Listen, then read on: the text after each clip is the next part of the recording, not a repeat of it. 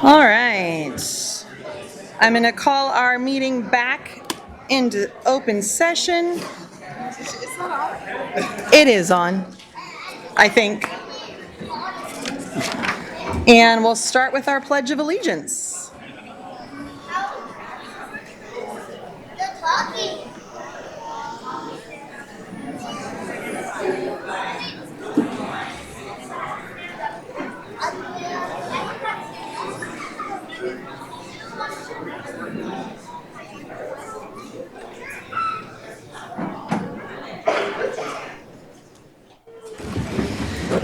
And now our broadcast statement. This meeting of the Sacramento City Unified School District is recorded. The recording will be cablecast on Metro Cable Channel 14, the local government affairs channel on the Comcast and DirecTV UVerse cable systems.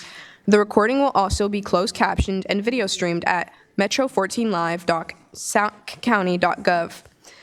Today's meeting replays Monday, February 23rd at 12 p.m. and Wednesday, February 25th at 9 p.m.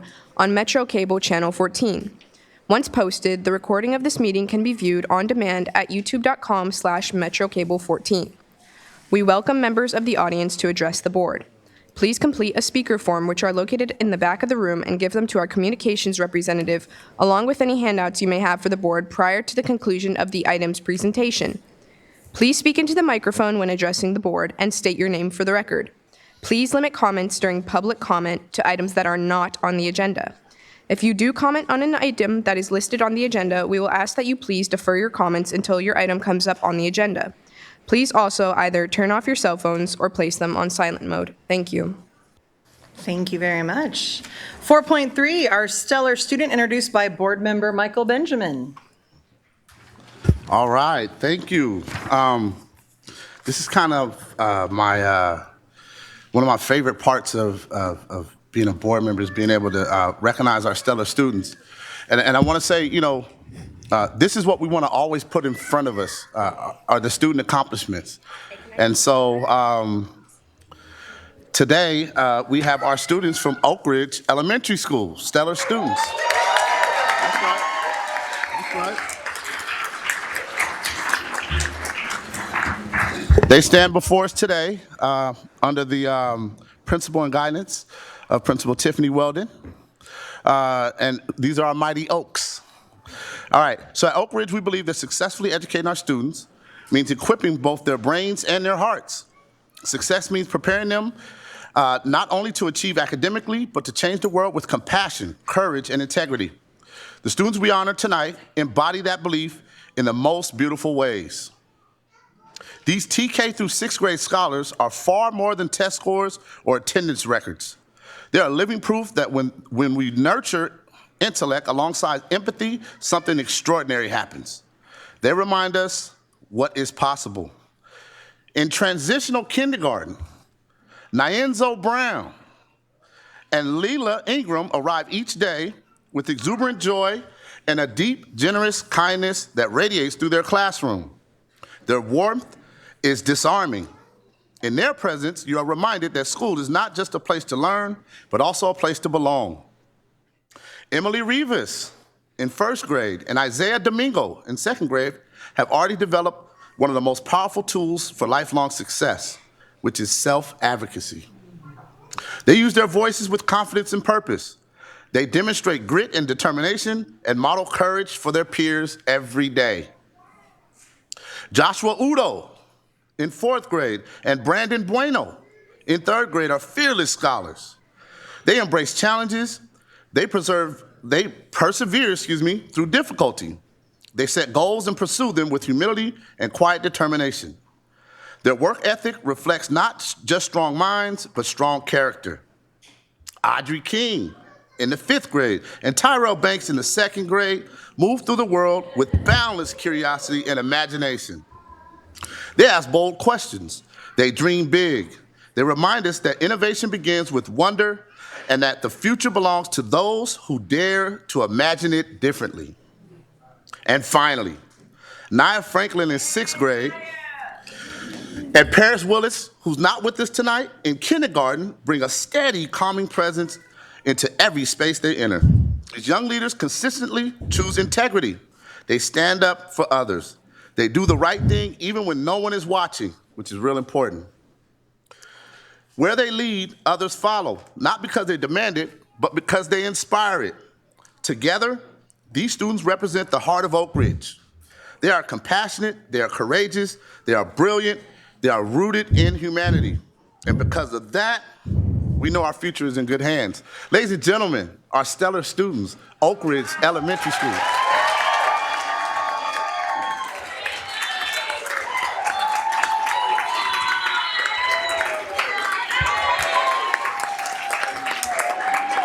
All right.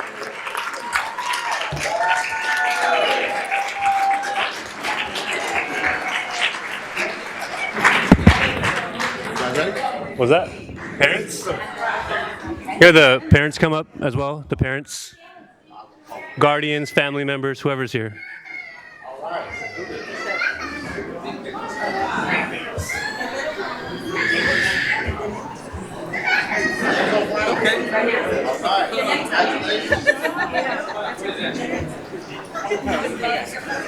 Leela Ingram. Leela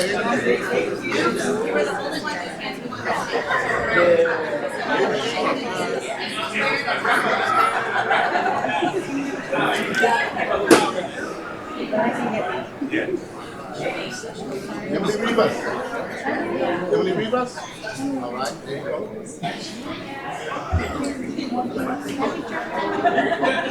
Isaiah Domingo. Isaiah Domingo.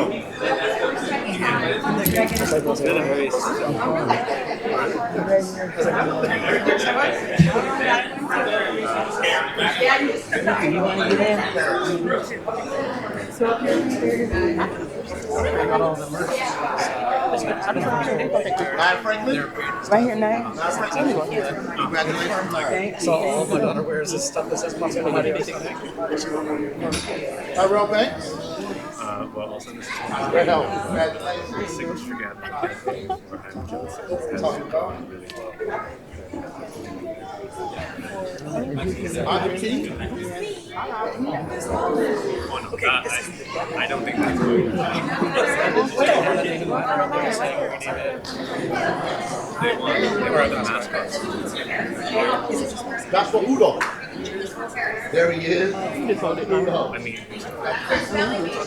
giant. Layla.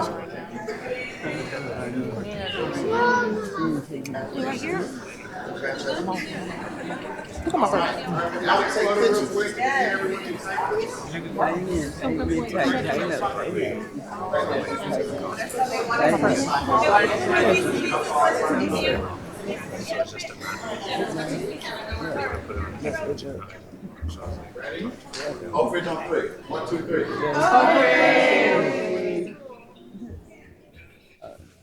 How we gonna get that picture?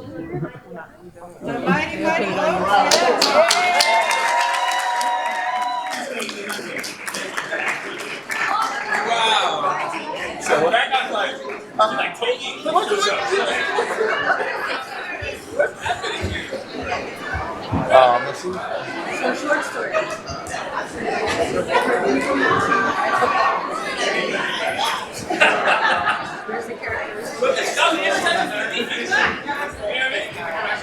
Hey, I seen that. I saw Super Bowl clips. I saw the guy who picked off at the end. I thought of you. I was like, this guy's never scored a touchdown in his life. I have. Oh, you have? Oh. What? Defensive ends get the opportunity to do that. You know what I mean?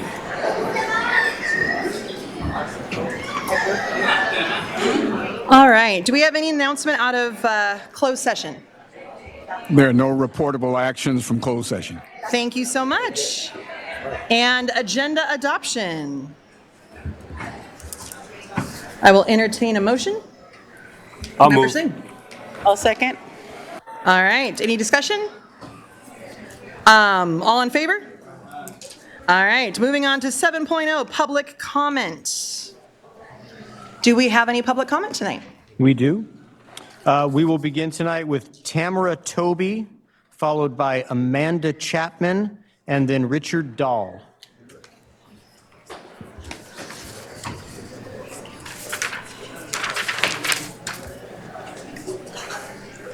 Welcome. Can you hear me? Okay.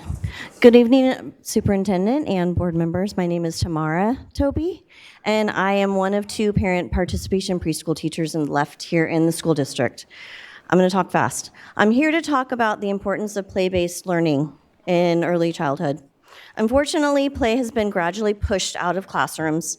TK is essentially another year of kindergarten. The TK classrooms are mostly teacher-directed and focused on writing and academics with a splash of art. Playful learning is active, meaningful, socially interactive, and joyful. Sitting down on the carpet and our tables isn't a strategy that increases academic outcomes. Think of your own childhood. What do you remember? I remember art, music, Play-Doh, sitting in a fort in the classroom. Those of you that have children, what do you want them to remember? If you were to ask my 2 daughters, what do they remember? They remember sitting in mud puddles, looking for worms, looking for bugs. When did we get away from children having fun and enjoying and playing their first exposure in a classroom? Yes, our program has parents and myself designing activities to expose children to language, math, science, art. Children run into our classroom with smiles to play with their friends. Let me tell you, there is a lot of socializing that we are working on in our classrooms. The most joy I get as a teacher is when I see 2 students, I wish I had the picture, consoling one of their friends because their parent left and they were sad and had separation anxiety. This gives me joy. When I see 2 kids sitting on the carpet, solving problems and being respectful to each other and having boundaries. So when you're making these decisions to cut programs, ask yourself as a district, how do you want to stand out in early education? How do you want us to stand out? Because parents volunteer their time, our ratio, 1 to 3 to 4. Unlike TK, where it's 1 to 12. So I'm here tonight. I'm here. If you have any questions, solutions to what's happening right now in early childhood education, I have been doing it for over 35 years. I'm here. Use the people that know what they're doing. Thank you for your time.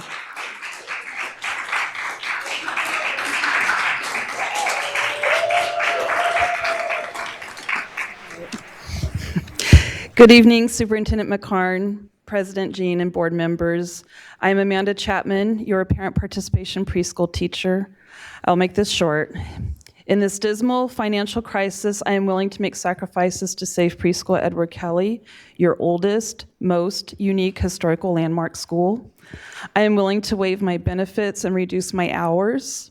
With tuition parents are paying, I feel like there is still enough hope to continue this valuable program that serves not just children, but their parents as well.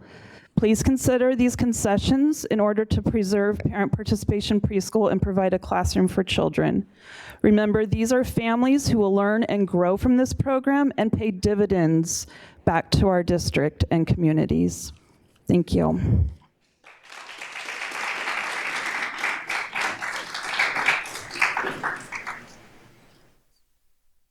Hi, good evening. My name is Richard Dahl. Please forgive me for speaking out of turn. I have 2 girls that need to get home. I'm here to ask you to save LDV Children's Center from elimination. There are a few things that I'd like to highlight about the program. The quality of the teachers cannot be beat. Each has decades of experience and formal training, including teaching credentials and master's degrees. The connection the staff makes with our family and other families is real and meaningful. They have years-long relationships with each child and go above and beyond for kids, such as attending our kids' performances on the weekends. With half-day TK and kinder programs, a lot of children spend their time, more time, in these programs than with their regular classroom. So it's essential that we do not cut these resources for children and their families. It should be clear that these are teachers and not babysitters. They teach reading, SEL, art, Black history, science, and people are willing to pay for such a program. LDV's program is at capacity, serving around 80 students, and for a school of 800 kids, is a much-needed resource. Ms. Cassandra and Ms. Mosley, we love you, and thank you for taking such good care of our babies and teaching them. Please keep our program open. Thank you.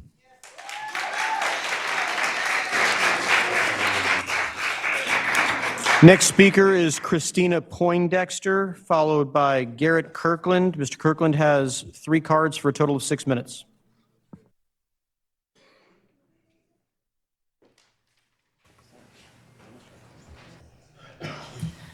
Good evening. I'm here in support of the Parent Participation Preschool Program. I'm a parent of 2 daughters who have been through the program. One actually is currently in the toddler class, and one who spent 2.5 years in the preschool classroom with Ms. Tamara and is now a first grader at a district school. Please consider the unique experience and skill set that these teachers have in the program. Ms. Tamara and Ms. Chapman have decades of experience teaching children and their parents. Ms. Tamara encouraged my younger daughter to stop avoiding circle time to the point that she's now in the front of every class singing and dancing her heart out. Ms. Tamara helped me and my husband learn the technique of logical consequences to steer our daughters towards good decisions instead of telling them what to do all the time. This program is so loved. I love it because of the quality of the teachers, but also because of the school community that it creates. All the parents know the names and faces of every child in their classroom. All the parents volunteer for about 100 hours per child per year, at least. All parents attend class once a week and develop lessons in the case of the preschool class. I used my background as a water resources engineer to develop water-related lessons, just as other parents bring their own knowledge and creativity to the classroom, to the lessons they create. I want to make sure that we avoid squandering the decades of experience that Ms. Tamara and Ms. Chapman have. We need to protect the Parent Participation Preschool Program and the teachers from the constant threat of being cut so the program can grow, bring in more revenue, and most importantly, benefit more Sacramento families. The Parent Participation Preschool Program and its 2 teachers are treasures that we don't want to lose. Thank you. Thank you.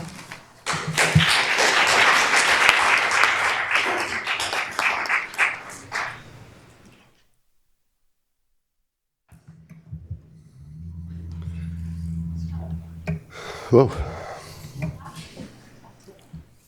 Okay, tonight I have the principals of Susan B. Anthony, and you are right over there by the freeway. I'm trying to remember. Pacific. I worked there. I can't remember the name of it for a second. Thank you. Ms. Bridges from Pacific. Good evening, President Jean, Interim Superintendent McCarn, and trustees. My name is Garrett Kirkland, and I'm speaking tonight on behalf of UPE, AFSO Local 154, AFL-CIO. I want to begin by acknowledging 2 important corrective steps the board recently took. First, rescinding the proposed furlough days for non-represented employees. Second, withdrawing the directive that administrators, whose positions may be reduced next year, would be placed into the classrooms immediately. Those were the right decisions. We appreciate the course correction. However, there is an outstanding issue related to furloughs that must be corrected. Non-represented employees who complied with the directive and took furlough days should not be charged sick leave, vacation balances, or personal necessity time. Employees should not be penalized for following instructions. You corrected the furlough directive. You corrected the classroom reassignment directive. Let's correct this as well. 423 positions were placed on the layoff list. When decisions affect that many employees and families, precision and fairness matters. Some of those listed reductions may not ultimately result in layoffs, but for the individuals and the families receiving those notices, the uncertainty is real. This is not simply a budget shortfall. It is a governance credibility issue. State oversight agencies raised similar warnings more than 7 years ago. The fact that those concerns are echoing again today tells us this is not a one-year disruption. It is a recurring structural pattern, and patterns only change when someone interrupts them. UPE supported the removal of furlough proposals and the classroom reassignment directives, not because we oppose shared sacrifice, but because shared sacrifice must be applied consistently and properly. Spreading reductions across labor groups was a step toward balance, but balance requires more than redistributing impact. It requires redistributing influence. Our members continue to observe a pattern in which the two largest and most politically influential labor groups in this district are granted consistent inside access, while others are left reacting to decisions after they are formed. If we are serious about systems change, that pattern must be broken. Participation cannot depend on political leverage. Every group that keeps this district running deserves equal engagement at the table. If the pattern favors the loudest and the most influential voices, then who interrupts that pattern? If not the board, then who? We also hear repeated assurances that cuts will be kept away from classrooms, but we must be honest about what defines a classroom. A student supported by a strong IEP, accommodations overseen and ensured by an administrator. A student more engaged in school because of a learning support coordinator or the attention of a chronic attendance technician. A student eating lunch and feeling safe on campus. Those services are not abstract. They are part of the learning environment. Over 60% of salary expenditures in this district exist within a single payroll structure. If that structure is treated as untouchable, while other groups are placed immediately on the reduction lists, questions about balance are not political, they are mathematical. Within that payroll structure, there will be 12 compensated days in which teachers are not in front of students. 3 are professional development days. 1 occurs after the school year ends. And 8 additional days are included in the current contract for which teachers will not work going forward. That's 12 compensated days not spent in front of students. Could adjustments there create meaningful savings while preserving direct services to students? UP is not asking teachers to give up their days, but when we are making decisions that affect this many people, shouldn't we at least know the number? These are not rhetorical questions. These are fiscal questions that deserve transparent answers. When non-represented employees faced furloughs, the fiscal value was calculated. We knew the number. The community deserves clarity across all areas of expenditure. What is the fiscal value of those days teachers are not in front of students? And what is the total cost of all 12? Transparency should not be selective. This is not about division. It is about equity in process, consistency in governance, and honesty in public communication. Because when some options are considered untouchable, others become the default. If we are going to build on this pattern of good decisions, let's start by working with all partners equally. Partnership requires balanced engagement, shared responsibility, and confidence that influence is not determined by political strength. You have demonstrated this board can make the right decisions. We are asking you to apply that same standard of fairness, transparency, and shared responsibility to every group moving forward, and to be honest about who is protected and who is asked to sacrifice. Thank you. Thank you.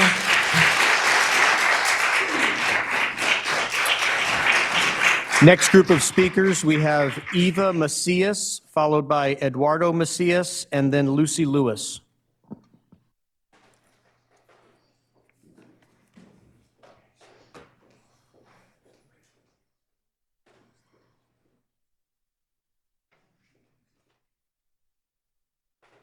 Good evening. Good. My name is Eva, and I currently go to California Middle School. And I've been doing choir for 2 years now. And because of budget cuts, the classes that I'm taking, for my school, will maybe cut because our periods are getting cut off by 2. So choir will be permanently cut off from my school, and that will be something that was very important to me. And I feel that we should give everything the same amount that we need, including music. Thank you. Thank you.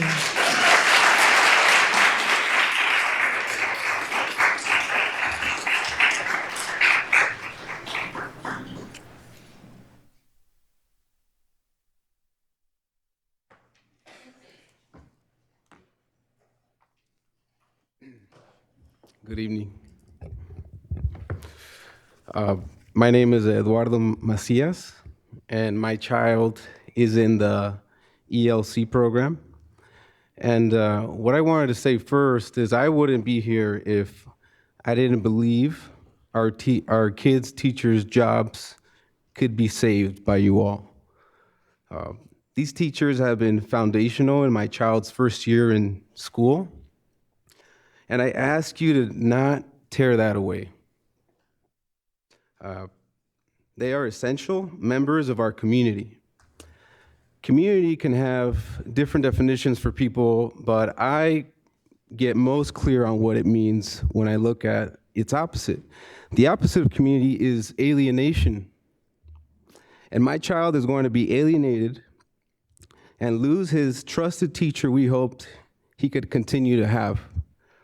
And just as bad, or possibly worse, our teachers are being alienated from the guidance they provide every morning with our kids, alienated from the passionate career for some over 20 years, working in the education field, and likely from their own well-being and financial stability. This budget deficit is not even by their own doing, but they have to bear the brunt of this fiscal and auditing irresponsibility, and I just think that's unacceptable.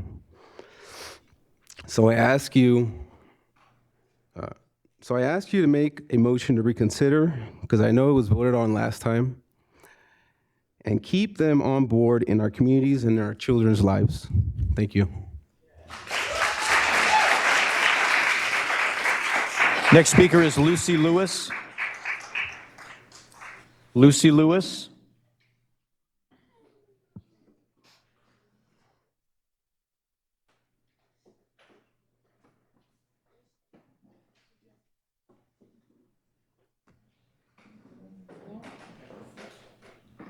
I guess we'll move on. So we have a number of speakers, Madam President, who are signed up to speak on the topic of the LDV Children's Center. Some of them signed up as 7.0 public comments, some as 12.3. Do you want to give everyone the opportunity to do that now? Yes. So I want to acknowledge that our agenda does say that if your issue is on the agenda, we ask that you speak at that time. But we also respect that that is later in the evening and some of you have children with you. So we want to offer the choice. If you can wait to speak at a later time right before we make our decision, that would be great. If you do need to speak now, you're welcome to come up and do that at this time. So we will use the maximum 15 minutes on the topic of the LDV Children's Center. We'll begin with Sharice Perez, followed by Cynthia Metcalf, and then Phyllis Mosley. Again, come forward if you'd like, or just let us know you'll come later.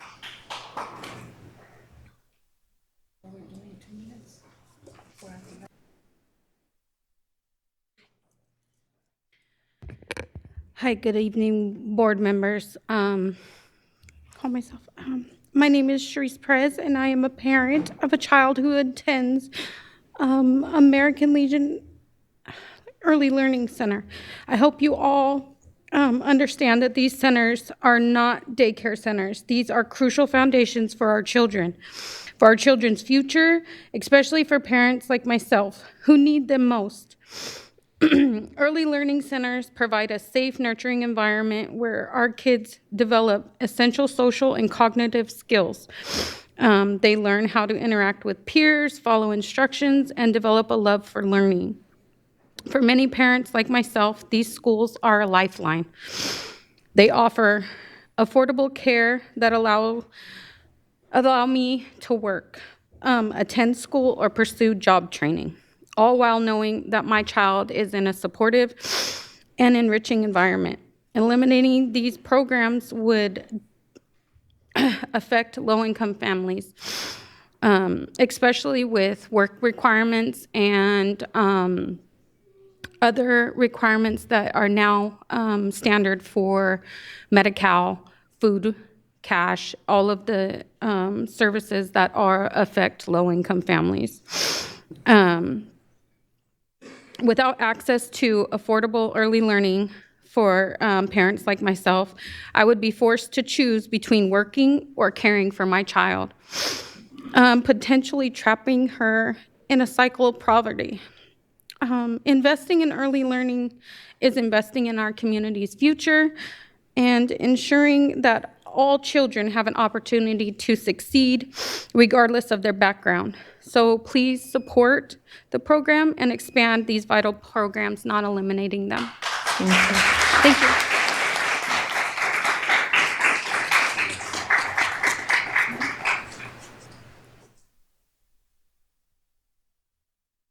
Hi, I'm Dr. Cynthia Metcalf. My son attends Leonardo da Vinci's Children's Center.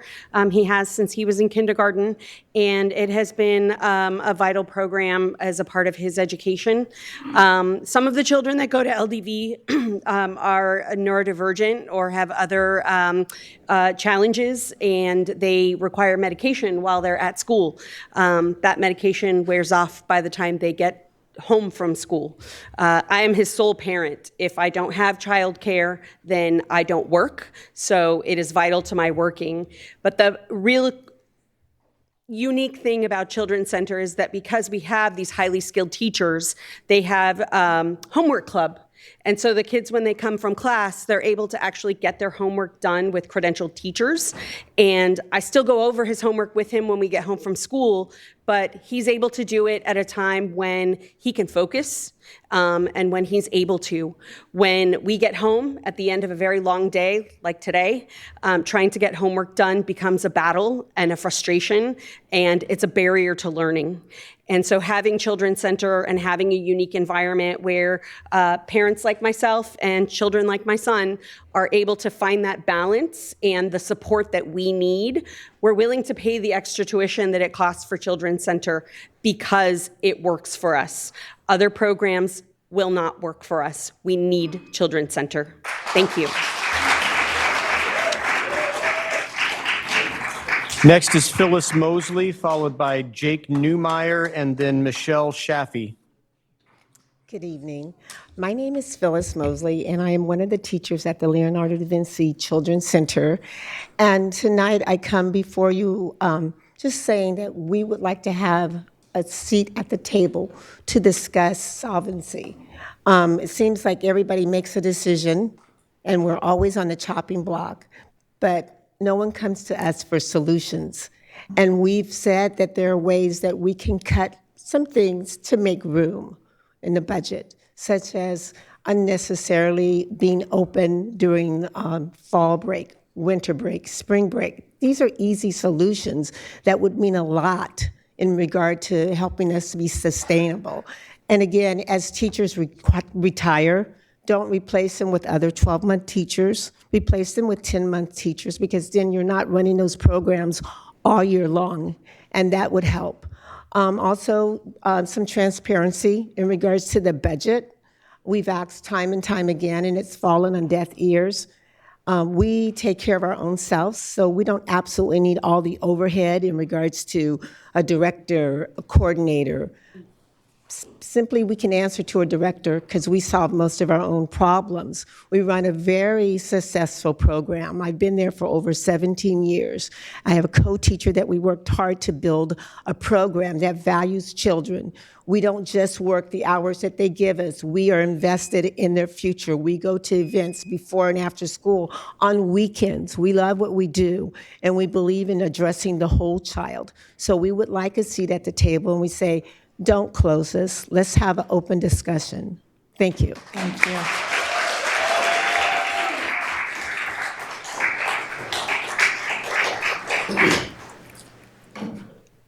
Thank you all very much, for the time to come here, and we'll wrap it up. I've been standing here before to address you guys on this subject right here on the LDV Children's Center. I'm just going to grab a few comments, and I want to put a little bit of life to them as well. And there's something that Phyllis said, and her and Cassandra do a phenomenal job at what they do. Children's Center is not a program where we can just park our kids and they sort of keep them alive until the end of the day, right?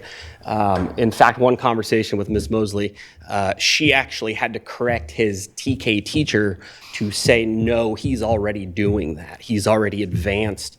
His primary teacher in TK was arguing that he was not proficient in whatever it was at the moment. So they're providing a significant amount of education, direction. I mean, the list goes on. I want to echo too the comment that Phyllis just made about having a seat at the table, right? I'm retired law enforcement, and one thing that we were trained in every way was have a high visual horizon. We're looking down the road quite a ways so that we don't run into somebody, so that we don't hurt somebody, and that sort of thing. And so to ask these teachers who, she's not lying. I've seen her car there before I get my kids to school and then after, and they're still there. Give them the chance to weigh in so we can plan ahead. That's the fair and the right way to go. We can solve this problem together. Okay? Thanks, guys.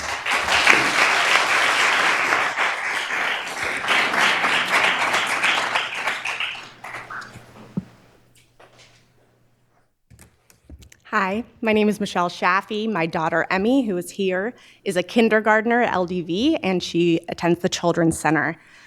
I first want to ask the board that before you make a decision on this matter, that updated financial modeling specific to the Children's Center at LDV be generated and presented, and that this data be evaluated separate and apart from the data from Matsuyama Children's Center. After observing the last school board meeting, I'm concerned that the district and the board is being asked to make decisions based on old numbers from previous years and numbers that are combining the financial data from two separate and differently situated school sites. At LDV, we have been consistently fully enrolled at our Children's Center. In this past year, we were 103% enrolled. And our expectation is that if accurate and updated data were presented to the board, it would reveal that LDV's Children's Center is self-sustaining or near self-sustaining. And if not, look at the turnout we have. We have families who are here and who are willing to discuss changes that would make it self-sustainable and allow it to remain open. I also want the school board to please consider that LDV's Children's Center brings families into the district. Thank you. Thank you. Next group of speakers, we have Katarina Robinson, followed by Cassandra Kelly Tillman. Ms. Kelly Tillman has 5 cards for 5 minutes.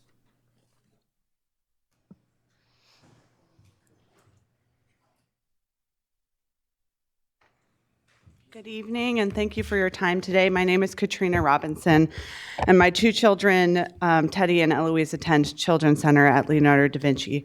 This is my first time at a school board meeting, and I'm here to ask you not to close Leonardo da Vinci's Children's Center. You've heard a lot of the practical reasons for why our parents don't think the facility should be closed. It's over-enrolled consistently.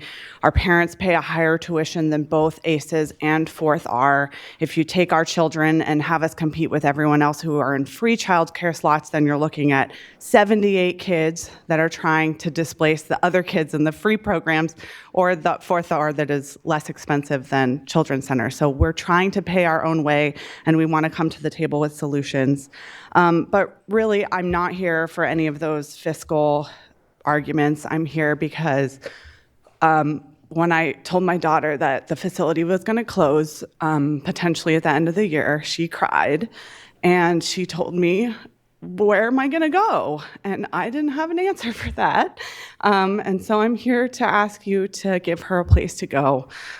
She and my son were both kids that one of them was born during COVID. The other one was a toddler during COVID. And when they came to TK at Leonardo da Vinci, my daughter was hesitant. This was her first full setting with a bunch of people, and then she had to go to childcare after that, and Miss Mosley spoke to her with a puppet and helped her feel comfortable around other people until she could just interact with people on the natural. And both my children have learned to read at Children's Center, so please keep it open so they have a place to go. Thank you.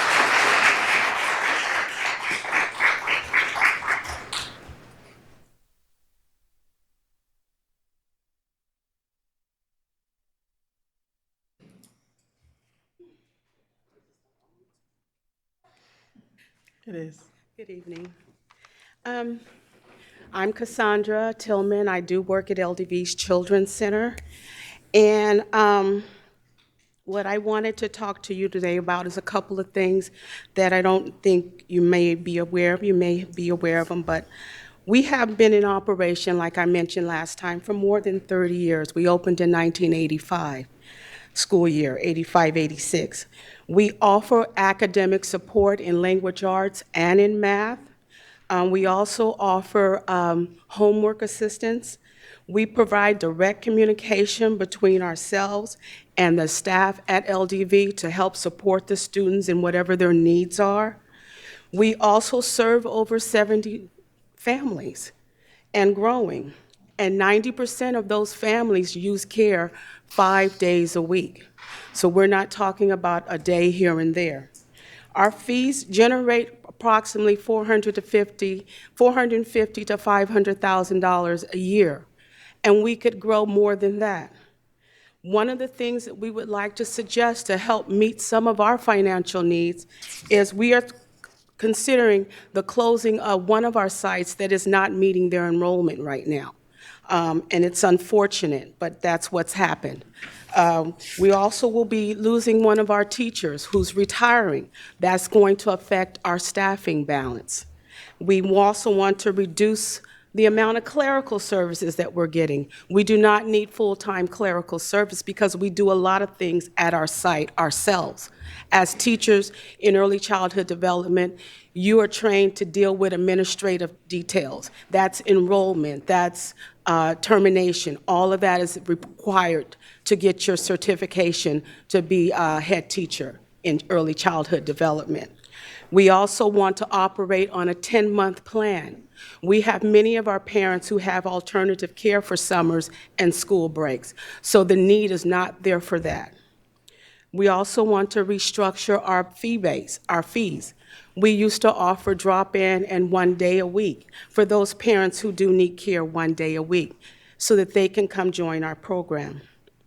And we want to adjust our supply orders. We're getting a snack and we're paying $7.50 per child for snack. Unfortunately, I'll say 40% of that snack is tossed in the trash. So they're not eating it. So why are we buying it? You know, that's just money going out the window. Effective immediately. This spring could be our first step. We don't need to be open for spring break. That's because I'm a 10-month teacher, the other teachers are gonna be on vacation. That means we have to bring in subs. That's more money to overhead, and we're not gonna bring in that many students. Last spring, I believe we had 20 students.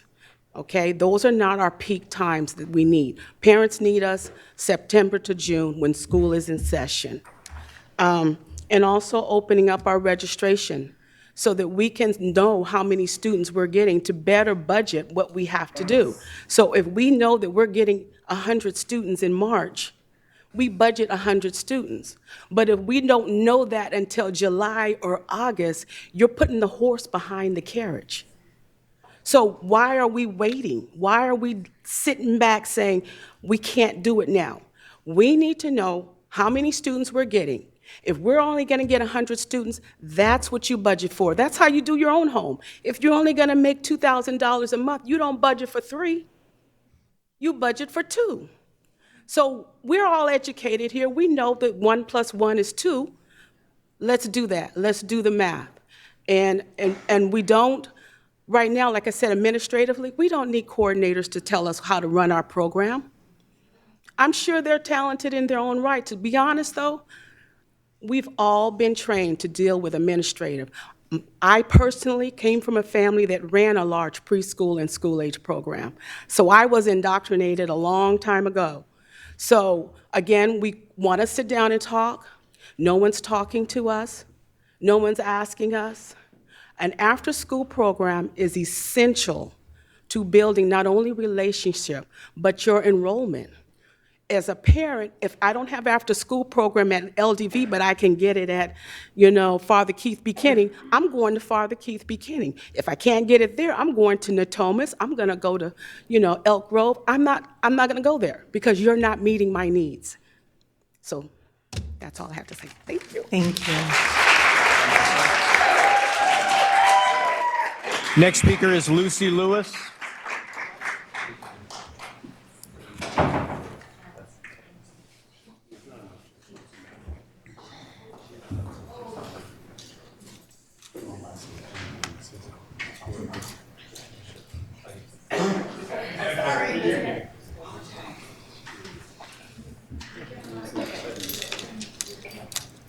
Good evening, board members. I apologize for not being here. I had to step out a few moments ago, but I appreciate you guys and allowing me to come back and to speak, and I value you guys' time, so I definitely appreciate that. My name is Lucy Lewis. I am not only an employee here at Sac City Unified School District, but I am also a parent. I'm here to speak for the parents at Elthler Creek Elementary School when it comes to early education and our teacher that is possibly going to lose a position as well, too. So I have a couple of different letters in front of me from the parents that couldn't be here, so I'm going to try to speak. The teachers behind me are also giving me their time, so I'm going to try to speak as fast as possible. That way we can move along a little bit. So the first letter is from a parent. Dear board members, I'm writing as a parent of 2-year-old twins enrolled in our early education program to respectfully request consideration of the proposed layoff of Ms. Karen. Early childhood education is fundamental. At 2 years old, children are not only learning early academic skills, but also developing trust, emotional regulation, language, and social confidence. These milestones are deeply influenced by stable, consistent caregiving relationships. Ms. Karen has been a longstanding and dedicated teacher. The stability, experience, and nurturing environment she provides cannot be easily replaced. My children feel safe, supported, and eager to learn each day because of this teacher's consistency, presence, and care. While I understand that funding challenges require difficult decisions, I urge the board to consider the long-term development impact and removing an experienced early educated teacher. High quality early learning depends on continued and relationships building, especially for my two toddlers. Investing in toddler stability is investing in the future success of our community. Thank you for your thoughtful consideration. I don't have my glasses for this one, so bear with me because it's little. Dear board members, I'm writing to express. Sorry, I'm going to pause you for a second. How much time did she have? Well, she was supposed to speak on the topic of attendance department for 2 minutes. Oh, this is the early education. Yeah, that's on a different topic, though. So you had told us you were going to talk about attendance department here for 2 minutes, and now you're talking about 12.5. I haven't gotten there yet. Okay, so go ahead and switch it to the preschool. Okay. And we had 5 minutes total? Well, I mean, I don't know, honestly. I don't know. Are you not sure? Okay. She has. Okay, so She how has- much time? She has 5 cards on early Head Start for Okay. 12.5 is what was written. Okay. Okay, go ahead and give her 3 minutes, and you'll have 3 minutes to finish. So you won't have time to read all the letters, so kind of decide what you want to share with us publicly. Okay, so I will just go off of my experience then as a parent. I have 6 children. I had the ability to be able to have all of my children in different programs. I had the ability to be able to afford those at that time. Right now, with everything going on, to have this program right now is exceptionally important. My 2-year-old she loves people, but she doesn't love people. When it comes to Miss Karen, we had a different teacher earlier this year. As you guys know, when it comes to toddlers and infants, they take a long time to be able to open up to a teacher. It takes a long time to be able to build those rapports and that relationship building when it comes to young children. To continue to keep bringing other teachers in and out is hard for the kids, especially when they have that relationship with them. When it comes to Miss Karen, she came in after having a long-term sub. The long-term sub was there for probably about 2 months when Ms. Karen came in, so it was a little bit of a difficulty, even though they had both teachers there, which they did an amazing job to make sure our sub was still there to when Ms. Karen came in, so it was an easy transitional action right there. When it comes to my daughter, she loves to go to school. She loves to be able to be in there. She loves Ms. Karen. I have to drop her off in the morning because, again, I have other children to drop off. She cries, she takes her, she holds her, she makes sure that she's comfortable. She learns expectationally. She comes home learning her numbers. When Miss Karen's there, she'll be like, "Hi, Miss Karen. Hi, teacher. Hi." In the very beginning, she would call her auntie. "Hi, auntie. Hi, and so that is the importance of having that bond in these classrooms when it comes to our children. I am not easily wanting to give my children to anybody. I ask where they're going. When it comes to my older ones, they cannot even spend the night with me saying, hey, where are you going? And my daughter is thriving with Miss Karen. She's loving it. She's important. She teaches our children everything. So to take her out of this classroom and to put somebody else in there after she's grown this bond with these students is going to be tremendously as a disservice to all the children that are in there. It's just, I don't know what we'd end up doing on having to pull another teacher in there in order to make that bond and get their education the way that they're getting right now. So I hope that you guys will take that into consideration when it comes to her position. I know what budget deficits we're facing right now, and I understand that. But you guys have the opportunity to keep a teacher in this class if you choose to do so. And I'm just asking that you actually take that consideration and to keep her there, because the only people that really have that power right now is you. And as a parent, I'm asking you that you guys keep Miss Karen in this classroom. Thank you. Thank you. Next speaker is Michaela Sullivan for 4 minutes, followed by Karen Griffith and then Sandra Yanez.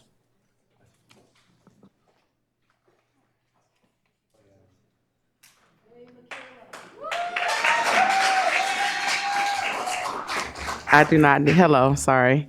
Peace team, my name is Michaela Sullivan, and I do not need 4 minutes. I have worked for Sac City for 24 years. I've been setting the foundation for early childhood education most of my life. It means the world to me to help out the families, to assist the children in their next learning development. Currently, I am an ELC teacher for 1.7 months of this 24 years. And so my name is, or I think my name, it will be on the chopping block. By dismantling this program, it's not only affecting me or devastating my family, but it's affecting teachers, it's affecting the coordinators, it's affecting our families, our children, our CDSs.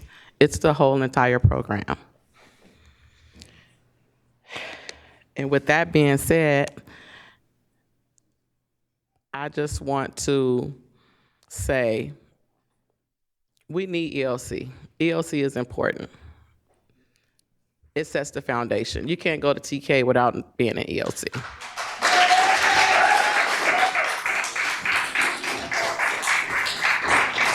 Next is Karen Griffith, followed by Sandra Yanez, and then Eduarda Alvarado.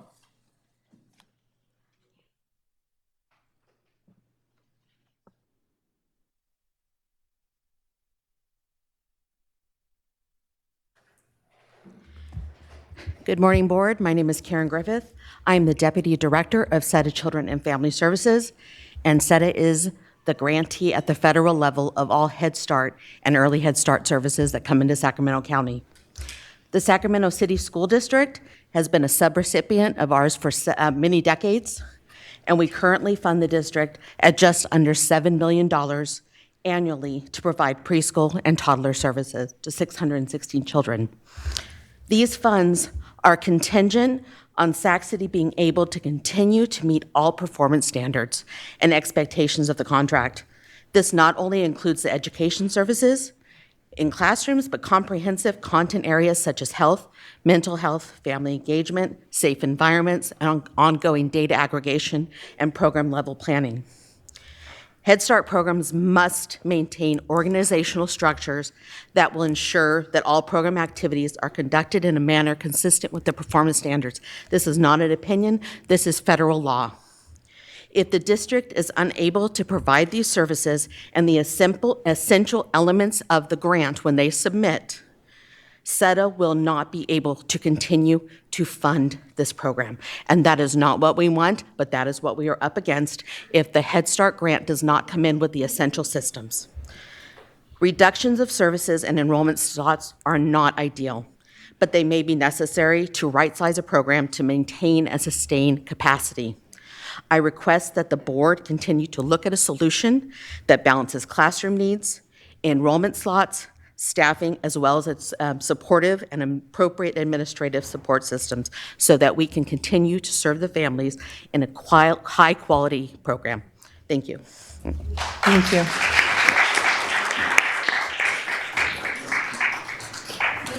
Sandra Yanez, and then Lala Alvarado.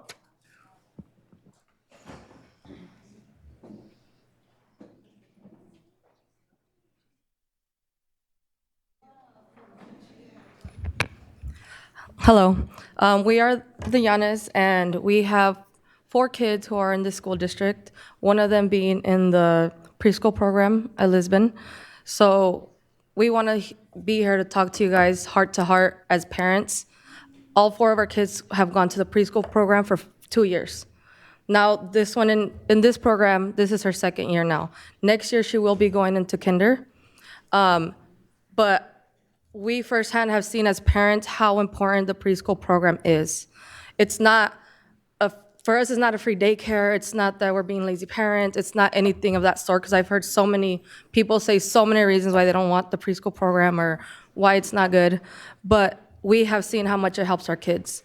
We also hear that you guys might not want it because, oh, you know, we have TK. My oldest son is 17 now, and we've seen that it's hard to get into TK programs. A lot of schools don't have TK programs. My other son is at LDV. She wasn't able to get into the TK program this year. They only had one.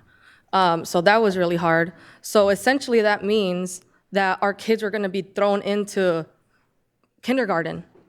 And you guys need to understand how hard that would be for the teachers and our students of just throwing them in there for the first time by themselves without their parents that they've been with for 5 years, essentially. That's gonna be really traumatic. It's gonna be really hard for the teachers to focus and teach when they have so many crying kids, which we've seen. You know, like again, 4 kids, we've seen the kinder, and we know which kids didn't go to preschool, didn't go to TK, because they are crying, they're interrupting the class, and it's really traumatic. So we want you guys to think about all that for the kids. Their kids are the most important. Ms. Makila, she is the teacher. She was teacher for 2 of my kids, 4 years total. We love her. She protects our kids. I trust her with everything. So I ask you, please do not get rid of Ms. Makila at Lisbon. She is one of the best teachers I've ever seen. Thank you. Thank you.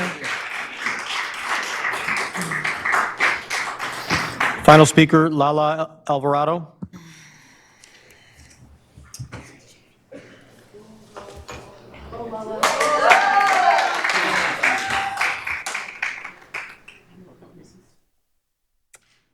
Hello, my name is Eduardo Alvarado. Everybody calls me Miss Lala.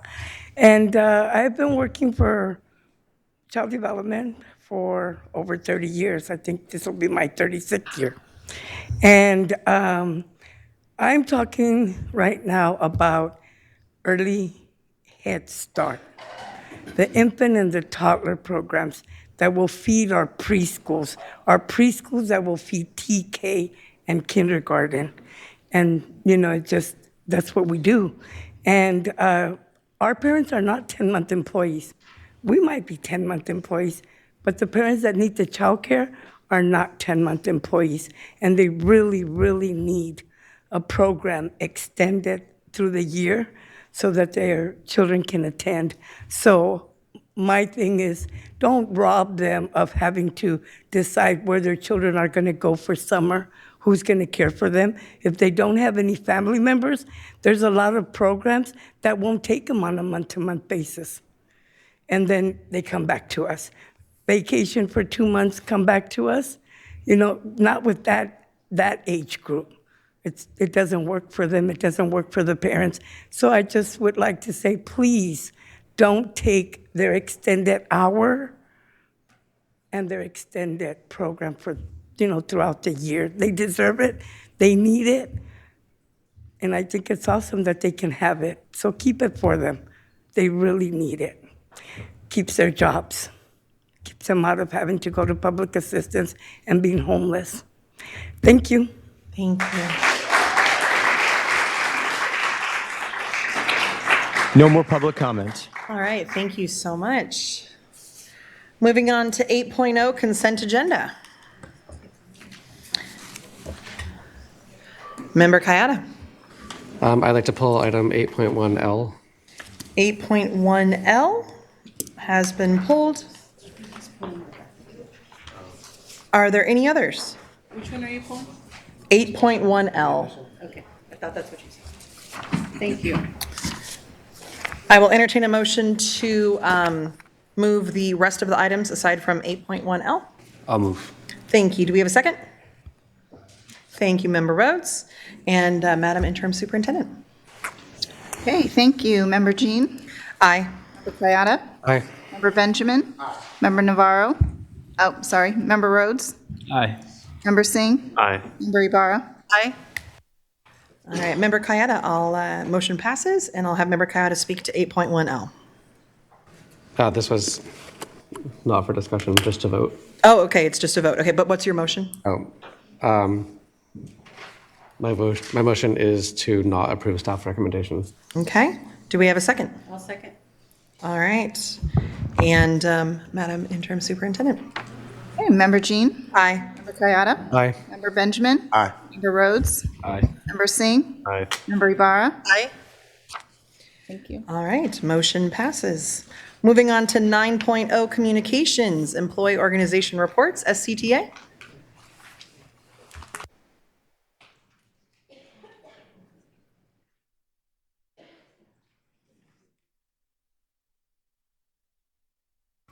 Welcome. Thank you. Good evening, members of the board, Interim Superintendent McCarn, and Board President Jean, and Nikki Davis-Malevsky, President of the Sacramento City Teachers Association. There is no denying that we are at a very critical time where information is needed to make key decisions to ensure our district's passage forward. It is just so frustrating that that information is not provided.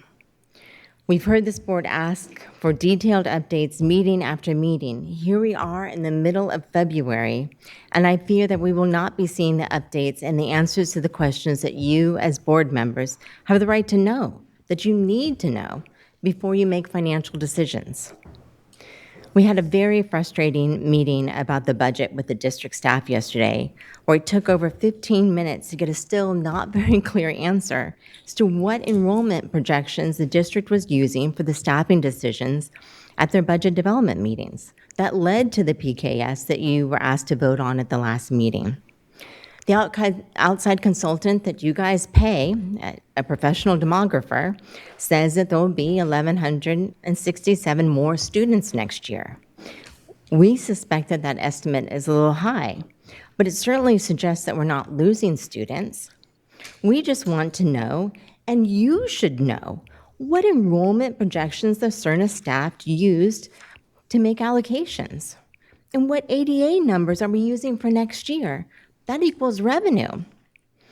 We are also concerned that there's no estimate of the money saved from the position closures that were voted on last week.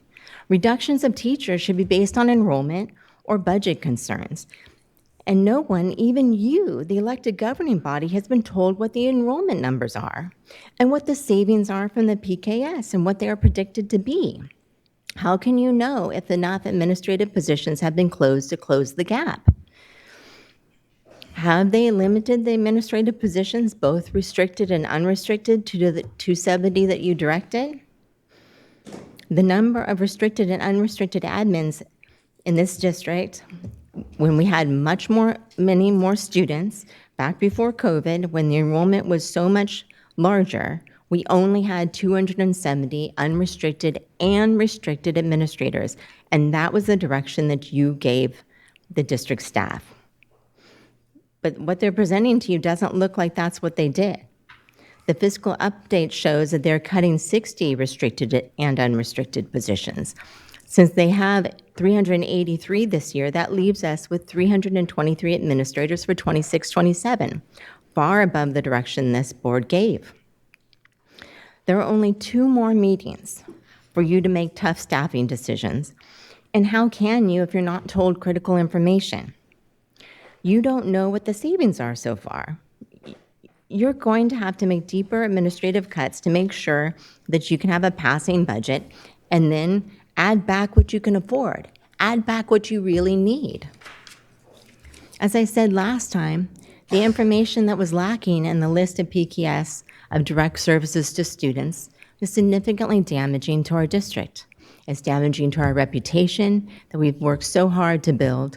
It's damaging to our district's ability to recruit and retain teachers. Many of the educators that we work so hard to recruit for our students are freaking out right now. They're starting to look at EdJoin. They're beefing up their resumes. When the district knows that in that same budget development process that decided to close these positions, there were also decisions to add these other positions that we're not being told about. They also have in hand a long list of teachers who put in their irrevocable resignations or retirements for the end of the school year. And so it is known that even if these reductions were correct, what I don't believe they are, that many of the credentials that are closed are less than the number of teachers that we already know having that credential that are leaving at the end of this year. Many of the credentials that you're closed we're actually going to need to hire next school year. The SCUSD recruitment team had a recruitment event planned that we historically help with, and it was planned for next Tuesday to recruit our student teachers that we've trained this year and ask them to stay and work for Sac City Unified. Now that event is postponed until the district will tell us where we really have vacancies. We're blowing this opportunity to secure the best new teachers for our students, and I find it so frustrating. In sum, we believe that this board should have its questions answered and be provided the information that you need to make decisions to move our district forward before it's too late for you to make some of those decisions. And you really only have 2 more board meetings to make those decisions. So thank you for your time and your attention and your hard work. Thank you.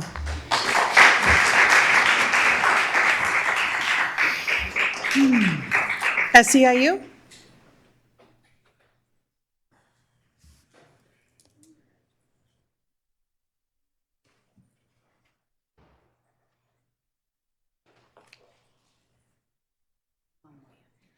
It is.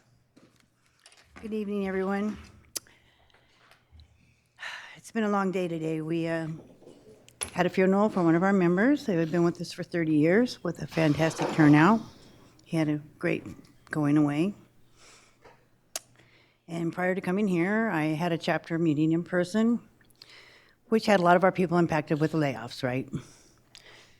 So we told them what was going on in the budget that we found out so far, and that we're missing a lot of data and a lot of numbers, that we've asked for slides to be changed, and they weren't changed.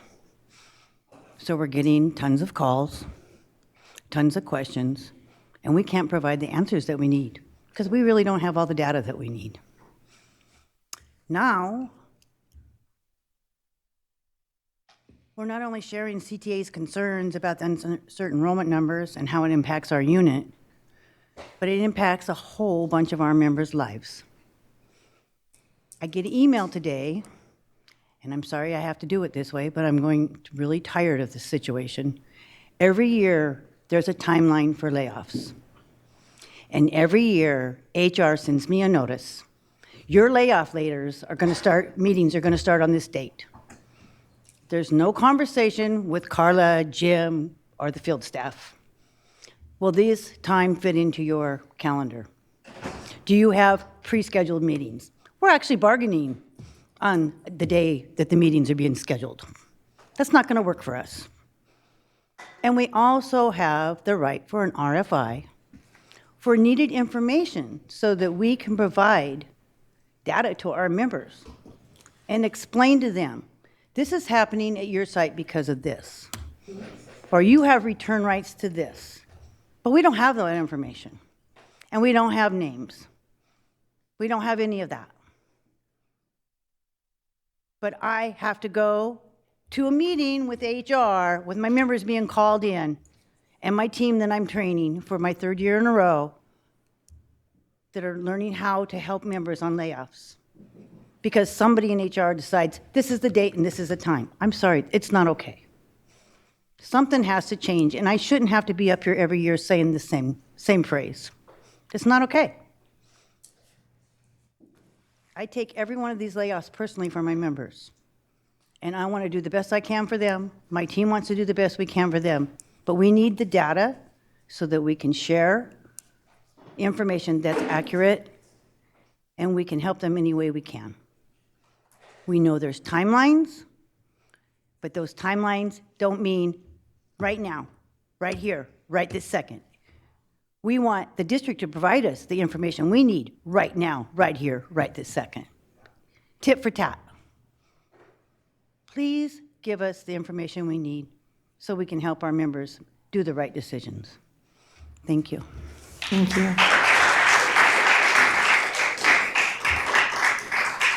TCS, Teamsters, UPE.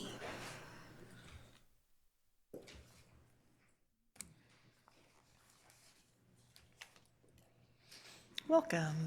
Good evening. First, I'd like to start with, it's really interesting to me that UPE gets 3 minutes and everybody else gets 15 minutes. I'd like to see maybe us talk about that a little bit.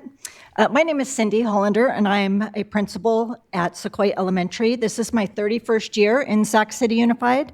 I've been an AP at at Fernbacon and Johnson. I have been a training specialist at Tahoe. I was a teacher at Lisbon. And I went to preschool at Wilsey Wood through 12th grade in Sac City Unified. So I'm a proud Sac City person. I'm not leaving. This district I'm one of those people who stays for the longevity. I am here, though, representing UPE, AFSA, Local 154, AFL-CIO. At last week's chaotic board meeting, this board eventually voted to approve a slate of preliminary position closures. Those included 12 central office UPE represented positions. That is 41% of our central office represented staff. As you may remember from prior remarks by our president, UPE's entire membership is only 4% of total district staffing. It is impossible to balance our district's budget on the backs of central office administrators. But we know the truth. These cuts are not about balancing the budget. These cuts are intended to achieve a return to an imaginary pre-pandemic staffing level. No research was done to establish the ideal number of administrators, as there is none, and no data exists to support that this board's determined level of administrators will be cost-effective, increase efficiency, or improve student outcomes. Instead, the establishment of a set number of capricious cuts has prevented departments and staff from implementing effective restructuring or appropriately right-sizing programs, as the cuts have been solely focused on achieving a predetermined number as recommended by another labor partner. UPE is absorbing 12 cuts, but since the 2019-2020 school year, we've increased our central office UPE staffing by 4 full-time employees. Meanwhile, other labor segments have increased their FTE by the hundreds. The consequences of these arbitrary, highly political, and completely unnecessary cuts will be borne by school sites and students. There's a reason that full-time administrators were hired to supervise this work. It can't and it won't be done by school site leaders or classroom teachers due to purely time, if nothing else. It's not about dedication by the site. It is highly technical, time-consuming, and student-centered. I'd like to list for you some of the direct student services and programming that will no longer be possible due to cuts. Middle school math, I'll go really fast. Middle school mathletes, competitions, awards, that impacts at least 100 students in our middle schools. District-wide math placement recommendation process, ensuring equitable access to appropriate courses. Won't be able to continue. Completion of the TK through 8th grade math adoption practice or process. Students benefiting from IEPs will lose their district-provided legally obligated oversight and support. Loss of internal support and training. Oversight and data analysis of district interim assessments for math and ELA. Loss of guidance for and oversight of IEPs, including those where outside legal counsel and parent advocates are in attendance. Students who take the CAW per their IEP will lose the person who ensures that their exams are appropriately set up and administered according to the law. Removal of supervision and support of district OTs, PTs, SLPs, and psychologists. Elementary teachers in grades TK through 6 will lose vital professional learning related to especially ELA.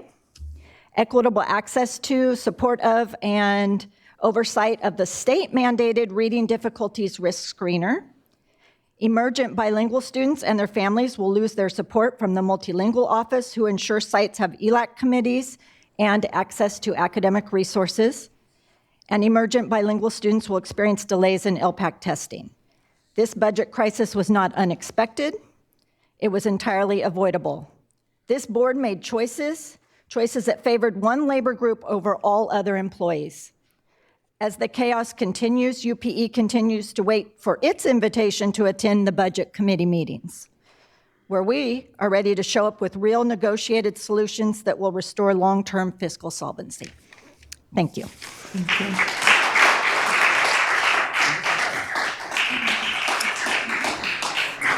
(9.2) Student Member Report. Member Kemper. Good evening, everyone. Happy Thursday. I'm just going to give some overview as to what happened in SAC yesterday. First, our cohort has narrowed down our final initiatives. This year, we hope to increase student voice in all district committees, like LCAP, research a Best Buddies model for our high schools, foster an inclusive community and integration of our special education students, improve relationships between students and site administration, and finally, build mini SACs as a long-term at high schools. While we were solidifying our topic initiatives, we were joined by our interim superintendent. The immediate visit was an amazing surprise and signified just how committed she is to prioritizing students in her very busy times. So the SAC would just like to thank you so much, Superintendent McArn, for making sure to highlight the importance of acknowledging and uplifting our youth voice in the space. On top of being visited by our superintendent, we were also welcomed by Priscilla and Sarah Lynn Bienvenu from CAC to further discussions about collaboration in the upcoming Parent Leader Conference. The entire SAC will be volunteering during the event, and I'd like to take some time now to welcome all parents across the district to attend this Parent Leader Conference from 5:15 to 7 p.m. on Wednesday, February 25th. There will be free childcare as well as translators available. It's a great opportunity for parents to ask students questions about how they navigate through the district and to learn about parent and student resources within the district as well. And that's just going to be it for me today. Thank you.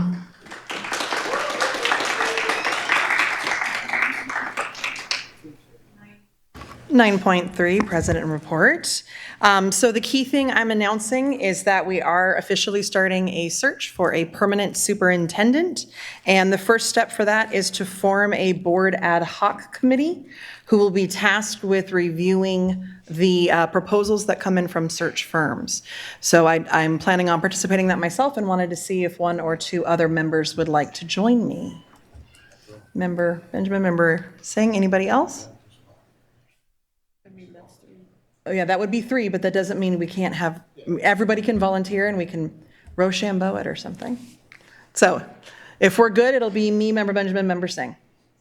Okay, fantastic. We have our ad hoc committee. Thank you. And then this is my official announcement that we are doing a request for proposal process, RFP.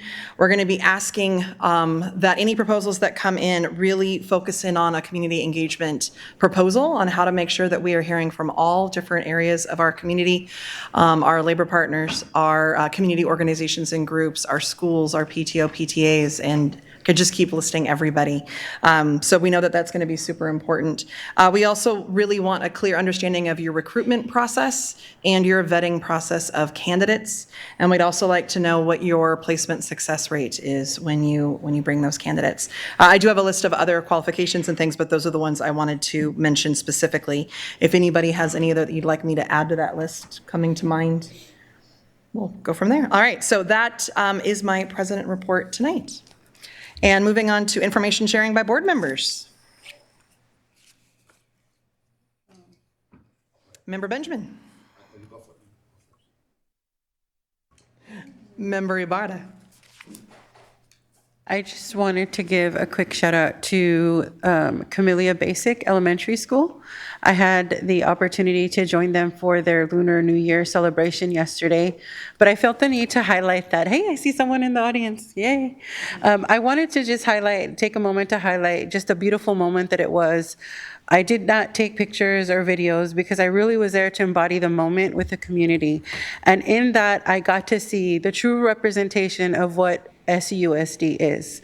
It was such a beautiful moment to see how one culture celebrates and brings in the new year while learning and hearing from students teach me about many of the traditions that come along with it, like their practices and superstitions. But the most beautiful part of all was to see how inclusive their performance was. Even though it was culture specific, I got to see a group of students from every background you can imagine participate in dances and songs, which, I mean, just to give you a glimpse of it, I got to see this young lady in her hijab, dressed as a geisha, dancing her heart out in one of the performances. And if that doesn't embody who we are at SUSD, I don't know what is. So huge shout out to what they did to really embody that and include everyone in their celebration. And I hope to see more of that from the adults as well, including myself, and really put me in a reflective space of how do we include everyone in those conversations and just be really truthful with each other. We are a district who is very much into the practice of social emotional learning. And I think it's time for us as adults to be able to have those uncomfortable conversations and understand that sometimes we will agree to disagree, but we have to center students around every conversation that we have. So again, I want to bring this back to Camellia Basic and how seeing this moment of celebration really allowed me to reflect on where we are right now, but where we can be if we just stay together in this whole process. So huge shout out to Ms. Mua and the entire team over at Camellia Basics for that beautiful and enriching moment.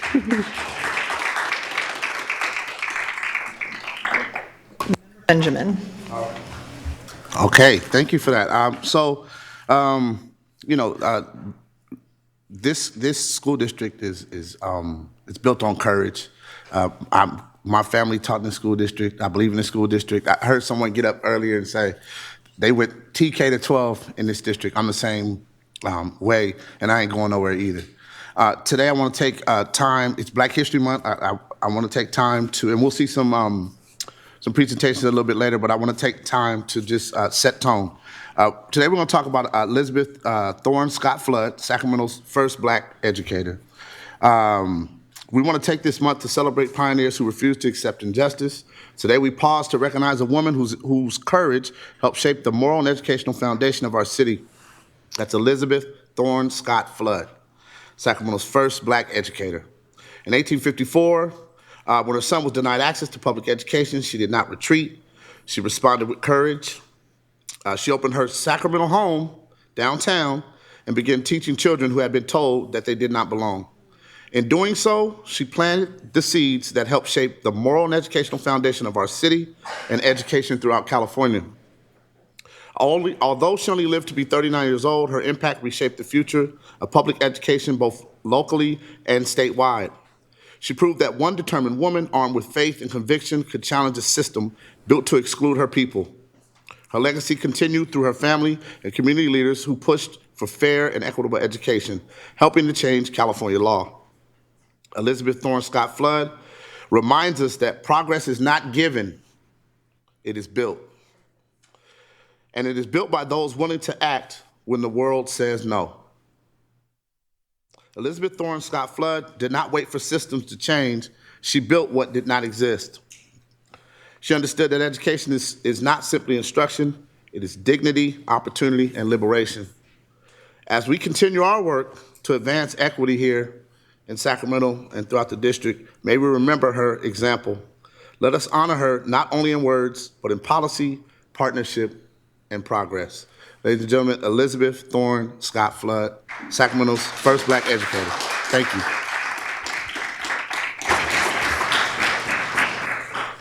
Thank you so much for sharing that, Member Benjamin. Are there any other comments? Member Rhodes?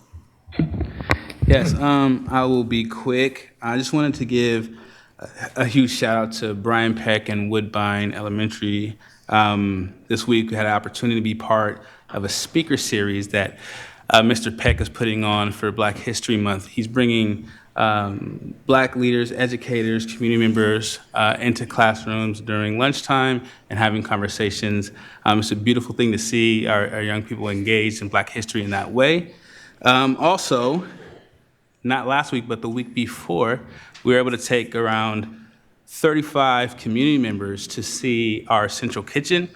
One of the things that, as we have our deficits here in our district, sometimes we forget to uplift our assets.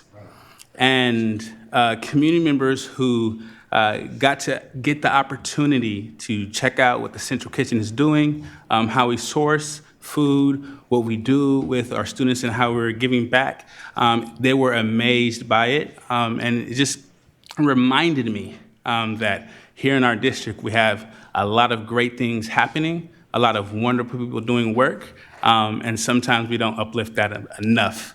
And then lastly, next Thursday, February 26th, at Health Professions High School, they have an event called We Are Black History, from Ancestors to Architects.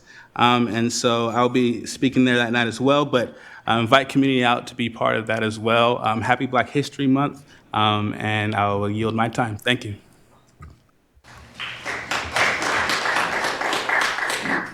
Member Singh. All right, well, thank you. I just wanted to add that the month of Ramadan has started for many of our community members. So for our Muslim community members, students, staff, parents, families, happy Ramadan. Yeah. And I know that includes fasting and a whole lot of reflection. So just wishing you all a month of peace and reflection, and just asking all of us to take a little bit of a second when you are interacting with children and even staff and students, because it's not easy to do things when you're hungry, and folks are spending their whole day not eating. So just a little bit of mindfulness as you interact with our children and our families. So that's all. Member Rhodes?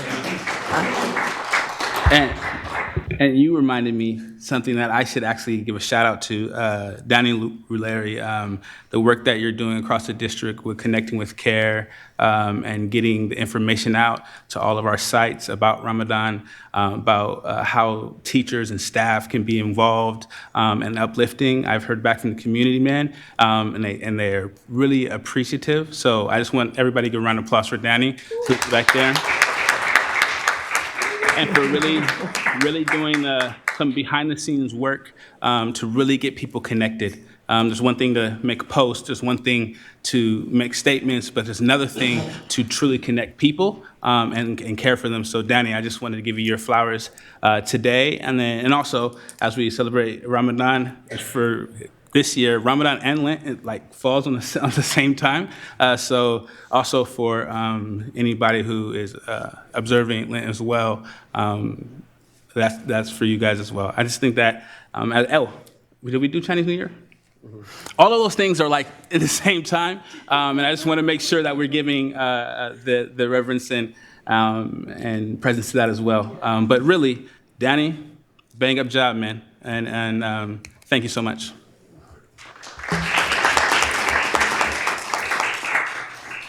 10.1, recognition of Black History Month.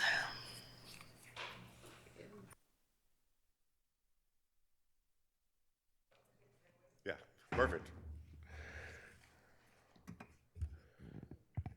Okay. Good evening, everyone. My name is Danny Rilletti. I'm Interim Assistant Superintendent of Curriculum and Instruction, and I'm joined with... I'm Erin Leone. I'm the History, Social Science Content Specialist for our district. Ashley Alexander had a prior commitment, so she's not able to join us tonight. So the words I'm going to speak on the next slide are Ashley's words that when this was scheduled to be on the calendar the previous couple weeks ago. So I just want to honor what her words were and speak on her behalf. So we are presenting tonight a profound historical milestone. February 2026 marks exactly 100 years since Carter G. Woodson launched the very first Negro History Week. Woodson is known as a father of Black history, but it is important to remember that his work was born out of necessity, not just celebration. He believed that the education system of his time was failing students by telling a partial story of America, one that erased Black contributions.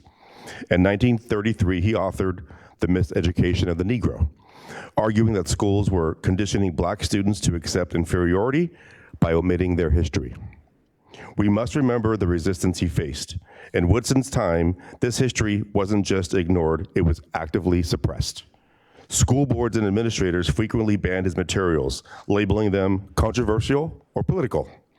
In some districts, his work was categorized as anti-Klan propaganda to justify keeping it out of classrooms. Teachers often had to hide Black history textbooks and teach this history in secret, risking their jobs to tell the truth.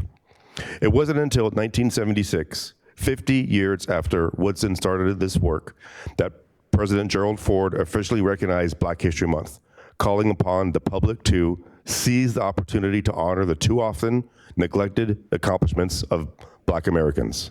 Yet, Woodson's ultimate goal was never just a week or a month.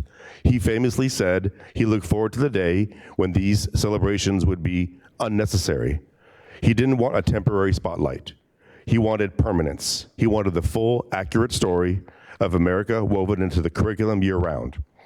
A century later, we are finally seeing that vision take root in Sac City Unified School District. By supporting African-American U.S. history in this district, we are moving away from the era of erasure into the era of accuracy.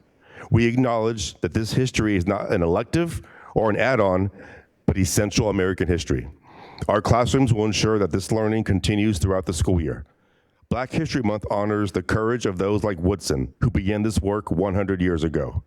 But Carter G. Woodson did not walk this path alone. He is one of many who fought to carve out space we occupy right now. To ground us in that lineage and to acknowledge the named and unnamed shoulders upon which we stand, I invite Erin Leone to lead us in an ancestral call. We honor those who fought to create for space for our people in education and those who were systematically barred from it. We honor those whose stories have been distorted or erased, and those who carried truth forward despite being silenced. We uplift the named and the unnamed, the teachers, the freedom fighters, the elders, students, families, and community members who made it possible for us to gather here today to celebrate Black History Month and the work taking place in our district. I invite each of you to call to mind the name of an ancestor, an elder, or a loved one from the African American community. Someone whose presence you wish to bring into this room, someone whose life, labor, or love made a way. Let us honor them by remembering them, by naming them, and by holding them with us as we begin this moment of recognition and reflection. So I invite you, all of you, in just a moment on the count of 3 to speak their name aloud so that we may be surrounded by their presence.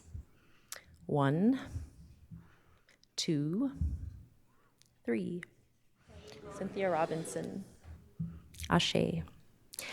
Black history is not just about honoring the past, it's about making sense of the present. In today's climate, where inequity is often denied and history is obscured, Black history gives students the tools to see clearly.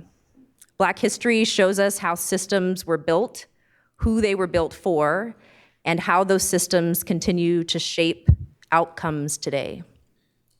Black history is not a separate story running alongside of American history. It is the story that helps us to understand how America works. Learning Black history reveals the architecture of inequity in this country. It teaches us how laws and policies and institutions were designed and how those designs still echo in housing, education, health, justice, and more. And yet, Black history is also the story of resilience, brilliance, and the innovation of people who resisted, reshaped, and reimagined what was possible, even within systems that were designed to destroy them. In our upcoming African American Studies course, Students will learn not only what was done, but what was created. Culture, movements, joy, new visions of freedom, and democracy for all. When students understand this, they stop seeing injustice as accidental or individual. They begin to recognize patterns and possibilities, and they learn that systems can be challenged, reimagined, and rebuilt. That is why our course does not end with a traditional multiple choice test. It ends with civic engagement. Learning history is about honoring the past and using it to make sense of the present. In the Akan philosophy of Sankofa, students are taught to look back so that they can move forward. We began today with an ancestral welcome because this work reminds us that we are inheritors. As the great American author and activist James Baldwin says, history is not the past, it is the present. We carry our history with us. We are our history. What came before shapes the world that we live in today, and what we do with that knowledge shapes the world that we pass on. SCUSD's new African American U.S. History course is being built with that same sense of inheritance and responsibility.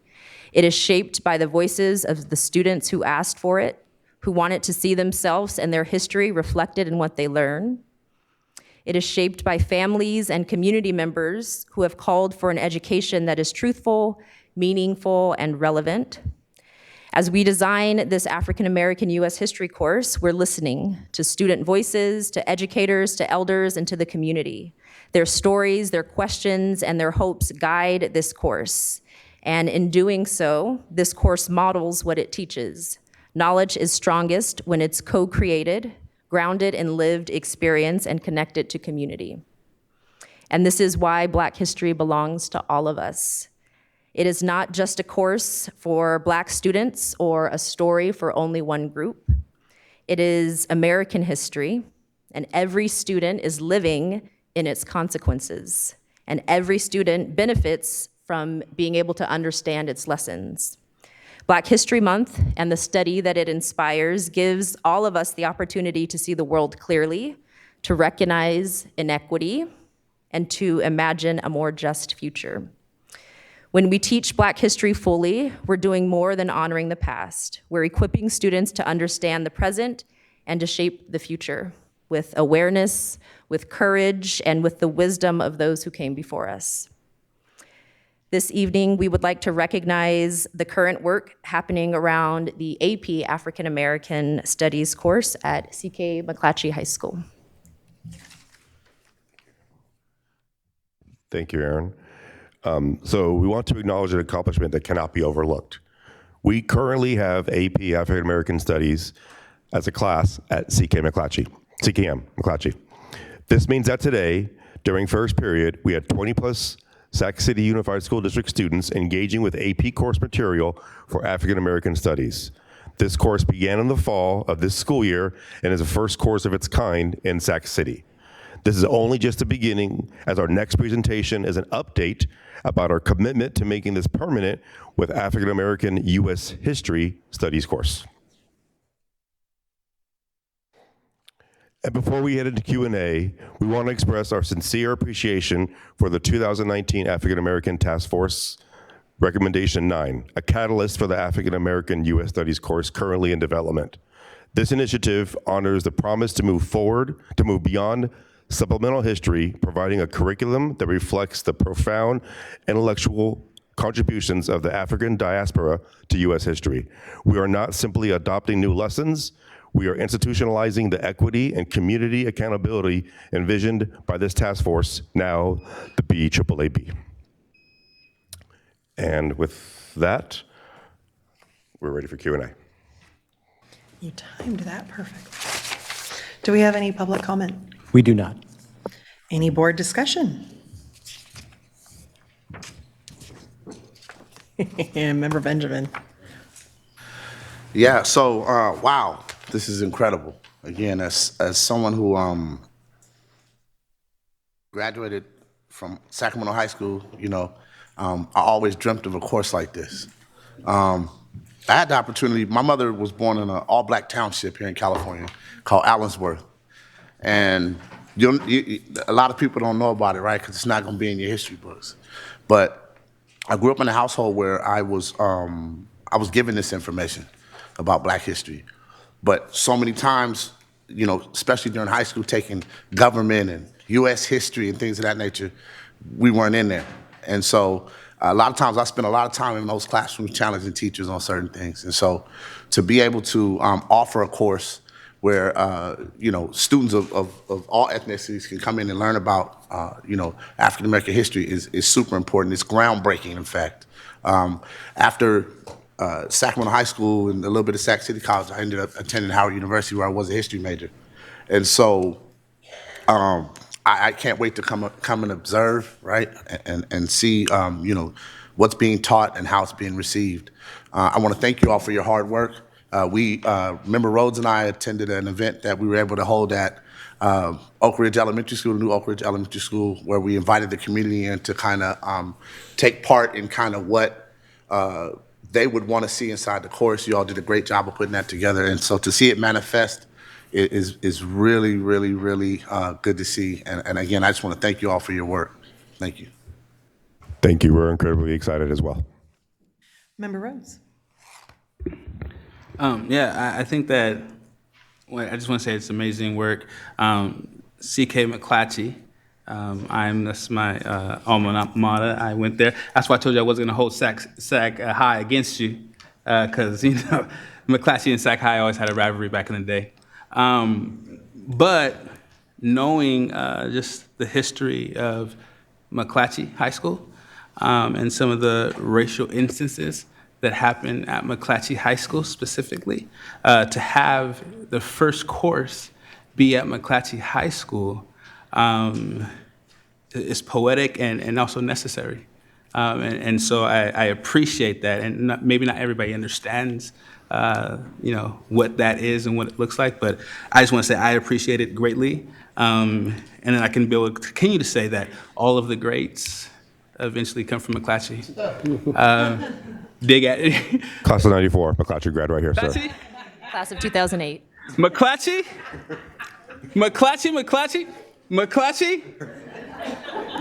So what I'm saying is, McClatchy's in the back too? Okay, so here's what I'm saying. Besides the McClatchy love, this is needed at McClatchy. Does that make sense? And so that while we're going to have continued great staff, leaders, electeds coming out of our system, this is where they need to be grounded at to understand how to impact and really work with everyone and understanding the idea of Sankofa to look back so we can go forward. And so I really appreciate that work that you guys are doing and that we will continue to do across the district. So thank you and happy Black History Month. Thank you. Member Singh. I'm not going to talk about McClatchy, that's for sure. I just did that. I just mentioned it. I am from the Bay. I just want to say, in recognition of Black History Month, I want to recognize Michael Benjamin, Member Rhodes, and our superintendent, and everyone else who identifies and has an attachment to this month. I will say that it's, as a community of color participant, as someone who's part of this community, it's so much of what we have done, what our communities have done as immigrant communities have latched onto Black culture. There's a deep respect that comes with this because we were not accepted anywhere else except this community and this culture, right? And I think about a lot of the students as an immigrant, as first generation, and even the kids that come here now, it's the first thing you attach yourselves to because you're trying to find belonging. I think about our refugee students, all the students who are coming in. There's a depth to it. And the other thing is so much of what we have been able to accomplish is thanks to the civil rights movement that was led by the Black community. So I think it's important for communities of color to recognize what is to some level owed to the work of the Black community. And so I just want to thank you guys for the presentation. And then also, oh my God, and Maggie. I just I have a clear vision that looks right at, sorry. I say hi to Maggie every day, every time I see her, and she knows it. But my whole point is, a lot of our communities really need to look inwards, especially at this time where you guys are giving us presentations about history, and you look at the state of our country, and part of history is accepting what the history is, and we're living in a time where people are trying to erase our history, and erasing Black history is erasing American history, and we're not going to get anywhere in this country if we just pretend like bad things have never happened and are not happening. So I just want to emphasize that this month is really important right now, because we have a country that is not recognizing the sacrifices and what has happened, and is pretending like those sacrifices don't exist, and that's simply not true. So everyone is celebrating. Congrats. Thanks.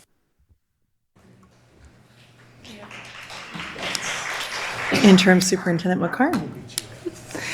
I just want to say thank you to the board for decisions that were made long before now to make something like this possible, along with the BAAB, but also really to staff. We see Danny and Aaron standing here. We know that Ashley, Aaron, and many others contributed in doing what is being done now. And Sac City is a leader for that. Just want to say I'm so proud and good job.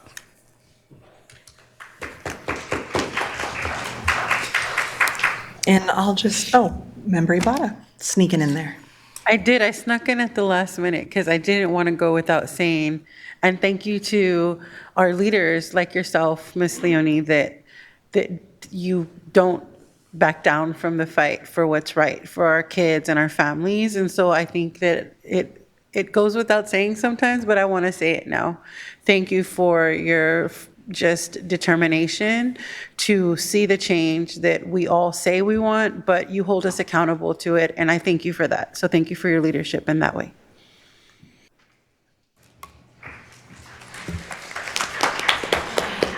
And I just wanted to say thank you for creating a moment where each of us could slow down and connect to the powerful Black African American community that's impacted our lives. I had a beautiful moment seeing all these amazing people that have impacted me. So thank you for creating that space for all of us tonight. And we'll move to, thank you. Moving to 10.2, African American Studies.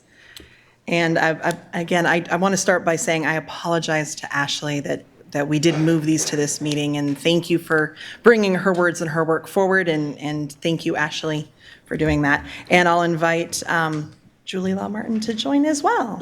Excellent. So, welcome, Board President Jean and Interim Superintendent McCarn and fellow board members. I am Danny Orletti, Interim Assistant Superintendent for Curriculum and Instruction, and we are here to provide an update on the African American U.S. History course that we are in the process of developing. So I'm going to hand it off first to Aaron.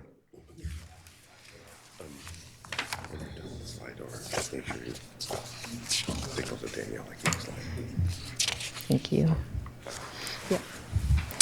I'm excited to introduce a short video from Rosemont students Jalen Burton, senior, and Alarain Coneth, 11th grader. These students helped to lead the advocacy efforts at their campus to bring an African American U.S. history course to Rosemont. Their voices reflect not only student leadership, but also the reason that this work matters. Our students have been asking for a curriculum that reflects their histories, their experiences, and their futures.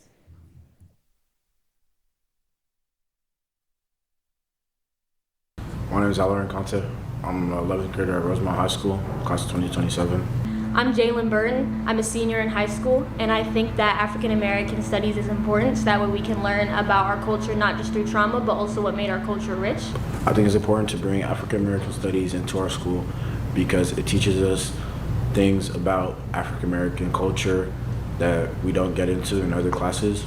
I think there's a lot of things that we don't learn in our other classes that this course can teach us. And I also think it's important so that we build diversity and connection between students. I think this class can help students understand better the different viewpoints and experiences that we have in our world. This class can help our community and our school grow. I hope that this course builds connection between students and helps people understand their background better and feel more confident in the culture that they grew up in. I think this class can help students understand the importance of being diverse and having different viewpoints and experience from other people. What you heard from these students also helped to guide how we approached the development of this course across the district. A key priority in this process was ensuring that the community had meaningful opportunities to contribute. We organized 3 community feedback loops and 2 student feedback loops to capture input about the development of this course. Each community and student feedback loop was intentionally designed to include interactive feedback stations. Each station invited participants to share their hopes, their priorities, and their concerns for the course. Each station included feedback on essential content that was going to be taught in the course, ways to authentically highlight and integrate local Black community, explicit do's and don'ts for teachers navigating hard conversations in the classrooms. Other stations focused on the student experience and pedagogy, how the course should feel for students, the future impact of the course, and then the skills and the understandings that students should carry forward. We also collected video reflections from the community to begin building an oral history library of local stories in order to ground this course in the lived experiences of our local community. Additionally, we visited school sites, staff meetings, and counselor meetings last fall to share information and recruit for the African American U.S. History Review Committee. And all of this feedback from our students, from our community and educators directly informed the course of study. I'm incredibly proud of the collaborative process and grateful for everyone who contributed their voices, their insights, and trust. This course truly reflects a shared vision.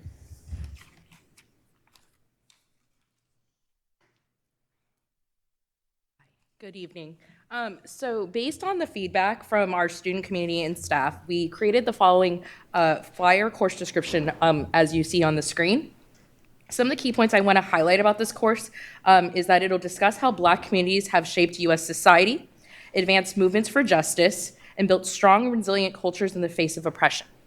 The course will also center Black voices and perspectives in order to showcase traditions of resistance, self-determination, and collective empowerment. In addition, the flyer on the screen on the right was created to highlight the course to staff as well as students to encourage them to sign up for the course during the site's schedule selection process in the fall. The timeline on the screen shows our progress with African American U.S. history. As of today, we are finalizing the course of study to bring later to you this spring and reviewing instructional materials to pilot for the course in the fall. We also wanted to share the process of bringing the course to our school sites. In the fall, Curriculum and Instruction provided high school administrators and counselors course descriptions and flyers to share with students during their course selection process.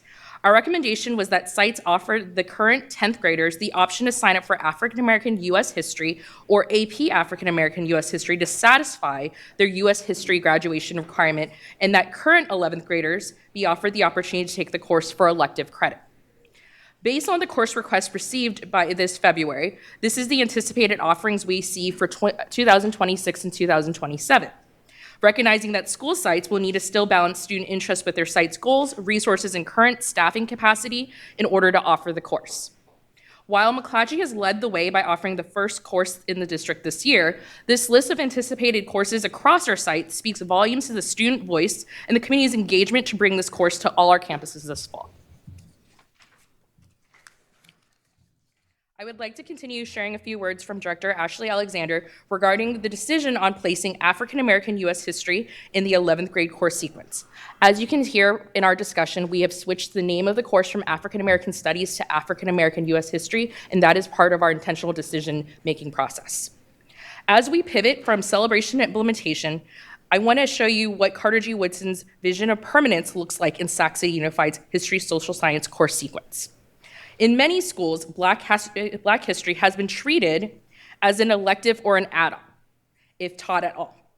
This visual on the screen illustrates how we are shifting that paradigm.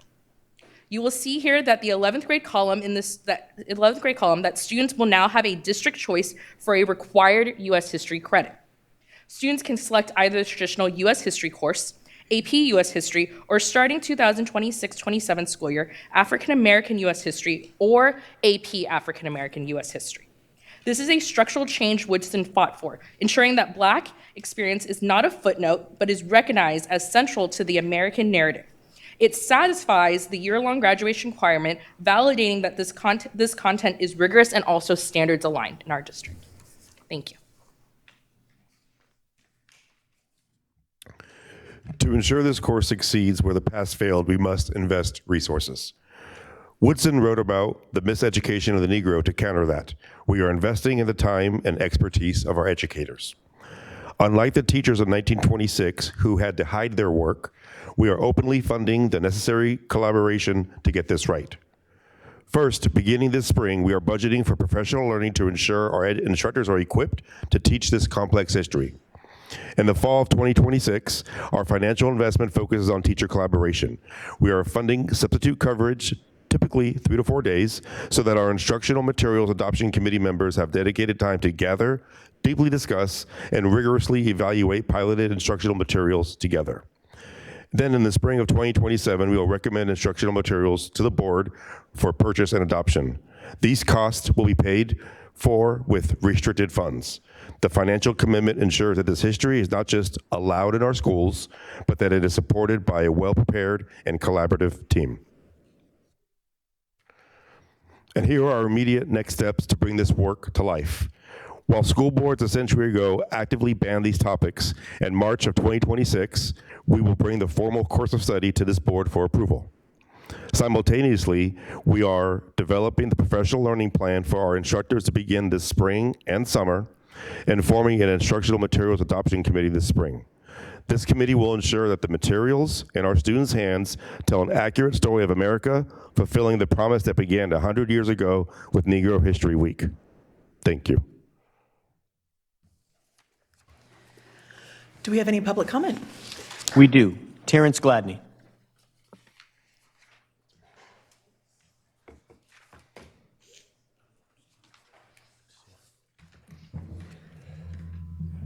Good evening.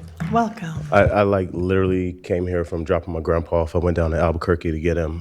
So to put it in context, he'll be 89 March 17th of this year. He was born in 1937. He's forgot a lot, including partially like who I am, who my mom is, his own daughter. But as I was blessed to spend today with him, literally traveling by plane, train, and automobile, one thing he didn't forget was what it was like to be one of 2 Black students in Miles City, Montana, for his entire K-12 experience. So when we talk about the outcomes that we're creating for our scholars, it's things that stick, right, beyond our own familiar experiences and everything else. So it does tremendously matter what their experience is. Last week, Reverend Dr. Robert McKnight was one of the co-founders of the Black History African American Studies Department at Berkeley High School, an entire department. He and Dr. Richard D. Navies, he passed away, so he rests with the ancestors. What they understood was that history is a small component of what our students experience. So I appreciate the reflection and the recognition of the BAAB and the African American Task Force recommendations, but they were thought and cultivated in ways so that it reflected the holistic, cross-thread experience of Black students in this district. And to speak to Board Member Rhodes' earlier acknowledgement, to put it more bluntly, there was a racist science experiment done at McClatchy in 2018, which literally birthed the task force. An Asian American student said that based on heritage and basically being Black, the intellectual capacity of Black students was lesser than that of other races, to put it bluntly. So we can talk about these things, in silo, but it's not until we look in the same lens as Dr. McKnight and Dr. Navies did and understand that curriculum is just a building point and it's a foundation of what we need to do, and it intersects with everything else. So this is a great start. I acknowledge and tremendously thankful for the work of Danny and Aaron and Ashley and their entire department, but I look forward to continuing to build. Thank you. Thank you. And board discussion. Member Singh. All right. Thank you so much for the presentation. My question is really the plan to get this to all our school sites. So I think speaking about, for example, I saw one of the slides had which schools that you were going to have. Slide 6? Yeah, community meetings, fall 2026 or 2025. I see the community meetings at Hiram, but then I don't see Hiram Johnson on the thing. I see meetings at Burbank and Oak Ridge, but I don't see those schools on the, well, just Burbank as a high school. I don't see those schools on here. So what is the process, or what are we thinking about in terms of getting those schools onto this coursework? And what's the thinking behind the list that we do have currently? Go to the next slide. Thank you. Thank you. Sorry.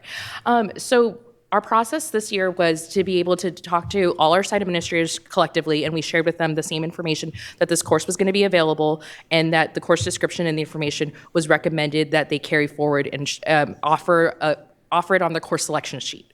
So based on the course selection sheets that the sites provided, the students signed up for the course. And so based on that, that was determinative of how the sections were created. And so what we see in our current master schedule scheduling is these sites were able to offer the number of sections. Okay, can we explain that? So taking my high school, for example, Johnson, what are we saying, that we offered it, but then students didn't sign up, or wasn't properly offered? What are we doing here? So what we saw was that students were offered the option to sign up for the course. And so students, based on that, would select the course or not. And so the numbers that they had were not enough to offer a section as of right now. And what are the numbers that we need to offer a section? Typically, a class is around 30, 35. Okay. And then the follow-up to that is, how are we presenting this? So you're presenting to us,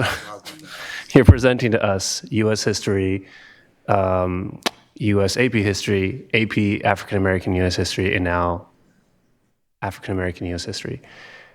Are we confident that that's how we're presenting it to the students? Because it can be confusing. A student may think I need to take U.S. history, right? Are we confident that the presentation we gave to these at the site level allowed students to choose? And I'm saying this because I can't imagine Hiram Johnson being a school site that would say no to this, or Burbank. So I'm totally fine with the schools that are on here.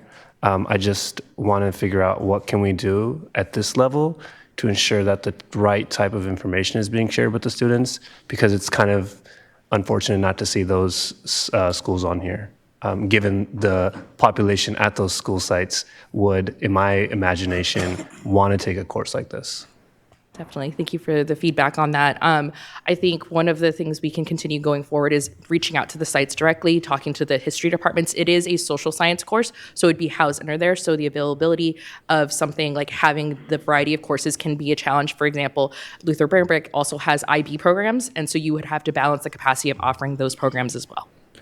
And the last thing I just want to add, and I want to say it about Hiram Johnson, is one of the biggest concerns like folks in Area 2 have about not wanting to, and I want to say it out loud, folks don't want to send their kids to Hiram Johnson oftentimes because they said there's not a diverse set of coursework for them. And this is a glaring thing that's happening here, which is it's hard for us to talk about equity at our school sites. And this is not anything on you guys, just generally, if we can't offer coursework that encourages folks to want to come to those school sites. We are still living in that bubble of like Sac City has specialty schools. It doesn't have enough offerings at certain school sites. So I can imagine a family saying, you have African American U.S. history, but you don't have a Hiram Johnson.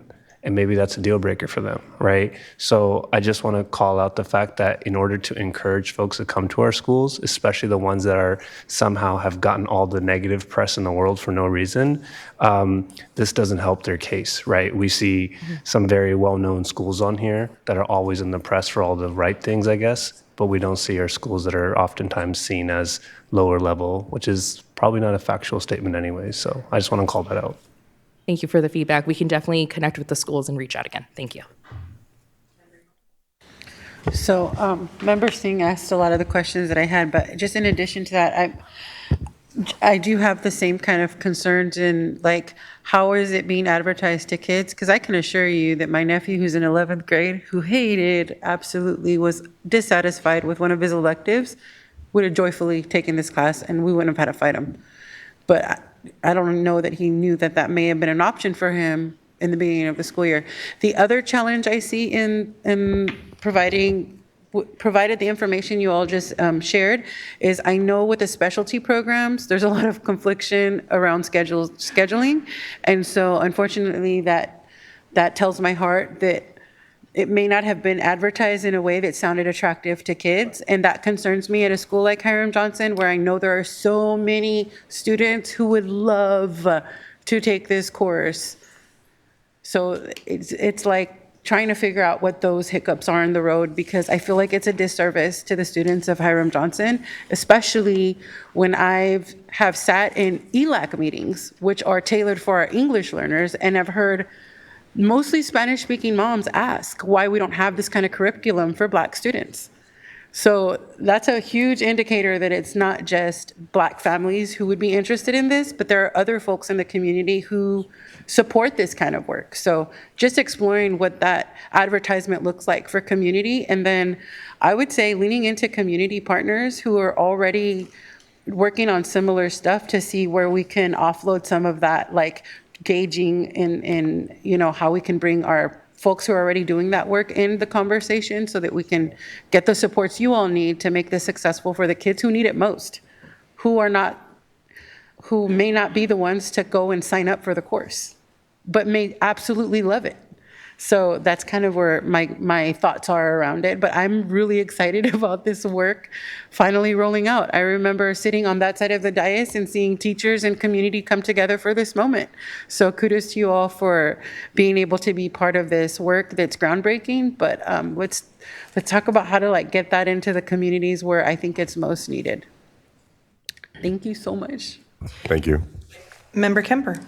Yeah, I'm really glad to see that students were at the forefront of this process and always being considered for communication and just advice. My question though is, I want to know who's in charge of providing the information about the new offering at the school site. Is it the counselor who's supposed to push that out, or is it somebody else? So we reached out to school site administrators as well as the counselors about the course. And so saying, here's the flyers, here's all the materials, and we were able to say, bring these forwards to your sites. From there, it's kind of up to the site to make that determinant of how they distribute that information, what processes they use specifically. So do you guys have any way of holding them accountable to ensure that they're accurately distributing that information? We can look into it. Yeah, so thank you for that, because I think that's important. It's all of this deals with the rollout, how this is rolled out and articulated, right? So I have a question. My question is, it looks like on slide 7, that in 25-26 it's called AP African American Studies, and then it changes to African American U.S. History. And I think you mentioned it, and I want to know why the name changed, because one of the core one of the core things we're covering is contemporary issues of identity, social justice, activism, and liberation. And so what happens is that it can be confusion in that, right? It can be confusion in, I want to take this African-American/U.S. history course, right? And I think this also speaks to the fact that our history started way before the United States. We got the United States, so why the name change?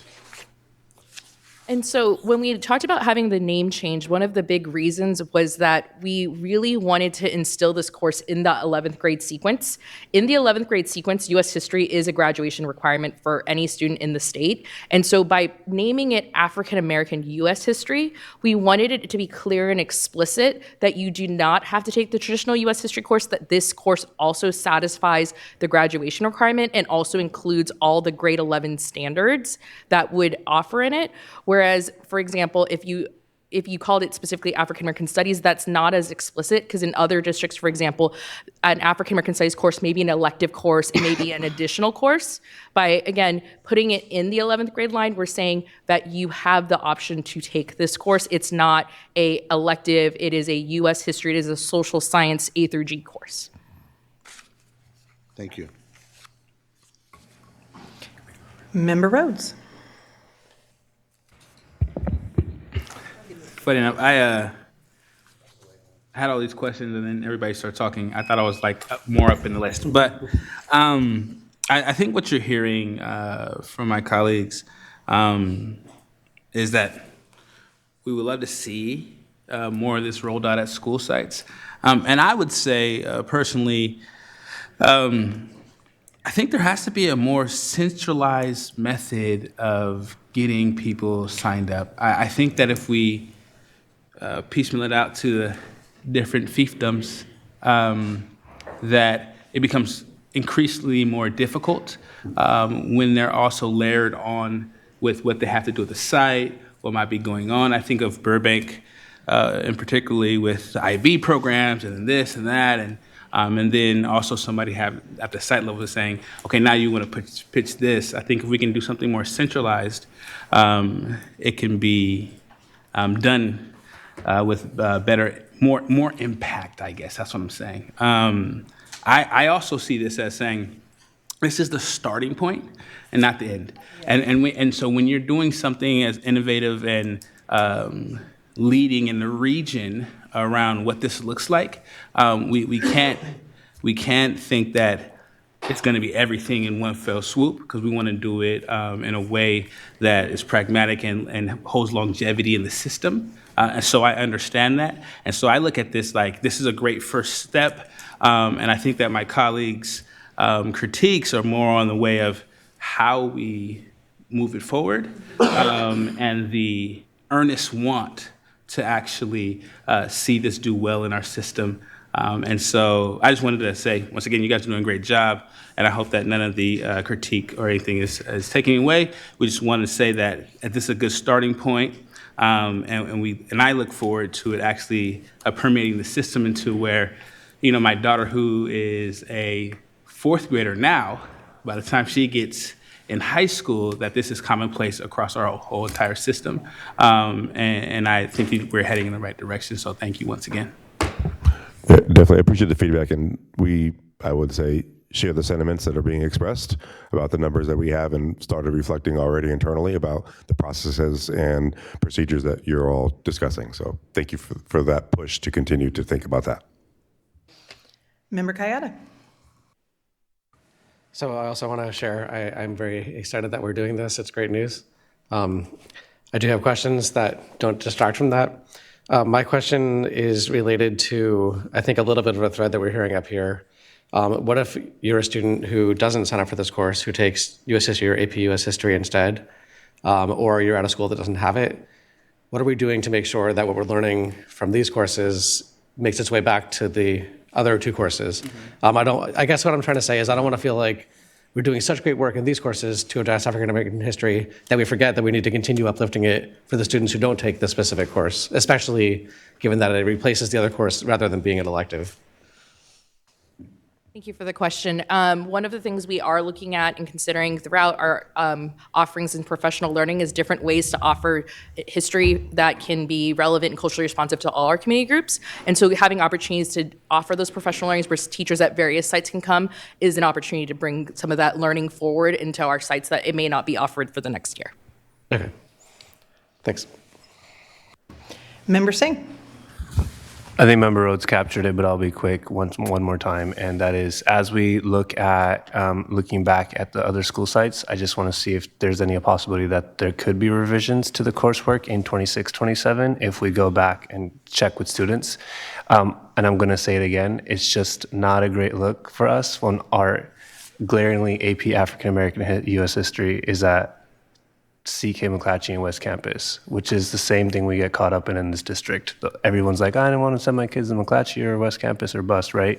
This is why, because we're not offering these things at other school sites. We need to diversify even our AP offerings so students can start going to other school sites as well, and we don't create this vacuum of McClatchy and West Campus. Love McClatchy, okay, I get it. I know West Campus is here. I don't know if I love McClatchy, but he does. So that's it. That's all I got. Thank you, Board Member Singh. Yes. I think we're at, everyone's spoken. The one thing I'll just add is thank you for setting this up for success.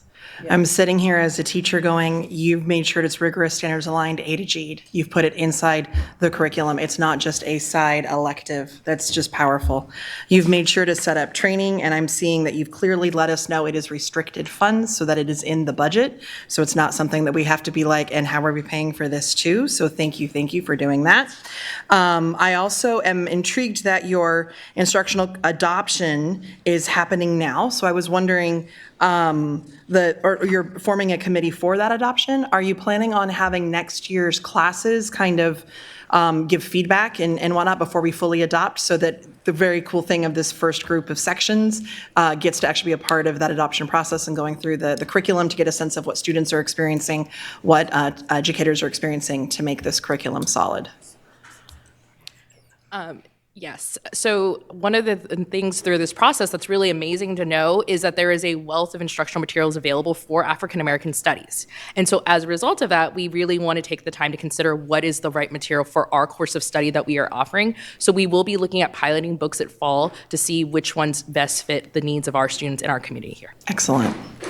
Yeah, as a teacher, so often the curriculum falls so short of what I actually need and my students actually need. So I'm excited that there are resources and that you're going to be inviting folks into that process. And Member Kember. Sorry, just to sneak on like one last time, I'm just wondering who's going to be a part of, like, who are you guys thinking is going to be on the committee for that?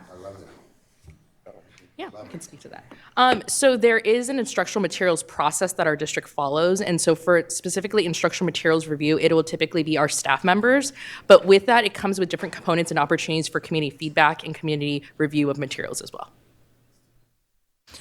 And with that, thank you so much. Can I share one more Of thing? I course. wanted to, in the spirit of Black History Month and trailblazing in Sac City, found out this factoid that in 1894, Sac City Unified School District abolished school segregation 60 years before Brown versus Board of Education. So just wanted to also, in the spirit of what Board Member Benjamin brought into the space, the trailblazing that happened in Sac City from the board in 1894. So. Very cool. Thank you. Moving on to 10.3, National Eating Disorder Awareness Week recognition.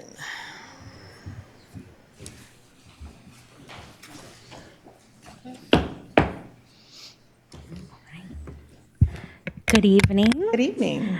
President Jean, Interim Superintendent McCarn, and trustees. My name is Liz Sturba. I have the privilege of serving as director for our Student Support Services team in the Student Support and Health Services Department. We'll call it SSHS for short. And I am so pleased to be here tonight with my colleague and SSHS partner, Noelle Estacio, Director of Health Services. We aren't asking for any money. We are here, though, to talk about something that does deeply impact many more students, families, and SCUSD community members than we actually probably realize. I'm in charge. Okay. Would be remiss not to lift up this very important these are very important tenets that guide all of us in our work for students. And also, tied to that is our own department mission statement. It was created collaboratively by staff just under 10 years ago, and it really, as you can see, centers our commitment to similar values expressed in the district's guiding principle and core value. The mission brings us here tonight to focus on a physical and mental well-being issue that impacts millions, but is not discussed as broadly as it can be, and that's eating disorders. We have some facts related to eating disorders here for your consideration, but we really want to hone in on the fact that disordered eating behaviors happen at schools. Like many treatable disorders, eating disorders can also present themselves to us naturally at school because of the deep impacts they have on student achievement. 3% of our middle school and high school students already has an eating disorder. And when you think about 3%, that doesn't sound like much. But when you contextualize it to maybe the size of a school like Miwok Middle, That's a really full classroom of students that are experiencing an eating disorder.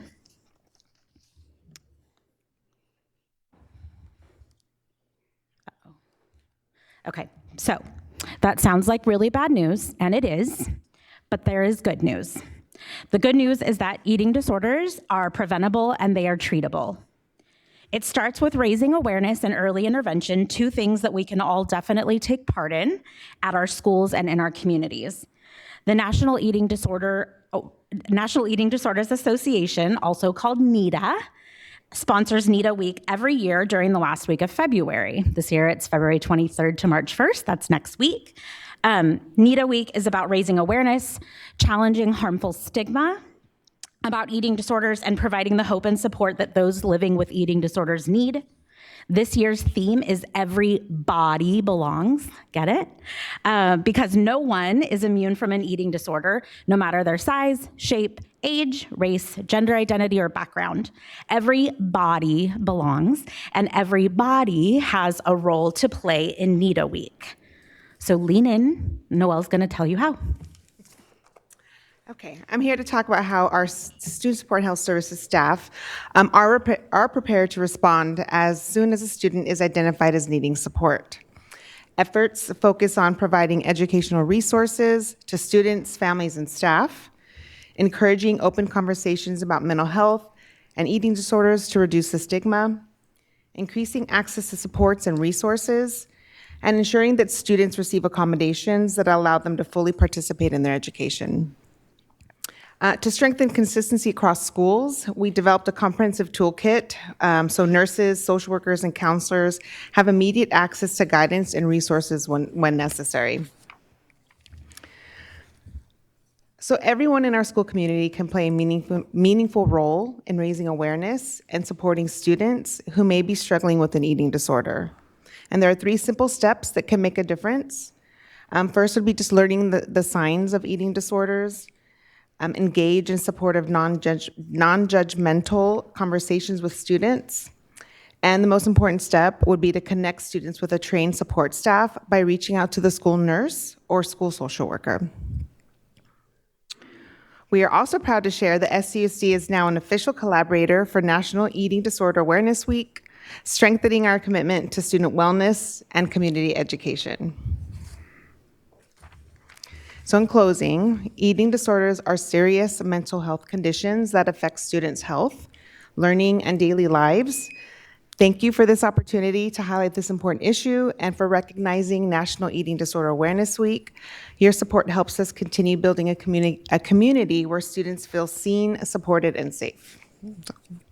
I just also wanted to highlight that we have some of our amazing nurses here in the audience and who are some of the first support staff that our students connect with and once they're identified with having an eating disorder. So thank you. Thank you very much. Do we have any public comment? No public comment. Board discussion. Member Benjamin. Yeah, thank you. Thank you for that presentation. For the sake of clarity, when we talk about eating disorders and this, are we talking about like consumption over consumption, like in terms of? Yeah, eating disorders can take on a lot of different forms. We can there's binging disorders, right, where we eat a lot and then we purge as a stress response. Okay. Bulimia, anorexia, there are a lot of different eating disorders. Yeah. The reason why I asked is because one of the things that I really try to fight in our communities, our Black and brown communities, is the consumption of bad foods. So a lot of times what we see is we see our youth come to school and they'll have an energy drink and a bag of hot Cheetos.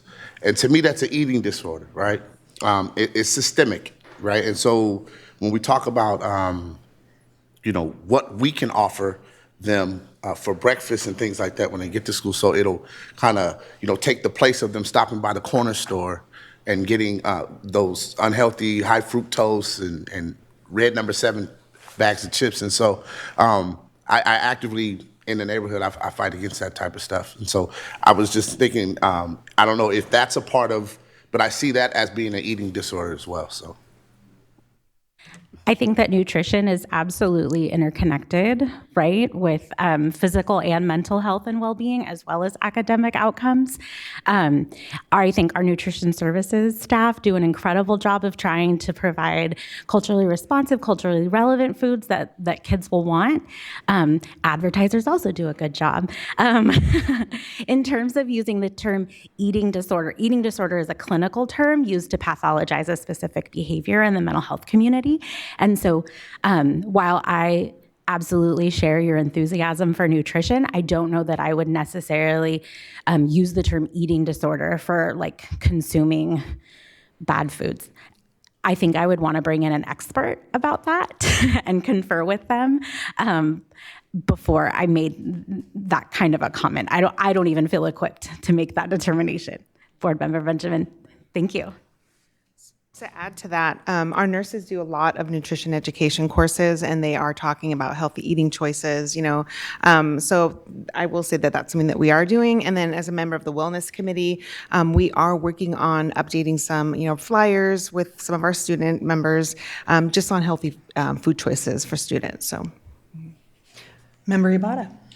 Just to share the sentiment of the point you're bringing up, I think something that's thank you for bringing awareness to this, because this is something that affects lots of young, I'll say young lives.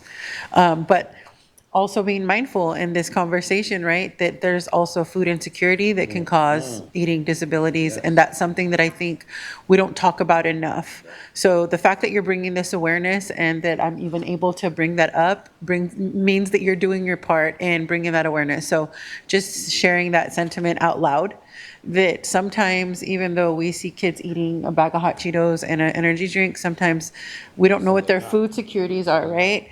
But it also tells us that we, as adults, need to have more conversations around how we support getting the message out, right? I remember when I was growing up, we had campaigns for everything, even for crossing the street. Look both ways before you cross the street. It was a campaign. So it's a reminder to us adults that those are times we need to carve out to look at how we can support this great work that you put together. So thank you. Thank you so very, very much.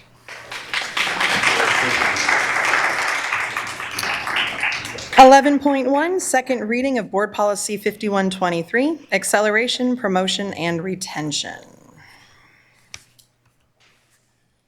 Good evening, members of the board. We are back for a second reading and any discussion and hopeful action on Board Policy 5123, promotion, acceleration, and retention. We don't have any presentation. It's in your documents. So, do we have any public comment? No public comment. All right. So this is a second reading that the Policy Committee has gone through and done the first and second, and we are recommending approval of this at this time, but just wanted to ensure there isn't any other board discussion or questions on this one. If there are none, I will, Member Ibarra. I just want to say that I trust the subcommittee that has been put together to oversee this work, and I also appreciate that we have the ability to reach out to you and give you our concerns around the policy work.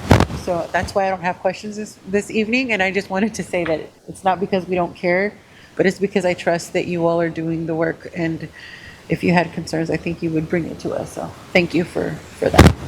Yes, there are very exciting, deep conversations about language on the Policy Committee. My English teacher heart is happy. With that, I will entertain a motion to approve. Go ahead. Motion to approve. Member Ibarra moves it, and a second? I'll second. Member Singh seconds. Madam Interim Superintendent. Thank you. Member Jean? Aye. Member Kayada? Aye. Member Benjamin? Aye. Member Rhodes? Aye. Member Singh? Aye. Member Ibarra? Aye. Congratulations. Thank you very much. Thank you very much. And moving on to 11.2, second reading of Board Policy 1445, response to immigration. Member Singh, all you.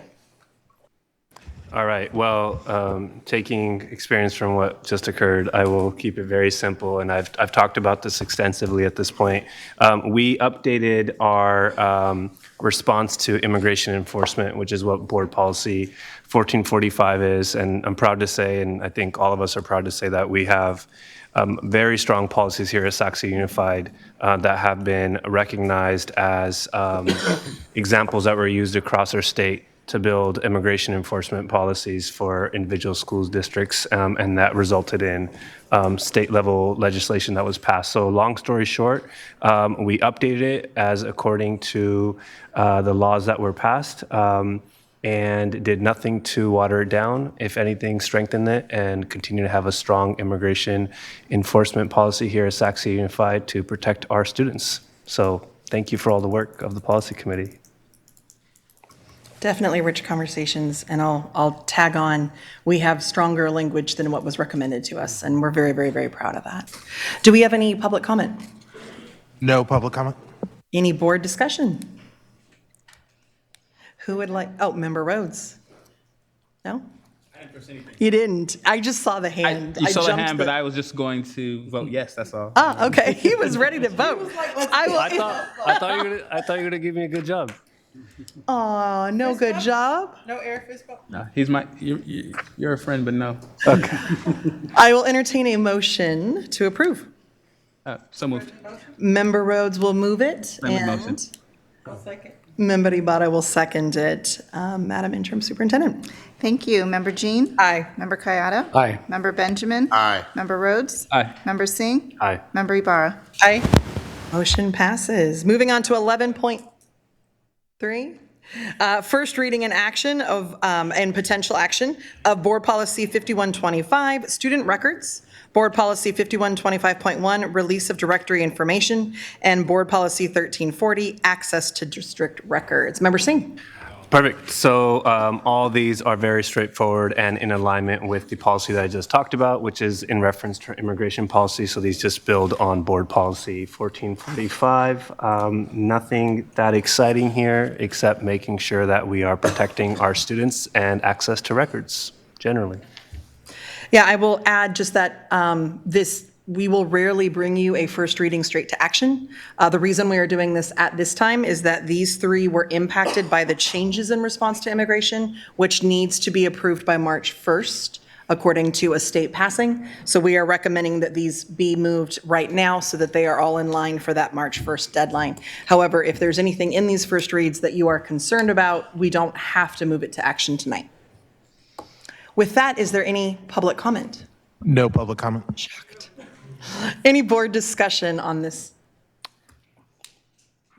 I will just say on behalf of the policy committee, we don't have any concerns, if that helps the board, when any questions they might have. Yep. Then I will entertain a motion to move it. I'll motion it. Member Kayada motions, and second? I'll second. Member Singh seconds, and Madam Interim Superintendent. Okay. Member Jean? Aye. Member Kayada? Aye. Member Benjamin? Aye. Member Rhodes? Aye. Member Singh? Aye. Member Ibarra? Aye. That was nice job. Congratulations on these policies, folks. 11.4, provide a public hearing for and approve resolution number 3559, resolution to convey public utility easements to Sacramento Municipal Utility District for Fern Bacon Middle School. Do we have a presenter, or do I want to postpone this after I read it so beautifully? I know Nathaniel is here. It's not Nathaniel, it's Ben. Oh. Lisa? I don't know why I thought it was Nathaniel. I'm going to go ahead and move us to 12.1 and we can figure out what's going on. 12.1, 2025-26 local control. All right.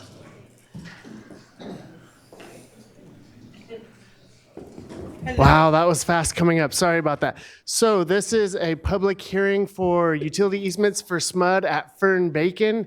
I would like to open it up, if that's okay, for a public hearing afterwards. There's a resolution for you all to vote on for the easement. This easement is for utilities again for the new construction at Fern Bacon. So we are officially starting our public hearing. Do we have any public comment? No public comment. With that, I will say the public hearing has officially concluded.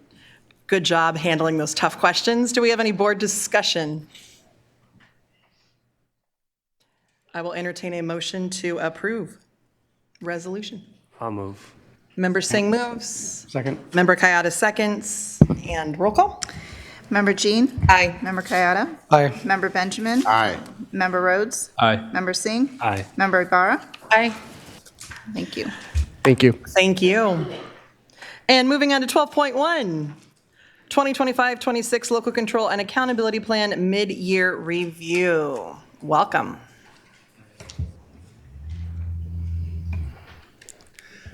Good evening, Board President Jean, members of the board, Interim Superintendent McCarn. Tonight, I'm here to present the mid-year update of the current Local Control and Accountability Plan, otherwise known as the LCAP. The 2025-26 school year is the second year of the current three-year cycle that concludes at the end of the 2026-27 school year.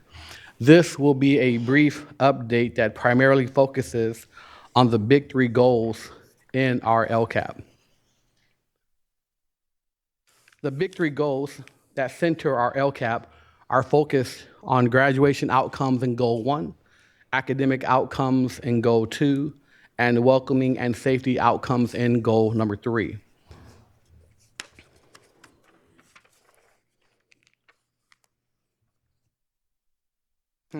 Something happened here. All right. Hold on. For the current LCAP, a total of 56 actions are included as part of the implementation of its big three goals. Of these actions, as of the first interim report that the board received in December 2025, 54 were in the process of being implemented, and the implementation for 2 of these actions had not yet been completed. There are 44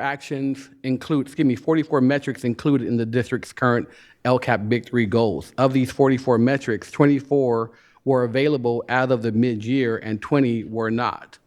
I should just kind of pause here for a minute, and I just realized I did not mention to you that the detail for these metrics and actions are all included in your board packet, and they're also available online, and I just realized I did not mention that at the very beginning, so my apologies for that. Within the next few slides, I wanted to provide you a high-level overview of some of the available data with respect to our big three goals, beginning with our most recent graduation rate data as of the 24-25 school year. That's included in the 2025 California School Dashboard. Anywhere you see the updated information on the right, highlighted in teal, I think that's teal. This is an indication that we saw an improvement in this data point as compared to the 2023 dashboard. I am not misspeaking. The 2023 dashboard is the baseline dashboard for our for our current LCAP. So even though we look at 24 data as well, our baseline improvement is being compared from 2023 to 2025. One thing you'll see here that on this particular metric, we have teal across the board, which is great news. Our graduation rate is up to 88.1%. That's up from that's a 4.3 percentage point increase that the district realized in increases for this rate and across all student groups, all focus groups, in our LCAP. I also want to provide you an update with regard to our college and career readiness rate information in our dashboard. You will notice from looking at the slide, we had a 4.9 percentage point increase in the percent of students who graduated that were also prepared for college and career. One of the things I thought would be interesting to kind of give you a highlight of what that means. That means of students who graduated, they demonstrated a level of proficiency either through CT pathway completion, college credit courses earned, UC, CSU, A through G criteria met, AP or IB exam performance, SBAC results. I mean, there's a number of ways that they can demonstrate that they were ready for college and or career. One of the things we did notice is that for one of our focus groups, our American Indian students, we did not see the gains that we were hoping to, so we are actually working with our American Indian Education Parent Committee and getting feedback from them. In fact, not just on this metric, but on several metrics that we are interested in terms of how we might be able to help improve their performance. As we go through some of these highlight data points, and I'm not going to take too long, I'm looking at my clock as well, I see that you will see that we had our English Language Arts districts from MET. We did have gains there. What this is measuring is the percent of students who are increasing on their SBAC in grades 4 through 8. And even though it's not looking at the entire district, it does give us a good sampling of the health, so to speak, of our growth. And so you'll see in English Language Arts, we saw a great number of increases in students who are improving in their distance from MET. The picture is not the same when we look at mathematics. There is work yet to be done. We see that we began with 47.1% of our students making improvements. At this time, it is kind of flatlining and even a little lower, where we see 46.9% making gains.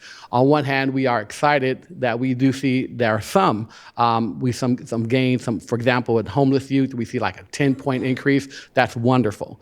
Students with disabilities, we see a nearly 4% increase. That's great. We have a slight increase for African Americans, but still overall, we understand that there is work to be done with respect to our mathematics. As we are looking at suspension rates, one of the areas that has been very stubborn has been our suspension rate. You will see that we had a suspension rate of 6.1% in 2023 dashboard.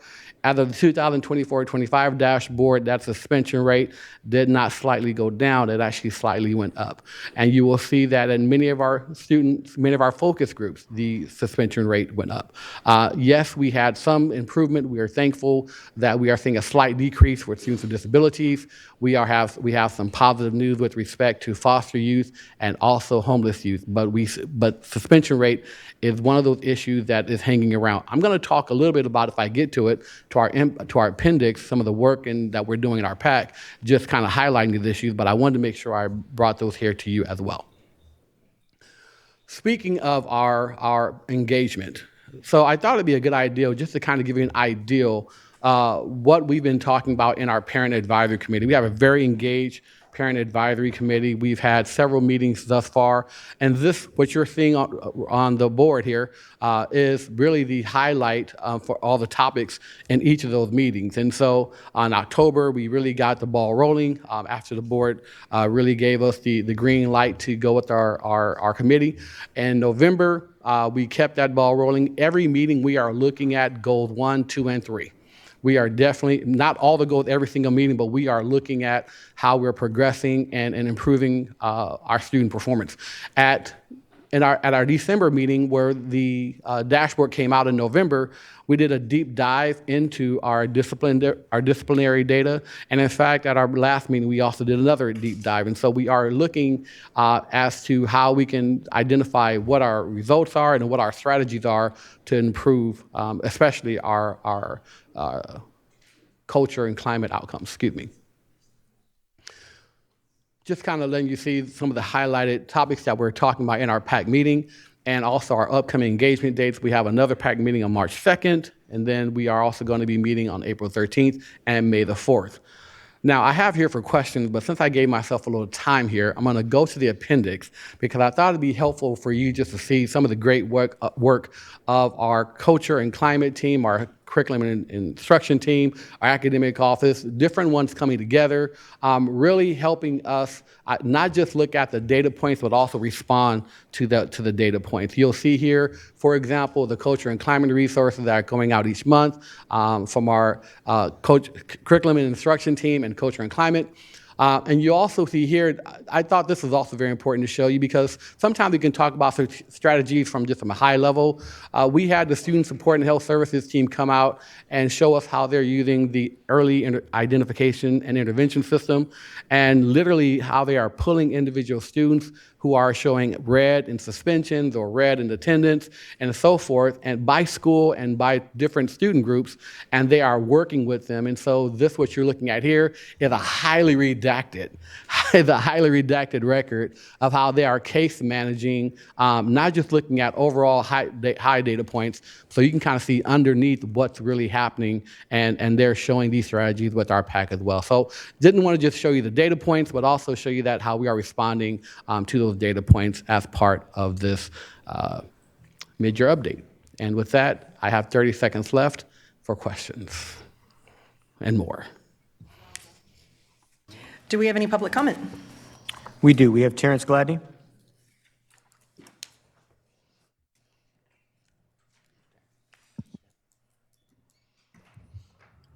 I had to Google when Groundhog's Day was. It was actually February 2nd, but I mean, we've seen this presentation before. When I was a committee member, when Frank was.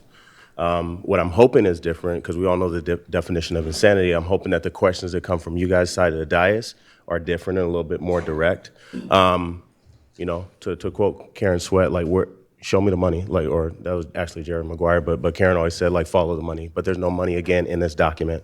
I know, and I won't mention names, but I know that there are leaders of departments that have conflicts between what is in the LCAP and what they actually see in their escape budgets. I know that this is not a statement towards return on investment. What if these small gains that we want to uplift are due to double spending? What if gains are actually existing despite we divested in certain things? We don't know that because we don't see it. I don't know that you guys have it in your documents, but we're literally in a financial crisis, whether we've escaped, no pun intended, through the rest of the year or not.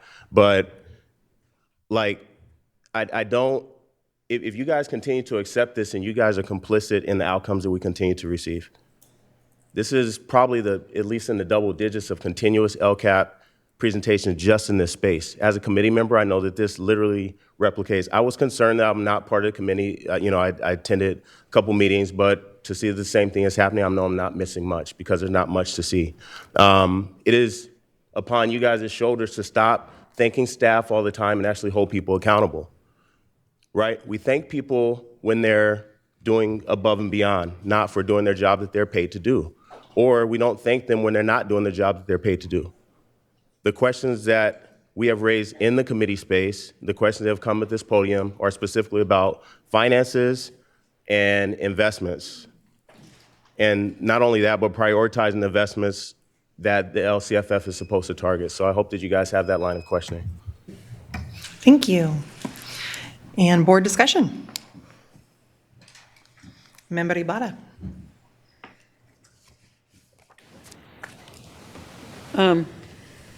Thank you for this great presentation. I like the way you put it together because it's easy to digest, so I appreciate that.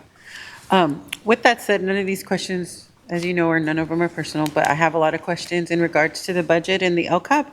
I know you all on the board have heard me say that it is something we need to be looking at as we are budget planning.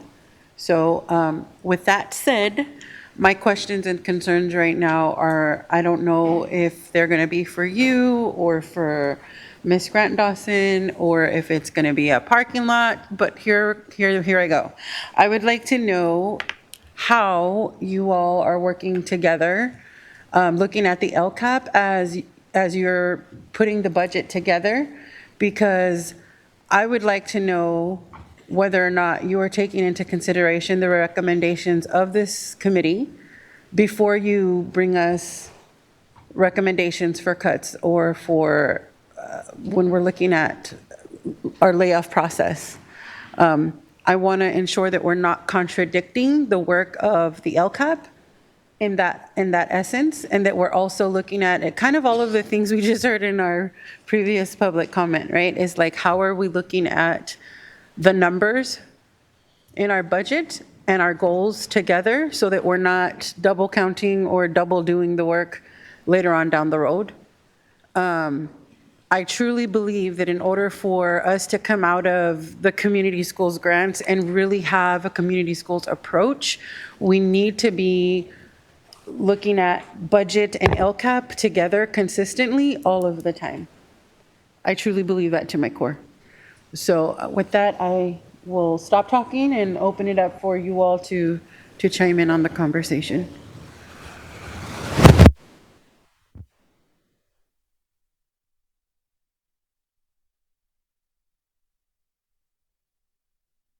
Sending it to the rest of the board. So my question is, what is happening between budget and LCAP to ensure that as you're doing both of them, that they're not contradicting each other? That's the question. Like, are we ensuring that the feedback we're getting from the committee, in addition to the plan of the actual LCAP, that it's not in contradiction of what's being brought forth to us as they're presenting us with budget updates? Very big question. And it's a big question because it's actually what you're describing is it's kind of like one half of the entire LCAP is the actual fiscal piece. I am very thankful for our CBOO.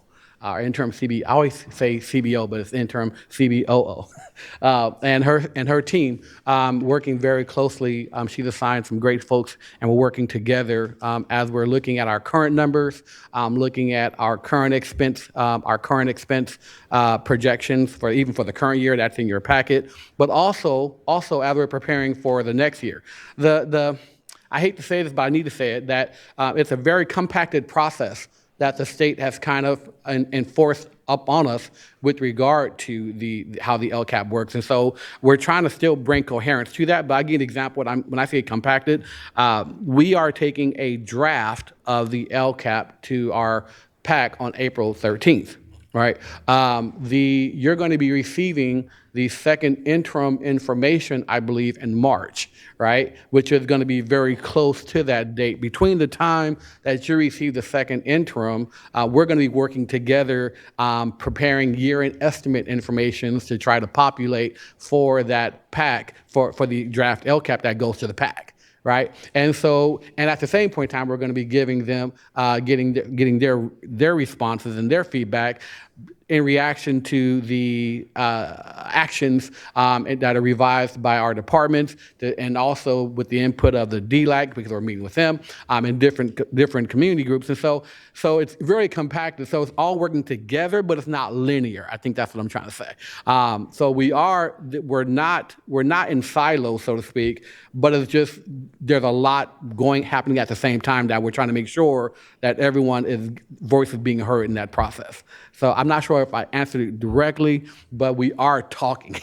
Yes, no. You absolutely, thank you. You captivated I know it was a very broad question that entails a lot, but you answered it exactly in a good way. So thank you. I know that was a big question.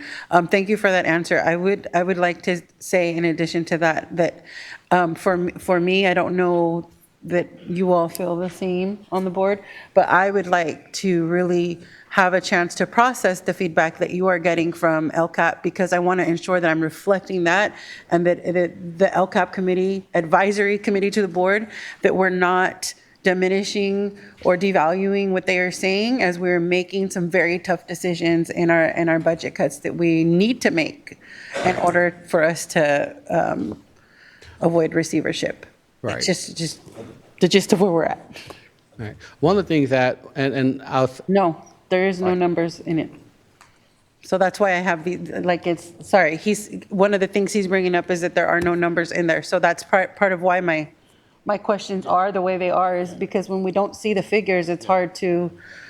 the numbers per action are actually in your board packet. The board packet, yeah. Mm-hmm. There is a entire handout, I believe it's called implementation status as of the first interim, and it has every action and the amount that has been expended. And I believe that was as in of the first BC, interim. right, that we got, or something like that? Didn't we get a BC or something like that? The packet. In the packet, okay. It's online as well, for Okay. the public as well to access it. Thank you. So the public, if y'all didn't catch that, can also access this, correct? Yes. That's right. Love it.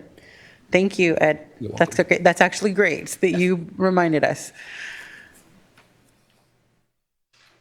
Member Kayada.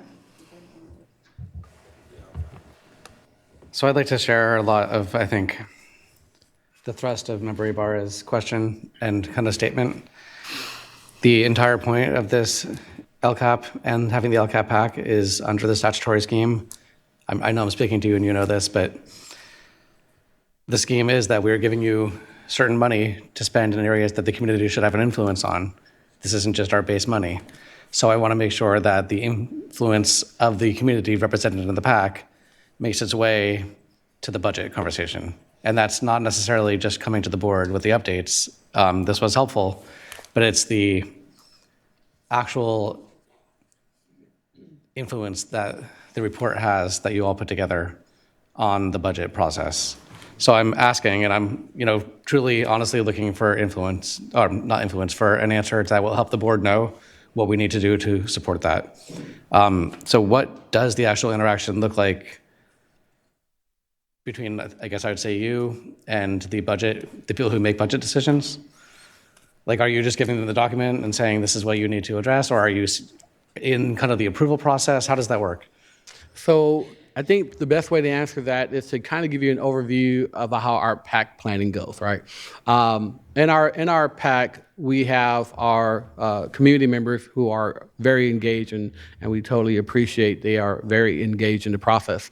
And then we also have various departments who are there both participating and listening to their concerns. One of the great ways that the influence is happening is that our department leaders, our subject program experts, are there to hear directly from the community members' mouths what their concerns are and answer questions and get feedback on particular strategies being implemented and even suggestions for change. And so that feedback, even though I'm there working together with our departments behind the scenes, one of the great things I appreciate is about we're getting great support from all these folks back here and over here, right? Working to make sure that the thoughts of our community members are being taken into account as they're looking at their plans as well. So so that's how I would say the influence, that's a major part of that influence.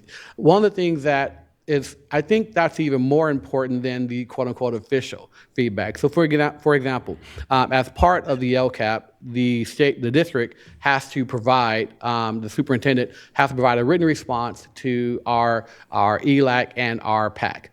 But what often happens is that, for example, we will typically get those responses from the ELAC and PAC after the public hearing even, right? And sometimes even close up to the draft.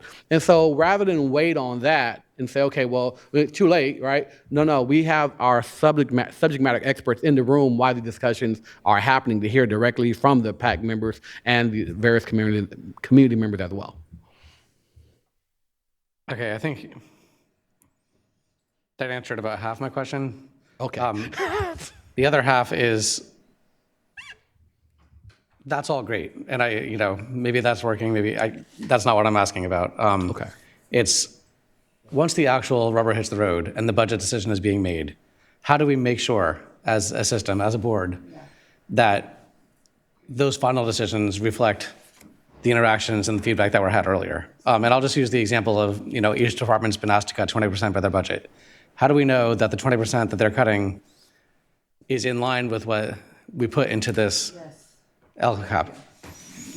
And it's not, well, we would have done that if we had the money, but now that we don't have the money, we're going to protect this over here. I don't know quite sure. I'm not quite sure I have the answer to that question. It's a good question, but I haven't seen that happening. That's why I'm not quite sure how to address that. Could I phrase it as, in the budget development process, how are the developers of budgets being guided, directed by the 3 LCAP goals and or any feedback from the committee about those goals? Is that part of the budget development process at this time? So, and that would probably be a CBO.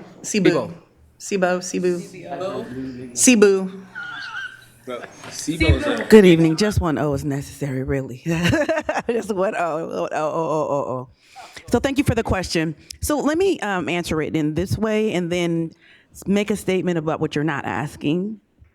So let's take it from the perspective that the local control accountability plan is built using primarily the local control funding formula, which, as I know you all know, each year changes and is driven primarily by, right, our attendance, our unduplicated pupil count, et cetera.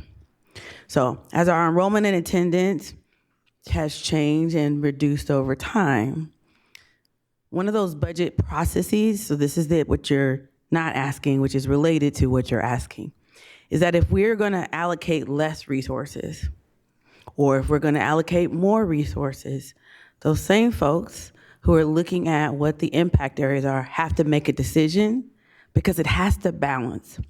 So over the last several weeks, I've shared with you, for instance, that the supplemental and concentration budget didn't balance. You recall that on the fiscal solvency plan edition, that it was over by 4.3 million. That process means we have to balance the allocation of spending to what we earn.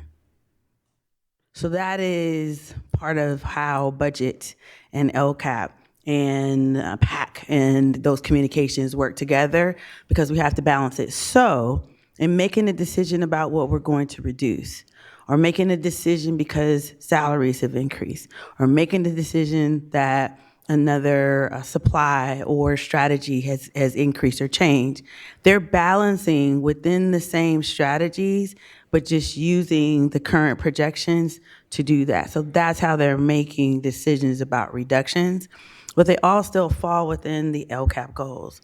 So unless we're doing something new, so we're not gonna do this particular practice and we're gonna add something new, and then therefore, does that fit within the goals? That is what the teams are reviewing. Does this fit within the LCAP goal? Otherwise, what we know is that when we submit this LCAP for review, you'll get a notification that this particular component won't fit within the LCAP because your LCAP wouldn't be approved. So because of the layers of review, if that helps to answer the question on the 20%, they're making adjustments with the 20% based on reductions that we need to make. Now, for supplemental concentration, that's not going to necessarily change the total allocation that's available. It means that either we have more money to absorb additional expenses, or we'll need to still determine what can be used for the amount that's left over. So supplemental concentration has a fixed amount, and commonly you can't take the reserve and just spend it on anything. So ultimately, the budget will get fully budgeted. It's the base, ultimately, that is the big problem area, because the base is overspent, which is the very definition about why we're in a deficit. So it's the base that we're hemorrhaging, and the base that we have to figure out how to balance, because we earn almost 400 million in the base, but we're overspending that amount, thus why there's a deficit, and thus why we're utilizing that process. So with the 20%, it primarily is definitely helping the base. Supplemental and concentration is also still keeping it within the boundaries of the goals of the LCAP. So if that helps, that's why I think the question, that was a big question, but ultimately we're constantly doing that as other costs change and trying to balance how we're absorbing these expenditures with the resources that we have. Can I follow? Okay, so, because you might have more questions, so I just want to interject really quickly. So based off of what I'm hearing you say, that was a great way, the great answer gave me clarification. But you said that we get the feedback after the process. Wait, can you explain that piece to me one more time about the feedback? And the reason I'm going back to this, and I'll give you an example to kind of give context.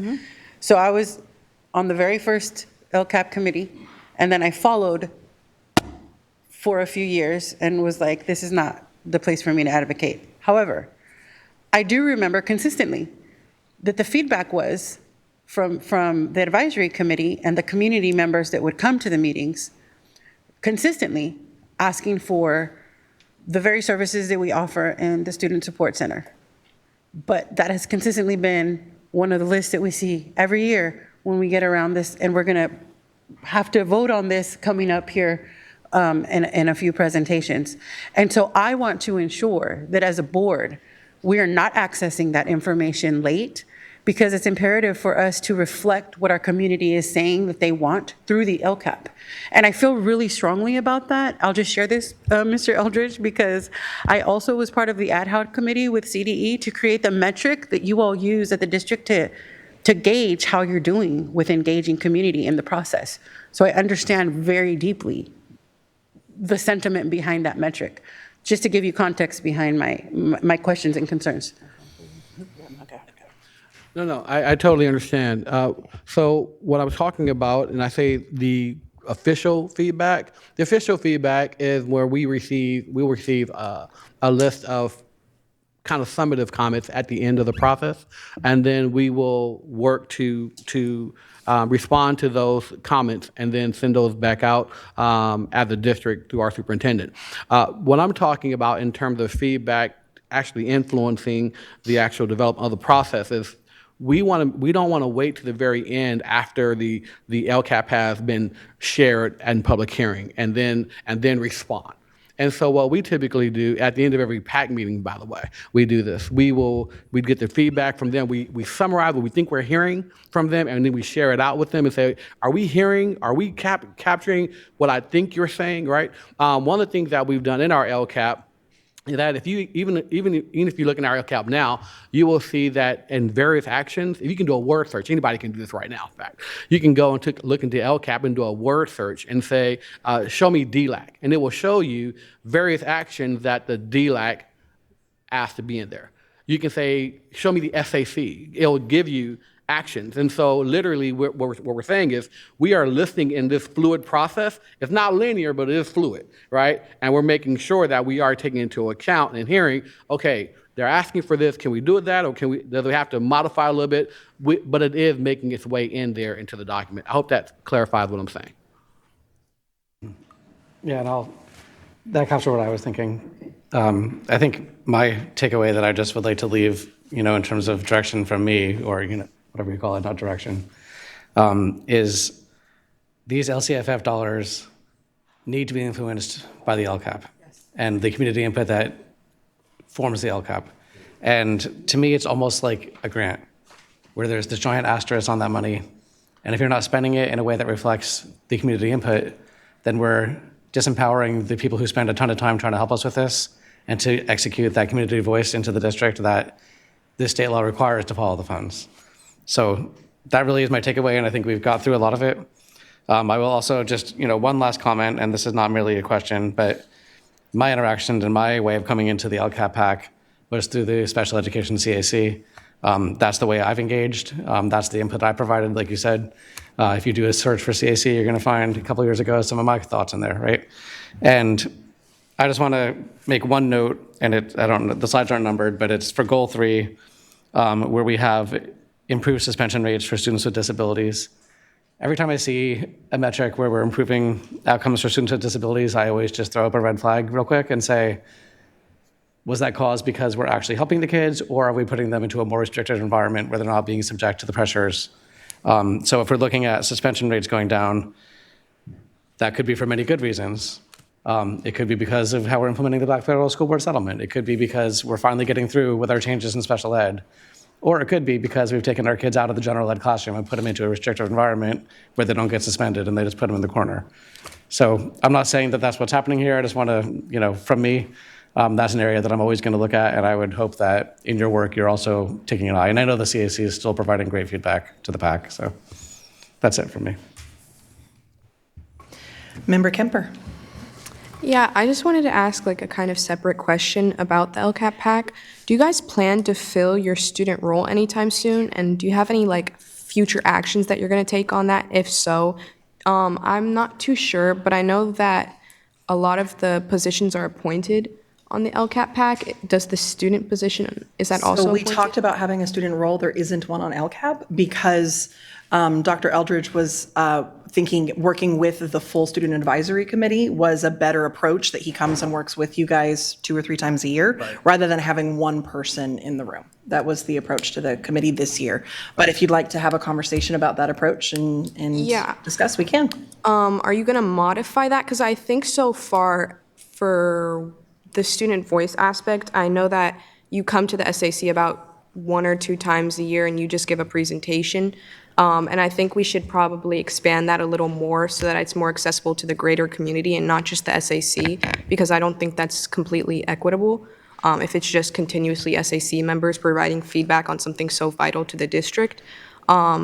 If so, would that be discussed here, or is that going to be taken out? That would be a conversation with me or the board, because this is a board committee. Okay, so could So that we'll- happen now or in the future? My recommendation is that you and I chat about your vision of it, because the committee's established for this year, and see what we chose and why, and then think through if you want to make a proposal that we do it differently next year. Yeah, that sounds good. Thank you. All right. Thank you so much. We're going to move on to 12.2, 2025-26 Local Control Accountability Plan Mid-Year Review for Dependent Charter Schools. I'm still here. So good evening, trustees, Superintendent McCarn, and our community. I'm here to present the locally funded Dependent Charter School 2025 LCAP mid-year update on behalf of our Innovative Schools Department.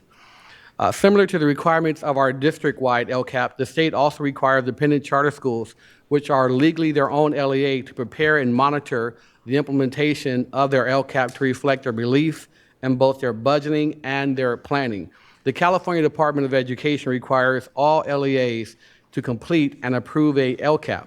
As independent LEAs, Bowling Green, George Washington Carver School of Arts and Sciences, New Joseph Bonheim Community Charter, Sacramento New Technology High School, and the Met must complete their own LCAP. The SUSD board is the ultimate governing board of these LEAs and approves their LCAPs. As we have seen in our district's LCAP, the LCAP process for charter schools also engages community educational partners in receiving their advice and feedback about the best use of public funds to serve student needs and provide regular reporting to their communities. At this time, the principals of these schools, of our elementary schools here, have provided updated metrics and dollars expensed for all goals and actions.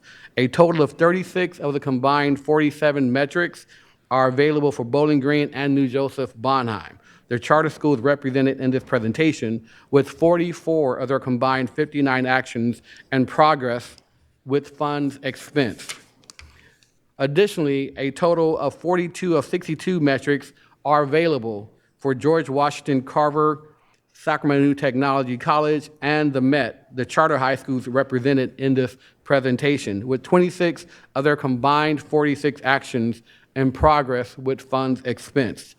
These updates were shared with each school steering committee, and the board packet for this item includes more details regarding each of the LCAP mid-year updates included in this presentation, including links to the mid-year update documents. So with that, I want to say thank you for receiving this report tonight, and I'm available for questions.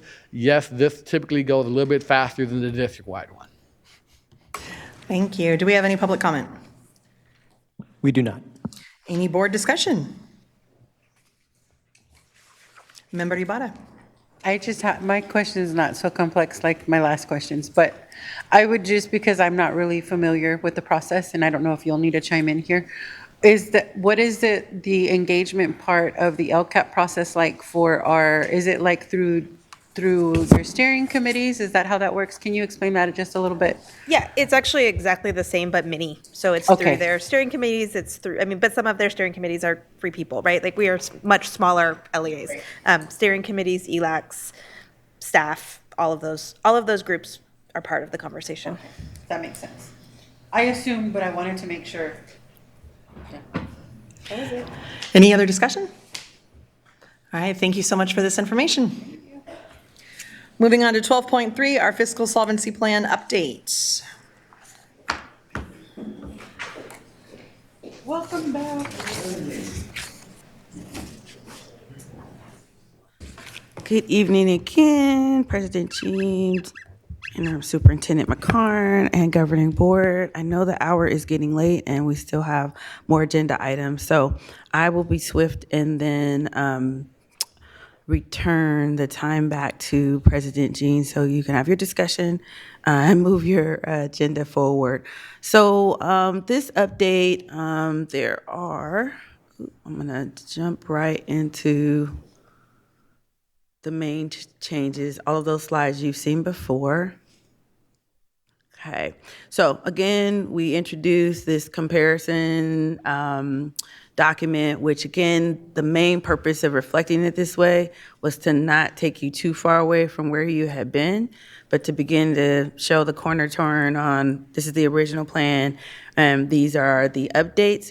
So all of the items that you approved before, so this line, these particular items, reclass restricted funding, these activities are happening and being implemented so that at second interim, as is noted, you'll see and we'll be able to reflect those items.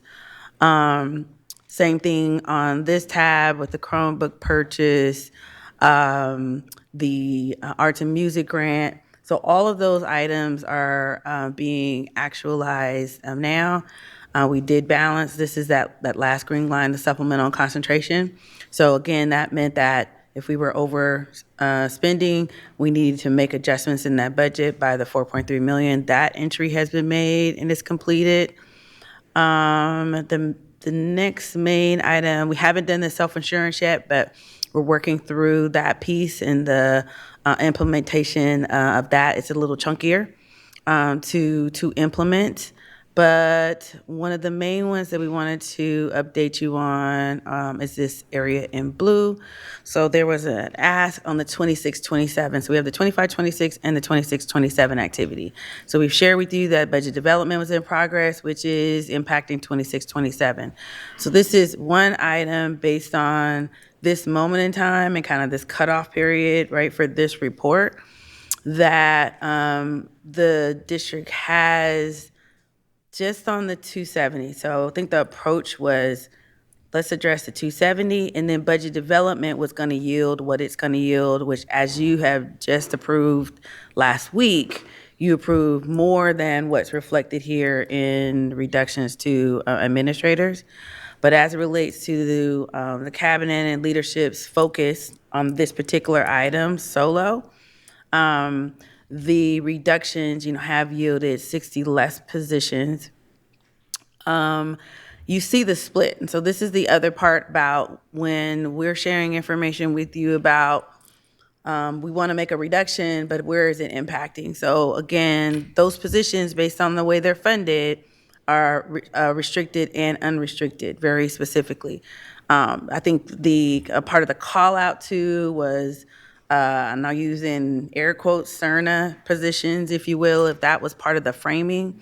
I think there are some questions / concerns about, where we started, and we talked about that, how we got to the 270 from the 2019-20 year, and then what increases have happened as far as staffing. We'll talk a lot more about that definitely too at second interim. But these reductions plus the ones that will come back with a reconciliation of all the administrators and how they're funded will come forth, but definitely wanted to grab this moment to be able to share this piece on that progress and which areas it will impact. And if I can spell restricted twice in one sentence, that would be great. This slide, again, just summarizes that. So the administrator FTE was 383.9 as of October 2025 when this process started.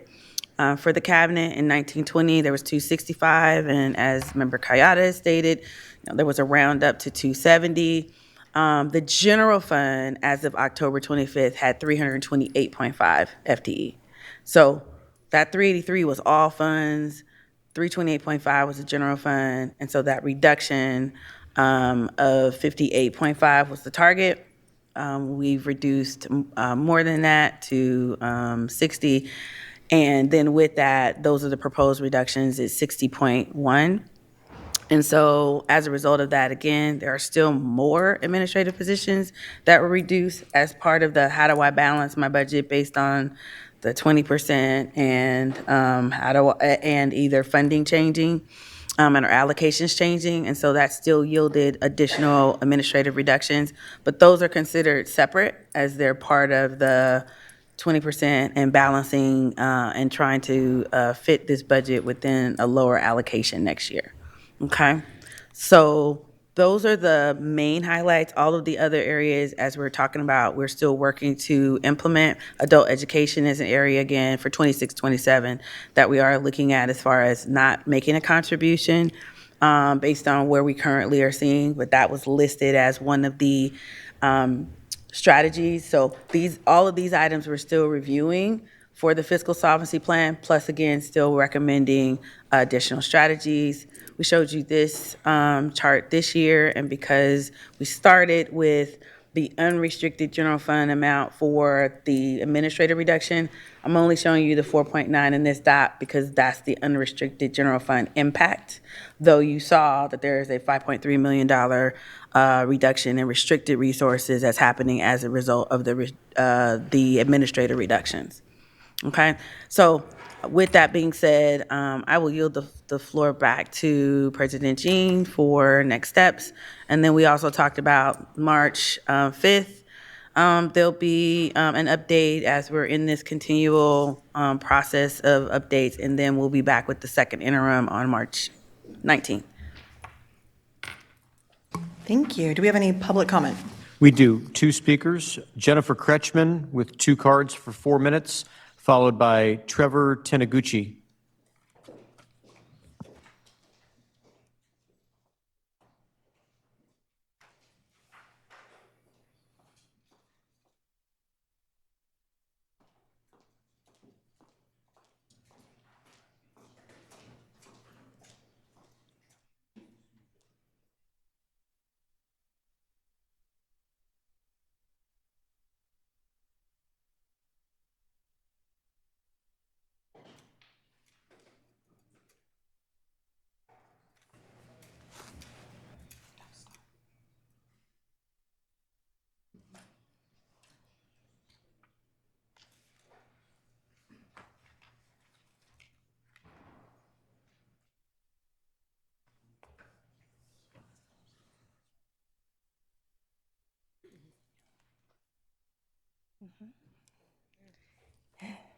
Thank you. Good evening, Board President Jean. I apologize, there was some confusion about the speaking and when she would speak. Anyways, good evening, Board President Jean, Interim Superintendent McGarn, and members of the board. My name is Jennifer Kretschmann, and I am here as both the Director of Student Attendance and Engagement and as a parent in the district, a long-time parent in the district. I have a 32-year-old who graduated, and I also have a 1-year-old baby that I just got guardianship of, and I'm caring for at home, who I imagine will also be part of the school district. I want to thank the CBO for tonight's fiscal solvency plan presentation, and I want to be clear that I do understand the gravity of the moment and the obligation to stabilize our budget. But fiscal responsibility is not simply about cutting line items. It's about protecting the few investments that actively reduce long-term costs and restore revenue. And that's exactly what the Office of Student Attendance and Engagement, or the CARE team, as you know it, does. Attendance is not just a student service metric, it is the core driver of district revenue. When students are present, SCUSD is funded. When the students are absent, we lose both instructional time and ADA. The CARE team is one of the only district functions that directly protects and recovers revenue by re-engaging students and strengthening attendance systems, school-to-home outreach, and documentation practices that protect the district in audits. I'm now going to switch over. I've provided for you much of our district data. We have consistently had positive gains in attendance over the past 4 or 5 years since the pandemic, and we have increased both ADA and reduced chronic absence. District-wide, we've reduced chronic absence by 13.2%. And that measures right along with the state, if not better. And then as far as our student groups, our most vulnerable, including homeless, African American, American Indian, and Pacific Islanders have all seen incredible gains, and those are core groups that we have targeted and provided interventions for over the past 3 years. I'm now going to read Lucy's portion because she spent a lot of time putting it together. Dear board members, my name is Lucy Lewis. I'm a child welfare and attendance liaison in the attendance department. I would like to begin by sharing that since 2018, our department has been entirely grant funded. Throughout that time, we have been responsible stewards of those funds, ensuring that every dollar allocated to us has been used directly to support our mission of reducing absenteeism and increasing student attendance. We have consistently and effectively utilized all of our awarded funds and have never had to return money to the state.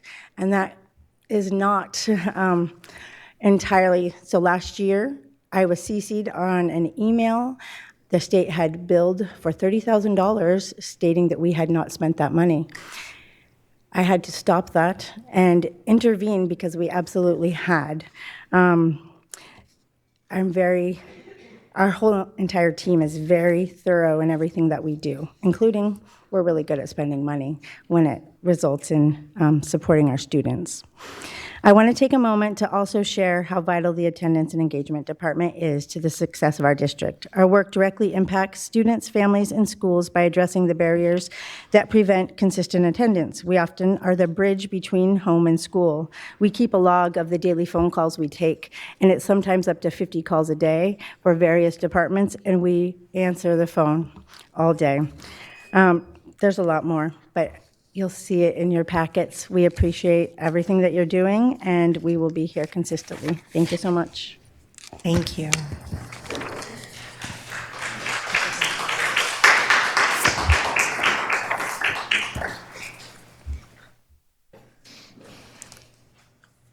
Good evening, board. My name is Trevor Taniguchi. I'm the parent of a kindergartner, and I know at LDV's Children's Center, and I know you've already heard from a lot of parents about our concern with the proposed elimination of that program. So I echo everything that the parents before me have said, and I really want to implore this board to apply some common sense. I mean, common sense tells us that when you have an over-enrolled program and a separate site that's under-enrolled, you shouldn't view that as a single entity. Common sense tells us that when you increase fees 25% in a year, and that program is still over-enrolled, you have a viable community draw to that school, to that program. It's a meaningful program that provides necessary resources, and it is a draw. Students, parents, including myself, pick that school because it has that program available. And so common sense also tells us that you shouldn't just stick to your budget principles because they were at the beginning of this process. You should evaluate them as you progress, and I acknowledge there's huge cuts that need to be made. But you should be open to evaluating and looking at where you started and new information that comes to light. And so common sense tells us that you can't cut a program that could be self-sustaining. And when I watched the comments from the last meeting, it didn't seem to me like staff was actually evaluating whether or not the LDV program was self-sustaining. I've asked for that information. The school district has told me it's going to take over 2 months to provide that information to me. So to me, that tells me we need to evaluate this program. There's comments, there's financial data. It seems to me that this is a self-sustaining program.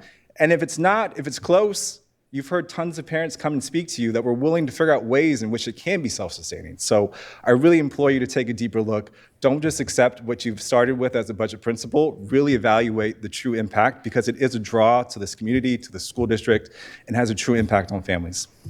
Thanks. Thank you.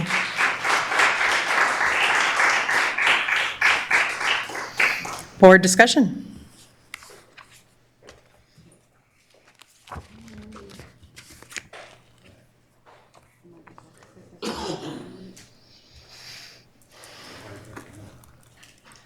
All right, I'll start with a couple of questions for you.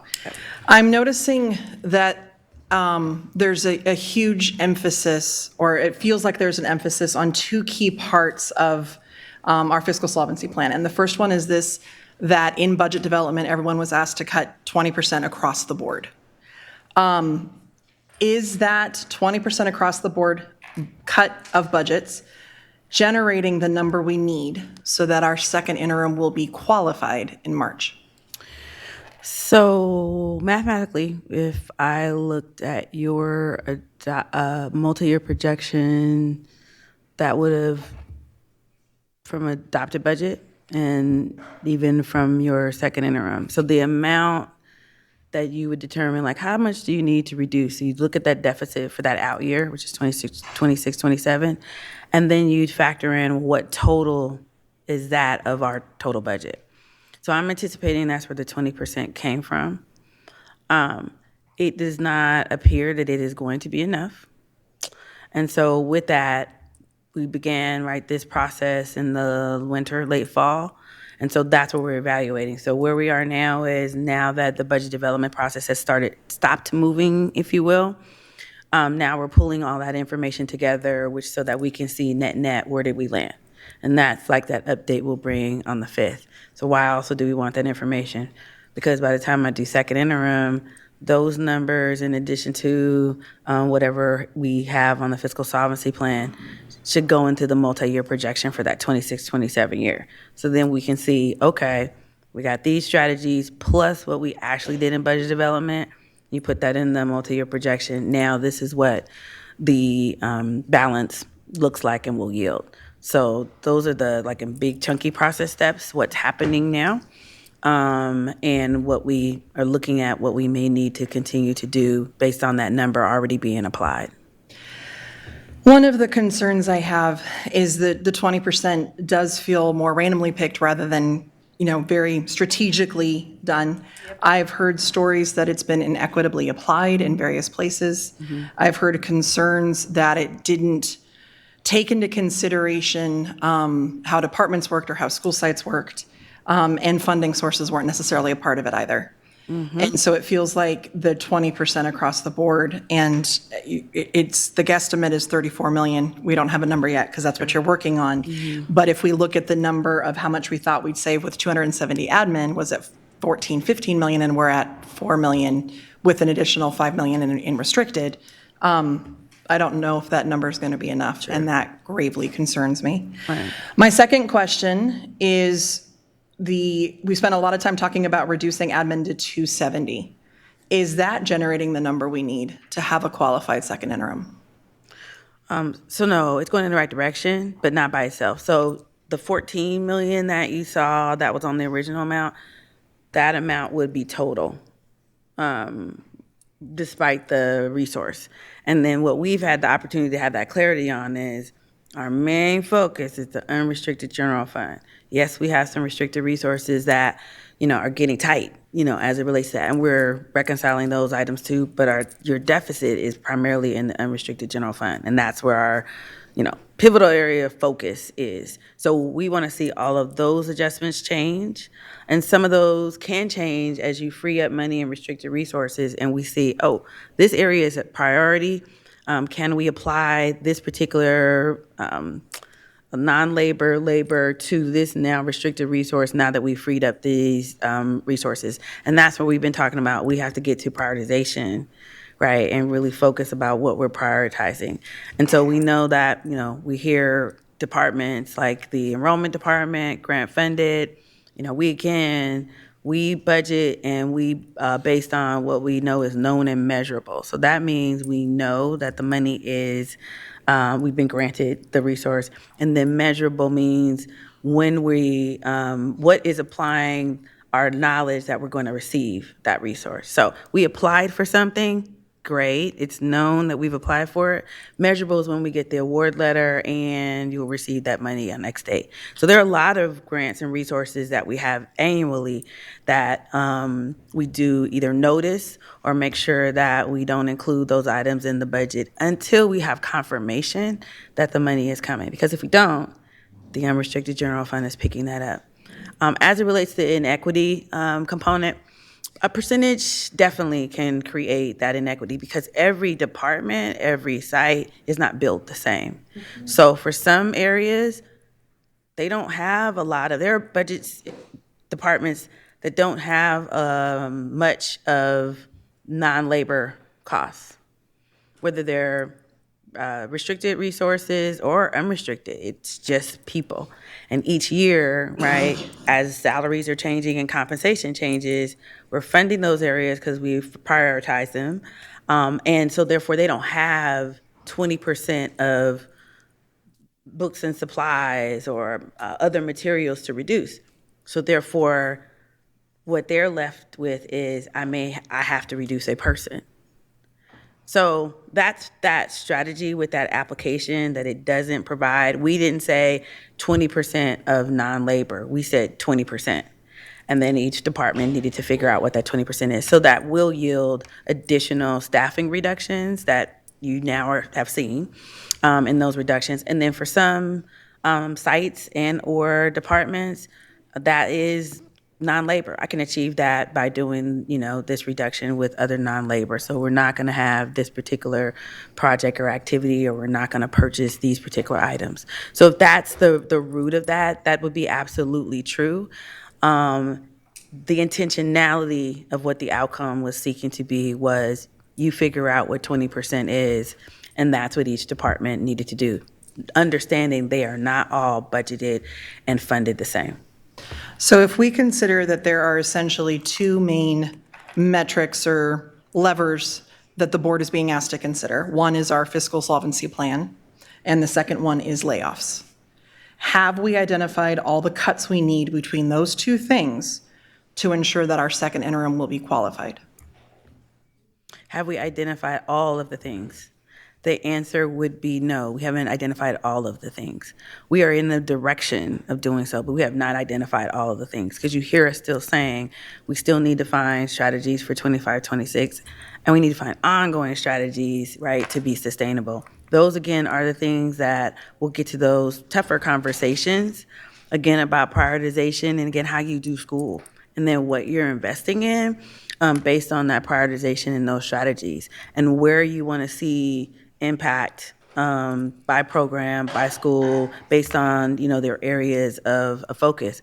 But we can't do everything everywhere. And so it is going to require us to really make some strong recommendations about how, we move forward. And we haven't gotten to that part. In addition to, it's not currently in the plan. So we're also working to bring those recommendations forward so that we can have those conversations, recognizing that we are in a time of the essence issue. So a lot of these conversations, unfortunately, will really get smashed into 26, 27. That may mean some recommendations from the superintendent about what summer and early board meetings look like. So we can continue this process, because you have to get there to achieve the goals that you're seeking to achieve, not just in solvency, but really in sustainability. Danielle, can you go ahead and put that calendar up on the board for us?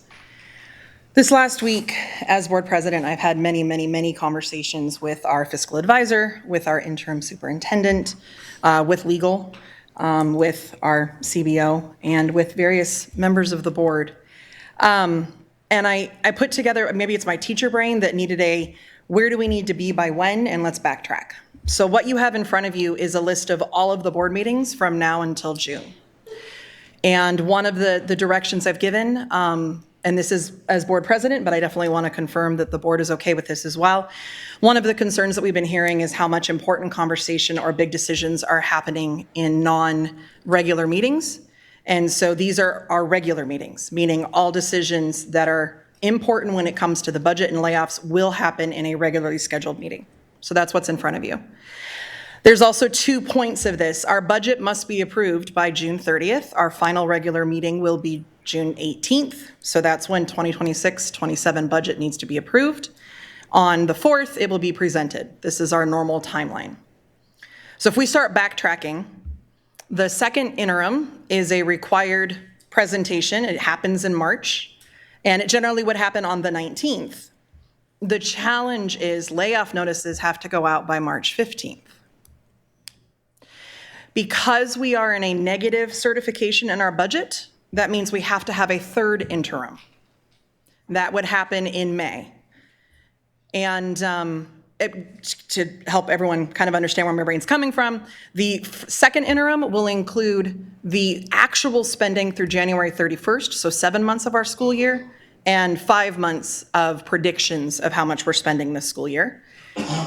For the third interim, it's actual spending through April 30th and predictions for the last 2 months. And asking for that to be presented not even a week later is crunch time, but the reason I've put it there is because the final notices for staffing have to be finalized by May 15th. So with this very crunch timeline in mind, I want to share the thoughts on my heart. And I'll start with, I really want to say this with as much kindness and empathy as I can, but there's this phrase, don't mistake my kindness for weakness, because this is the problem in front of us. Starting with our students, I am truly sorry for how the decisions we have to make up here are going to impact your learning experiences. Because as much as we want to keep the cuts away from your classrooms and your social supports, I don't yet believe we've been given everything we need as a board to ensure we can do that. The cuts we have to consider on this timeline will be painful. Staff, your livelihood, your expertise, your passion, and your commitment deserve better than the conversations we have to have now. District leadership, the way we've done it is not working. The systems we have in place are not helping us make the decisions we need to make. This feeling that somehow all of us are in a space of protecting ourselves or what's important to us, and there's an us against them or an othering that keeps happening in all spaces, it's not healthy and it's not productive. And I don't believe any of us want that. And I fully understand why we're there when it's this scary.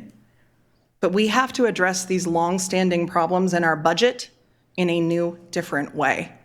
And this is the timeline we have in front of us. If I process how we got here, in June, we passed a budget for 25-26, knowing we were going to have to cut. That was actually already in the budget. I think at the time it was around 20 million, which felt like we can figure that out. But then in September, unaudited actuals came out and demonstrated that we had half the cash we thought we would have. So staff brought us our fiscal solvency plan in November, and the board approved it in the idea that this had had the conversations, it had gone through what it needed, and the board said yes. And in that report, at that time, the numbers were 70.3 million for this year and 59.7 million for next year. So in essence, 70 and 60 million between the 2 years. In December, we did not get an update on the fiscal solvency plan because the thought was we're getting a FCMAT report and we're doing our first interim. Unfortunately, that also meant we lost a month where it doesn't feel like much actually happened in the plan. Then we get to January, we have a new leader who's brought in, who's now been working 6 weeks to get caught up on everything. And as that information's happening, we're finding out conflicting stories from what we had been told in November to what we're being told now. And in that time, the board kept calling for more special meetings because we wanted information, we needed answers. We wanted to make decisions, the hard decisions, and that wasn't given to us. And so we made hard decisions on ourselves as a board that a week later we did pull back some of it because that's not the best way to lead either, but we felt like we needed to take action. What do you do in that moment? It's now February 19th. And there are no new recommendations in the fiscal solvency plan for us to approve tonight. The layoffs that have been brought to us were put together through the budget development plan, which in my questions have just demonstrated that 20% isn't equitably applied. It's not a scalpel. It's not asking about programs impact. It's not considering restricted and unrestricted and what that means. We don't have the info we need to do this. My recommended direction is that on March 5th, we get presented the informational update of the second interim of what needs to happen to be qualified. Qualified means we can pay and it would be self-identified as qualified because it's the county that would technically determine that. And self-identified means we are confident we can pay our bills for 25, 26, and 26, 27, but we might not be able to pay our bills in 27, 28. Because right now, that conversation can happen later. Which means if we're going to make a decision on a regular board meeting before March 15th, that on March 5th, we need either updates to the fiscal solvency plan that take care of ensuring we're at interim, or we need layoffs that ensure we're taking care that we will be qualified at second interim. Those are the two pieces of info that we are currently using to make that happen. The reality is we are here not because of any one person or this board or any particular leader. We're here because of a lot of systems and a lot of decisions and a lot of things that have led us here. But the reality is it is on all of us here to address it. Us 7 board members have been here since 2020, 2022, and 2024. But we're Team Sac City, and we're here to do the hard decisions now before an outsider comes in and does it to us. So I have a huge question for our interim superintendent, which she did know was coming. What is your plan to bring the board the staff recommended cuts that will ensure we have a qualified second interim in essentially one board meeting?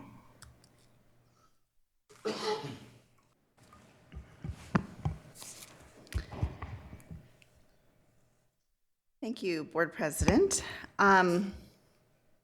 That is a lot. And while as a system, we know that our processes, and specifically speaking to the budget development process as one that was used to help get us where we were, or where we are, continues to need fine-tuning. So here's what I'll say as first draft right now, knowing that through the work with Cabinet and others, because we're going to need lots of different perspectives on this, here are some thoughts. In order to have a qualified budget, self-identified, with a second interim that comes in March, you identified 2 places, the fiscal solvency plan and layoffs. With the fiscal solvency plan, we already are in process of updating it to include additional information, specific costing, and we anticipate having that for you, for the board, in March. We also have been working on contracts that can be stopped, canceled now, or that can be not renewed in the future. And that will generate savings, some now, some for next year. We have a reconciliation that was mentioned coming forward as well that will identify, because we did hear loud and clear, having layoffs and positions closing is part of the picture, not the full picture. So the reconciliation that is being worked on will show what has been closed, what has been opened, the costs associated with that. So the board will be able to see a clearer picture of the impact related to the financial component. But we're also looking at adding a line that talks about the impact, because we are losing a lot of positions and that has an impact on the system. So being able to identify what that is. The other things that we will do, I will say this week, we met with 3 of our labor partners. We're meeting with the other 2 tomorrow to have initial conversations. Well, some are initial and some are not, but around the budget, to give an opportunity to ask questions. And it's clear to us in those conversations that we need to have another round. So we will be doing more of that. We also will, and I appreciate Cabinet in leaning in, We are going to have some forums, some opportunities for employees at Cerna as well as elsewhere to come in, and this is a lot. Try to digest, understand, process, and give other ideas for. Some of those will be during the lunch hour, some will be after work, just to ensure that we can get additional perspectives. In November or December, there was an email generated or an email identified, created, in which employees can share ideas that they had to cut costs. And that list has been looked at initially, but needs to be looked at again, and we're going to include and encourage employees to reach out and share ideas. Some of them that have come in so far are in terms of increasing fees like fingerprinting or NCLB testing fees, changing the hours, shortening calendars, a variety of things. Some of those negotiable, some of those not. But we will be leaning into that to generate ideas, additional ideas that have not yet been thought of. The things that, before I get to the last part, the things that we know we need to continue doing, that net list, that's what we're going to call it, of the reconciliation is certainly part of that.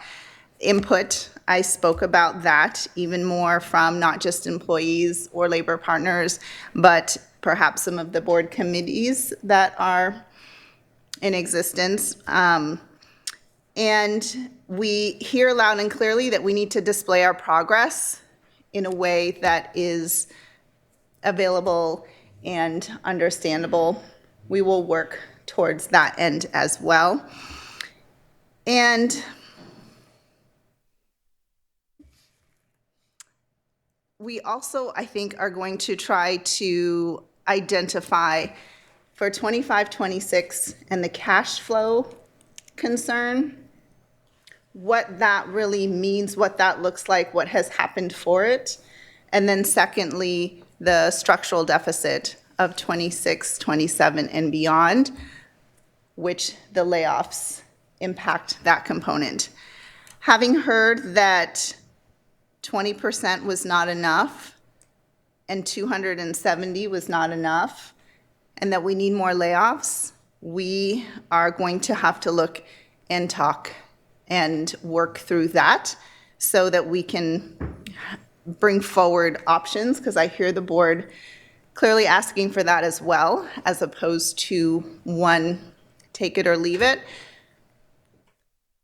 We are going to work towards that end in all of those areas in 2 weeks, which is March 5th, which is not a lot of time. And I do also have to just say that that's also not a lot of time to effectuate layoffs, knowing that there are so many components and pieces involved in conducting an analysis and ensuring that appropriate staff based on positions receive appropriate notices. So that's a lot. But those are things we are going to try and do and accomplish. And I guess what I'll say too is we recognize that there was frustration around the lack of what felt like the lack of urgency in talking about this since November or September. We can hear that. We can feel that. And we want to try to, not just for you all, although you all are the board, but for like our employees, all of our employees. We heard from employees tonight who presented who potentially are now going to be affected by more layoffs, because we have to look in a variety of places, and it is only fair that we look in multiple places and not just at one unit or one non-unit.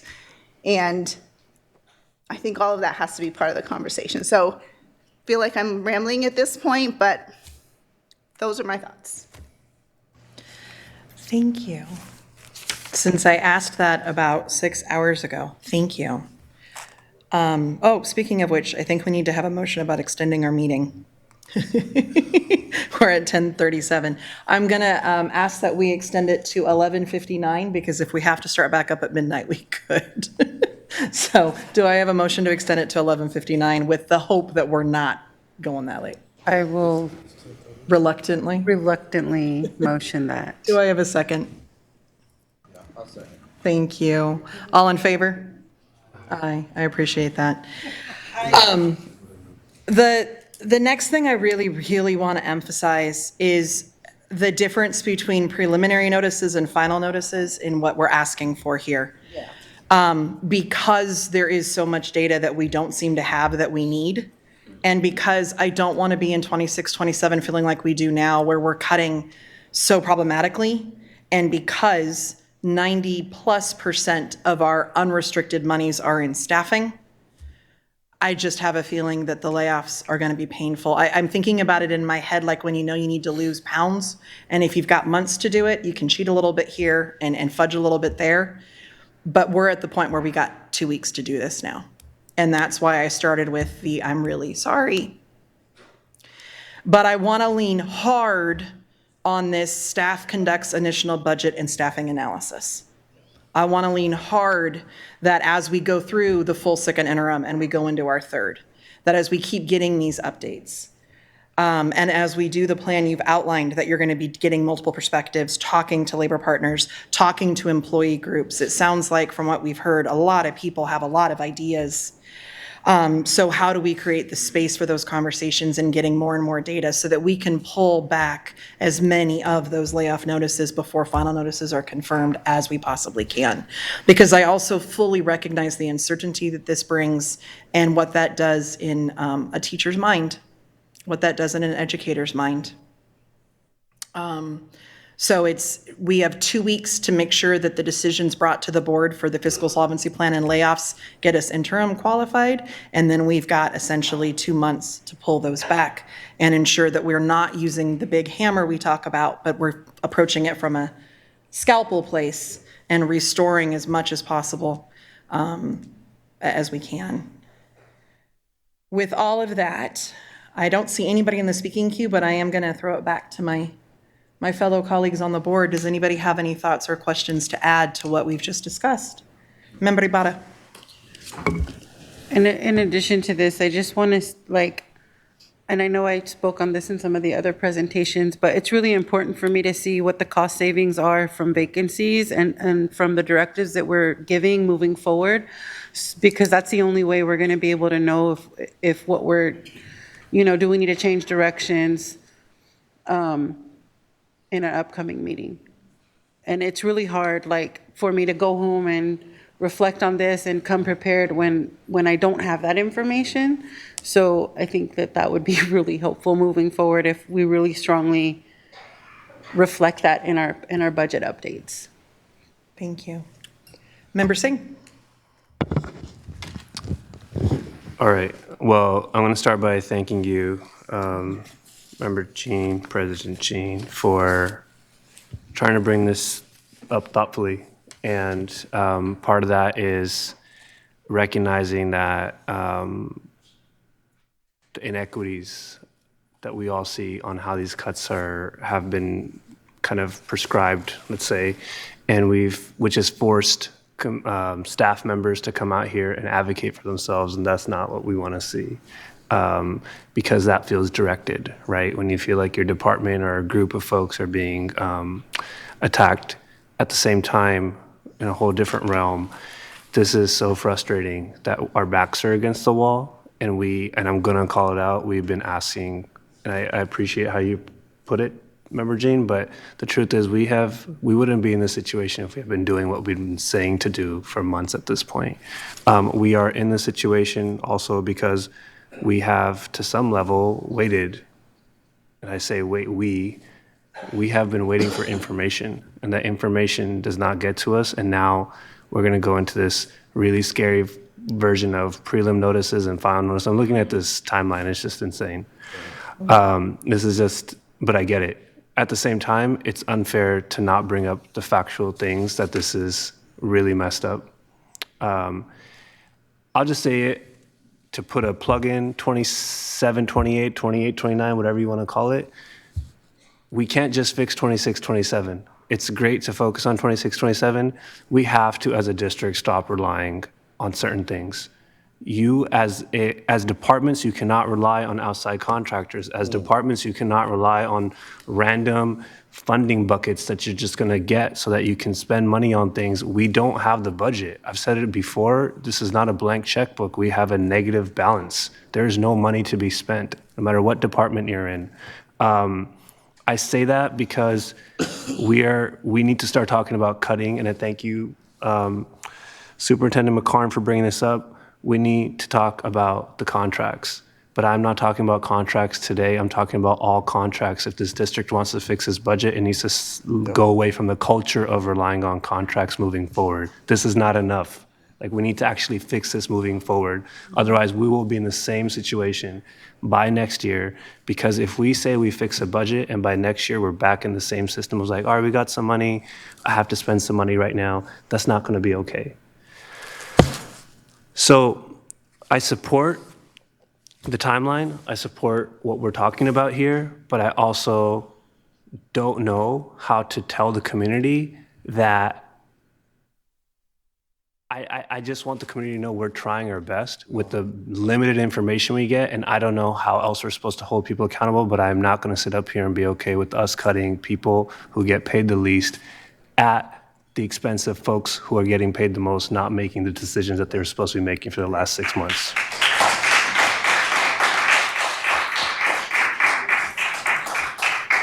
So in that sense, there's a lot of folks, a lot of people, everyone needs to be prepared for the type of notices that we're gonna likely be putting out.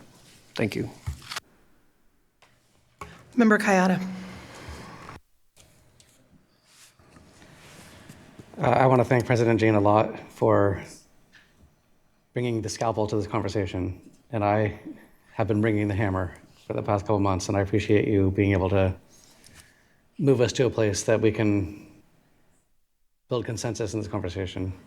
I think that's part of what's been lacking is, as a board, I think we've been on our back feet so much that we don't know how to react other than just to react and say, you just need to do something. Why are you not doing anything? And I think this direction and the comments from Superintendent McCarn is a very positive step with an aggressive timeline, to be sure, and I do support that timeline as well. But this, I just wish we had been here in November. I do want to just speak to how we move forward and what I need to move forward. And I'll start just by calling out what I've been feeling for a while, which is that I feel like I've been the last to know about what we've been doing as a district. Today we had some people from the care department talking about maybe this thing is getting cut. Is it? I have no idea. No one has told me what programs are actually being affected. It's 20%. What does that mean? It was decided behind closed doors here in Cerna. The board never approved these things. Did we say to cut LDV's after-school program? No, we never said that. In fact, we said the opposite. We said if a program can be self-sustaining or can be close to self-sustaining, we should keep it. We didn't vote on that. We don't know what the impacts have been. I don't know. You know, I walk around town, I see some of our employees, and I get the side eye, and I'm like, well, apparently you've been noticed, because I don't know who's actually being affected by this and what programs they are. And I think that's what needs to change for us to be able to make these decisions. Last Thursday, we had a meeting where we basically were presented with one option. It's this option or insolvency. And I didn't feel like I had any control in that moment about what I was actually voting on. I just knew that if I didn't vote on this, we were facing insolvency. And that's not a place I want to be in, because I can't go and look to the community and say, I had to do it, that's what staff brought me. That's not what the board should be doing. And I think part of what it will take to get that is we need, on any future layoffs, to understand how much of a savings are we getting? Is it general fund or restricted? And what is the program impact? Because if I see a person, whether it's a vacancy or a filled role, I'm not sure if that is a program that we no longer need, if that's a program that we're actively cutting. I'm not sure if that's just moving an employee from one school site to another. That data is not clear. And so all these actions, we're continuing down the path of basically giving the district staff the baton and saying, please fix this for us. And then when you bring it back, we basically just have to approve it. And that's not how this should be working. I do definitely agree we need to have a qualified second interim. It has to be in a qualified position, and we need to do everything we can to get it there. But I would also say the board needs to have options. We need to know and have some say in determining the future of our district. It can't just be that staff spend 2 weeks getting right to the line, and then one of the programs that's getting us to the line is one that we absolutely cannot stand to cut, and then we're just in a position where all of a sudden our insolvency plan isn't working, and all of a sudden we're not qualified because it's like the board didn't do it. We need to overcut in order to allow us to make the decisions as a policy body that allow us to bring this under control. And I will say one thing that's been sitting with me for a minute and is really worrying me is we still have not received our external audit for the 24-25 school year. And the reason that concerns me is because we don't know how deep of a hole we have to fill if we don't yet have last year's numbers, which will give us this year's starting numbers. And if there's a surprise waiting in that document, that can just really throw this whole thing off. If an auditor is this late, generally not a good sign. I also want to understand if our auditors have found other issues that we haven't discussed yet that haven't been brought to us. And we need to be able to ask this third party as a board, what is actually happening? What are you seeing? And what else should we be asking that we're not? I think that's my comments for now. Thank you. Member Rhodes? Okay, so I think on top of what Member Kayada said around what needs to be seen when cuts are coming back, I think for me, I would also like to see, with any of the jobs or layoffs we're talking about, the direct student-facing positions, indirect student supports, it needs to be labeled for us, administrative versus central office, how many of the proposed reductions impact services tied to IEP, English learner, foster youth, high needs students. I think that's the information that we need, and I think that our community needs as well, because when I'm in community, the questions are, the cuts that you guys are doing, and you're proposed keeping things furthest away from the classroom, well, how do these cuts actually impact services to students? And I think it's super important for us as a board and our community members to get that in these updates. And so not only what Member Kayada said, but also all of the things that I listed below are things that I need staff to bring back. And my constituents and community members need it as well. And so, me, I'm the community guy, and I'm a Southside kid. You know all the stuff. But at the end of the day, these impact our community. Our schools directly impact our entire community. A lot of the staff here, a lot of the folks that are in the audience, they all attended these schools. Sac City Unified School District. We are all here. So this is an opportunity to do it right in a short period of time, as right as it can be done, but that's transparency. If we get that information, that's transparency. And anything else is us touting it, but not really giving it the way it deserves. So I'll leave my comments there. Thank you. Member Ibarra? I have two questions I don't need to answer for tonight. The first one is, in this process, it would be helpful for us to understand how you all are projecting your enrollment in this process so that we understand the formula being put forth because of questions that we get as well, right? And so that it's consistent in the messaging. I think it's not clear right now as stands, which puts us in a position where we don't have a clear answer when we are questioned about that. And so that's where that's coming from. The other thing I did ask on February 5th and was hoping we would have an update for at this meeting, but I understand there's a lot of moving parts going on, is around the positions that are currently working out of class.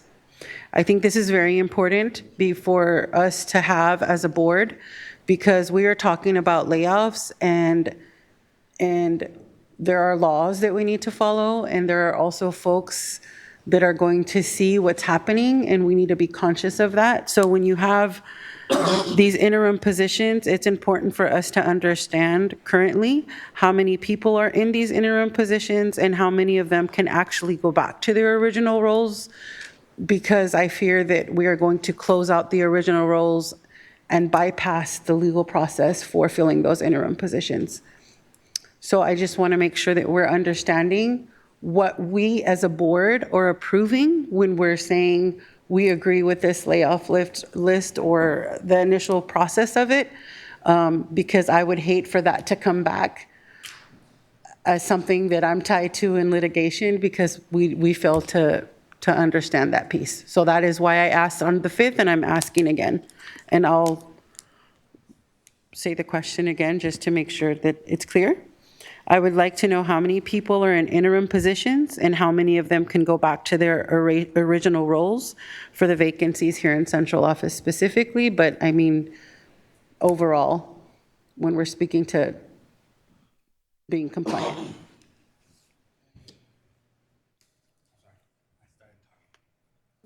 I'm hopping.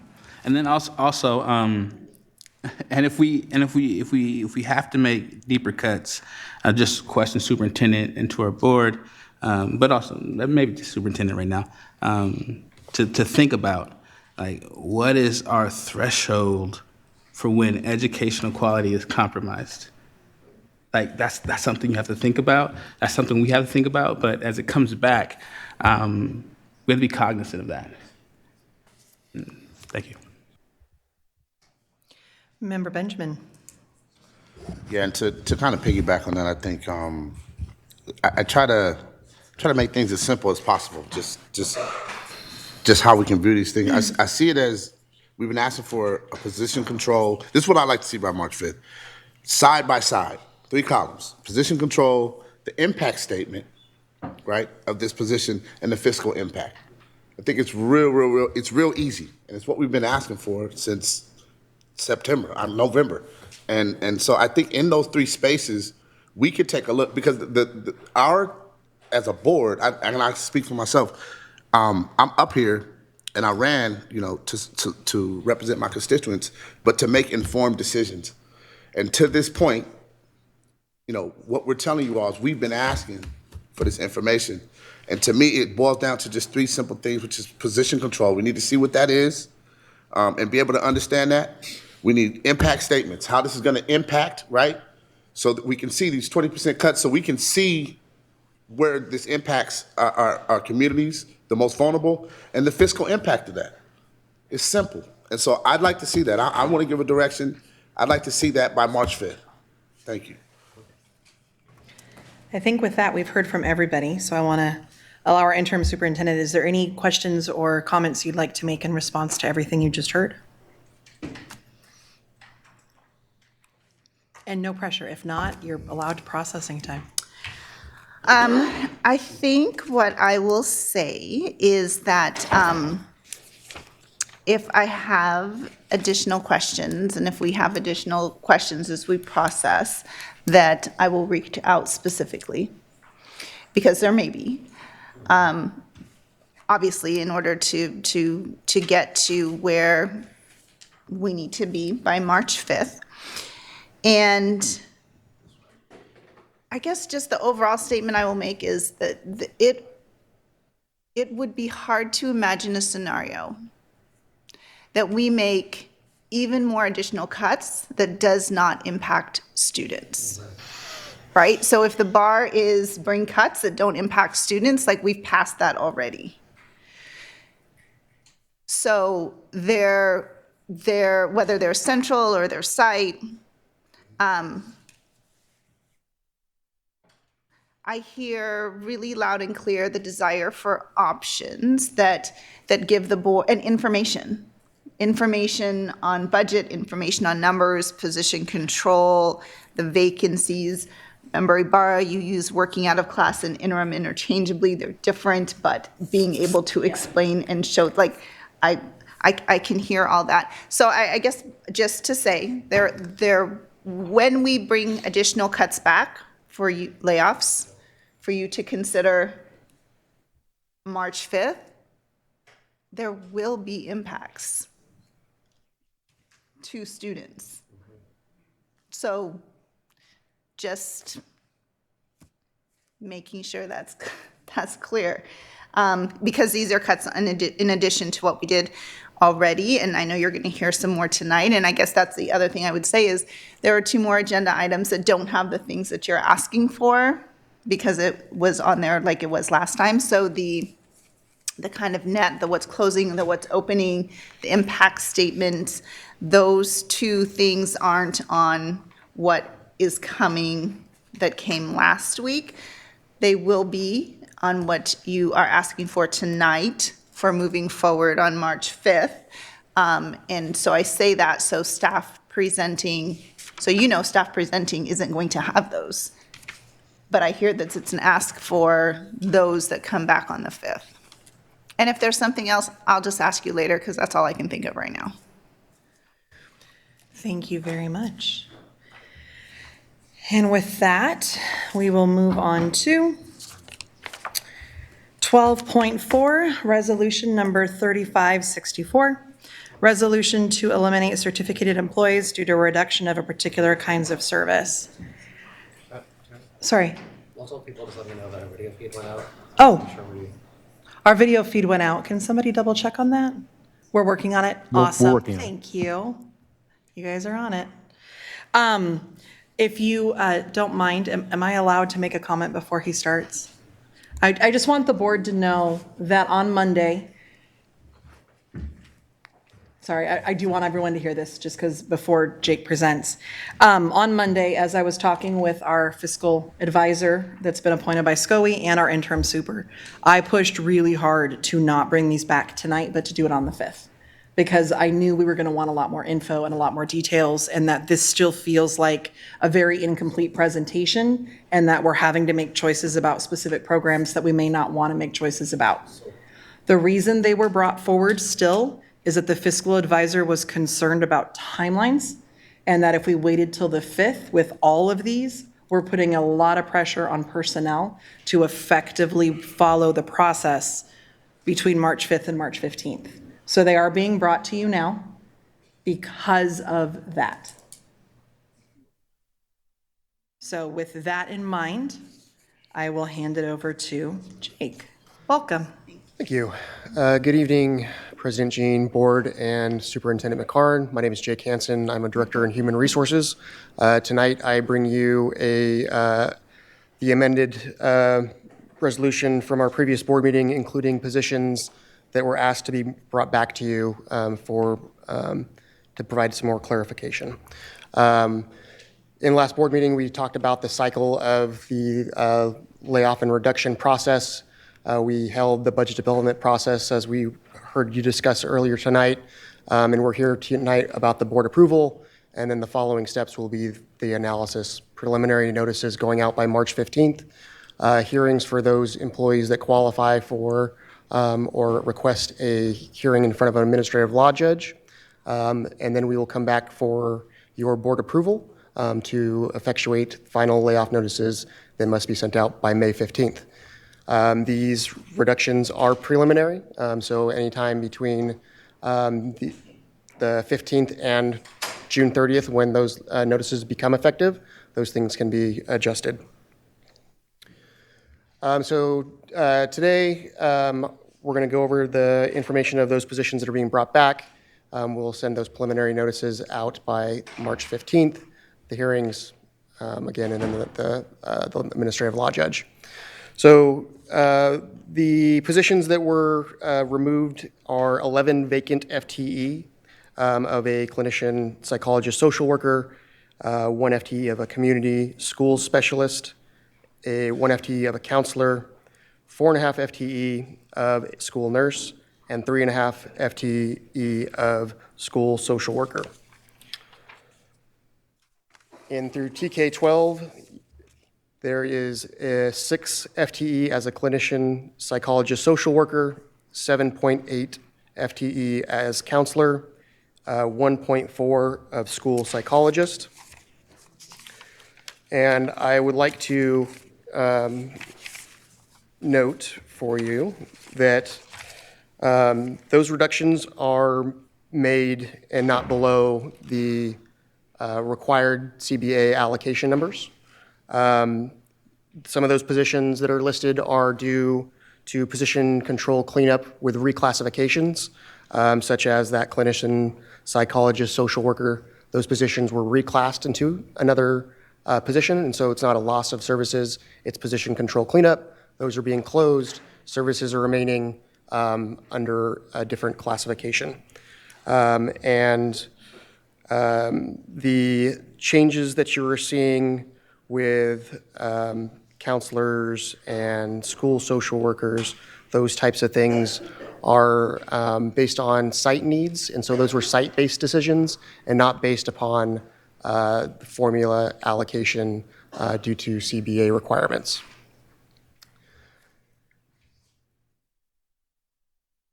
So tonight, we ask you to approve resolution number 3564 with those specific highlighted items that we are bringing back to you for your approval. And if you have any questions. Thank you. Do we have any public comment? We do. Terrence Gladney.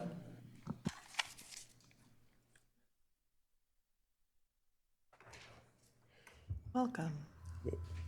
Hello again. I don't even know. I'm sorry. I'm tired.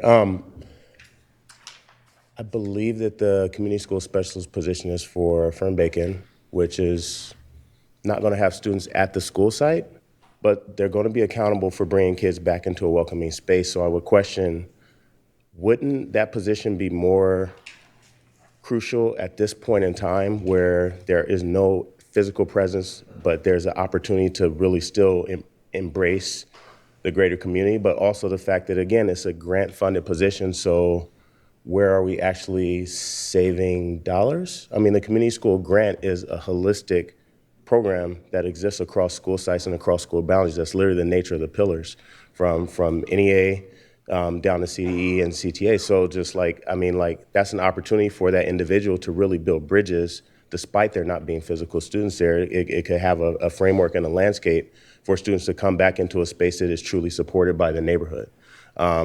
There are still going to be feeder elementary schools that are coming there.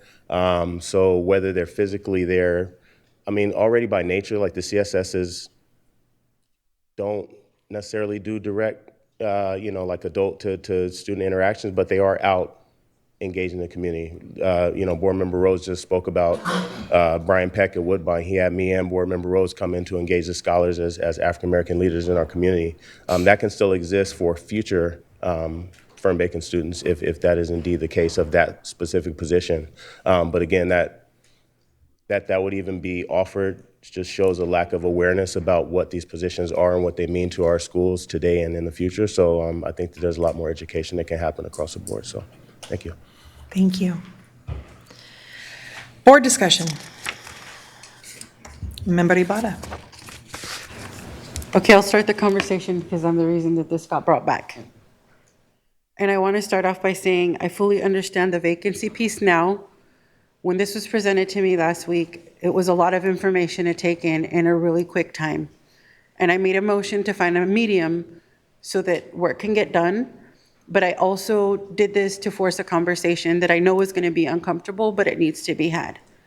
Because if you all remember, and you can go back and review the board meetings around this time of year last year, when we were going through this process, I voted, and then afterwards realized immediately that I misinformed myself, and I didn't blame anybody else but myself. But I said I won't let this happen again. And so the reason we're in this conversation is because when we talk about keeping things as far away from the classroom as possible, I truly understand that every decision we have to make, going back to a comment that you made right now, like this is going to affect our students one way or another. And I understand that. However, when we think about student support services, it is one of the groups of folks that we see consistently from year to year, and I think it's because we need to change the strategy. I understand that this is processes that we have to go through every year as part of right-sizing our budget, but I think that we should be in a place where we shouldn't have to question if these are services that we should even be talking about as part of these layoff processes. Now, again, pausing and saying I recognize that a good chunk of these are vacancies. We also gave a directive to freeze hiring, hence the vacancies. So I think in that conversation, there also needs to be transparency. And then also I want to touch on the comment that you made where some of these are site-based decisions that were made through their site councils, right? And so I think that that's also information that I think moving forward in this process is key for us to understand so that we are able to be fully transparent with our constituents. So I want to start the conversation that way. I'm sorry, but if we have kids showing up to school, but we're not supporting their needs around mental health or resources outside of what's happening in the classroom, they're never going to be able to fully be themselves while they're in the classroom. And so that is why I pulled these. And I'm sorry that I'm the one to bring us back to this uncomfortable conversation, but I'm not sorry that I'm the one to bring us back to this uncomfortable conversation. So those are my comments for now. Member Singh. Start by saying I have to apologize. I was not here for the special board meeting, and I appreciate the opportunity to take a look at this. I think it gives some clarity if the school sites themselves are making the decisions, but I also think it's important for us to recognize what Member Ibarra is saying, which is I hope the school sites are also making decisions that reflect on the needs of the children, because it's hard to tell from this. I'll give you an example. Seeing a 6.0 of clinical psychologists and social workers, right, or 7.8 of counselors. I'm sure that's across the district, maybe at a site that maybe has 2 counselors or maybe has 2 psychologists or two social workers. But it's really important for us to get this type of information clearly disseminated to the public, because if you look at this and you're in the public and you're just seeing this list, it looks like we're just going around cutting psychologists. We're just going around cutting counselors, right? So we just have to figure out a way to explain this better, because that is a huge separation of saying the school sites are saying, okay, we don't actually need this position, so we're going to make a recommendation to cut it. The vacancies make complete sense to me. I will ask on the public comment, what benefit do we have of cutting a community school specialist if it is funded by if it's restricted funding, if it in fact even is? I don't know if that's true or not. I'm just asking you if is. It's grant funded. Or is it grant funded? So is that restricted or still unrestricted? It's restricted. Well, I was going to say specific to that, I'm going to look for cabinet to answer some of the questions related to specific positions being reduced, whether site or centrally. And so I'm looking to someone else to answer that question. I'm unsure of the funding piece of that. The one thing I can share that is not expertise is it's the community schools grant is money. It doesn't mean they have a great budget. So they're probably making tough decisions in this as well. But I don't want to put words in anybody's mouth, because I would want to talk to Sarah Lynn about that. Yeah, that's what I was going to say. I think that's a question that we need to bring back to you, because we don't have the proper person in the room to be able to give the exact reason for that and what the benefit is. Okay. Yeah. Well, considering these are preliminary, this is the type of thing when we look at that map that member Jean just shared of the map for the next 3-4 months on we're going to make decisions. That's the type of stuff where that needs to be part of that staffing analysis. So even if this is a preliminary notice, if the staffing analysis of information from Sarah Lynn proves otherwise, and this doesn't have a financial effect on us negatively, or there's an explanation for it, those would be the type of things that we can say, all right, this doesn't make sense. Yeah, we will relay that to her and have that conversation. Perfect. Thank you. Member Kayada. Well, I was going to say, I think what we communicated earlier was a temporary closure at Fern Bacon due to the construction and the relocation of students for that particular position. But overall, we hear what you're saying in terms of more than just a list and Yeah. the additional details needed. I was just bringing that up to specifically respond to Terrence's comment, because even if it is a place that's closed, is there any benefit of Right. bringing up the comments that he's bringing up? Is there a benefit to the students? So, thank you. Member Kayada. So I appreciate the additional clarity we've had tonight and that we've had a week to think about this, and the commitment that we're going to have even more clarity for the future items.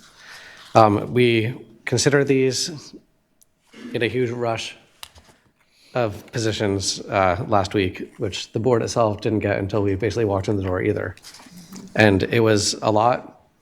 And that meeting wasn't televised because it was a special meeting. In my mind, it was a procedural first step, and the board would have control.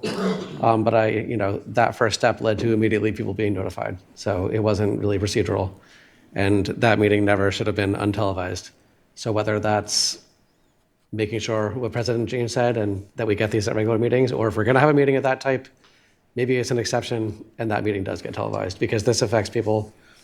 I also wanted to, once again, and this wasn't televised, but really humbly and absolutely thank Member Ibarra for the movement you made last week to make sure that we would have this conversation. Because not only did we get the information that we need on these positions that you pulled, but more importantly, we started the conversation that we hadn't been having yet to make sure that we understood the impacts. And that allowed us to ask what we're asking for right now, which is important for us, but also to the community to understand what's happening. So just wanted to really appreciate, once again, we took a week, and that did, slow down some process for the staff to get working on this, but it allowed us to make sure the process is much better. And I think that's what we're going to be seeing moving forward is, we're up here doing this in public. I mean, the Brown Act is a thing. We're not sitting here behind closed doors and then coming out with a nice, easy presentation. Sometimes it's messy, but that's because we're making hard decisions under an incredible amount of stress. And I want to, acknowledge my colleagues and all the staff who are under that same stress. These are not easy decisions.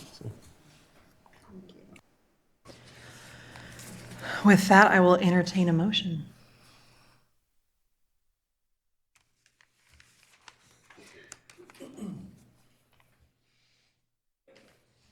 I'll move approval. Do we have a second? I'll second. Thank you both. And our vote. Member Jean? Reluctantly, yes. Member Kayada? Ditto, yes. Member Benjamin? Yep. Member Rhodes? Aye. Member Singh? Aye. Member Ibarra? I also reluctantly say yes, with the clarifications that I got. Okay, thank you. Thank you very much. Moving on to 12.5, resolution number 3560, notice of layoff, preschool employees reduction in force due to lack of funds and/or of work. And I just got another text that the stuff is spinning online, so I don't know if that's been addressed or not. Gotta love modern day stuff. Thanks, Jake. When you're ready, yeah, go for it. Yep. So thank you. We come with another resolution for reduction in services. This is related to our preschool employees. In this resolution that you have before you, there is 14 staff members that are, or positions that are listed, one vacant management position, and 4 management positions for a total of 19 FTE within preschool. These positions range from teacher-child development from different programs on different calendars in FTE, as well as the administrators that are over those programs. Again, these are on that same timeline that we discussed in those previous resolutions, and we recommend approval of the resolution 3560 for the reductions of preschool employees.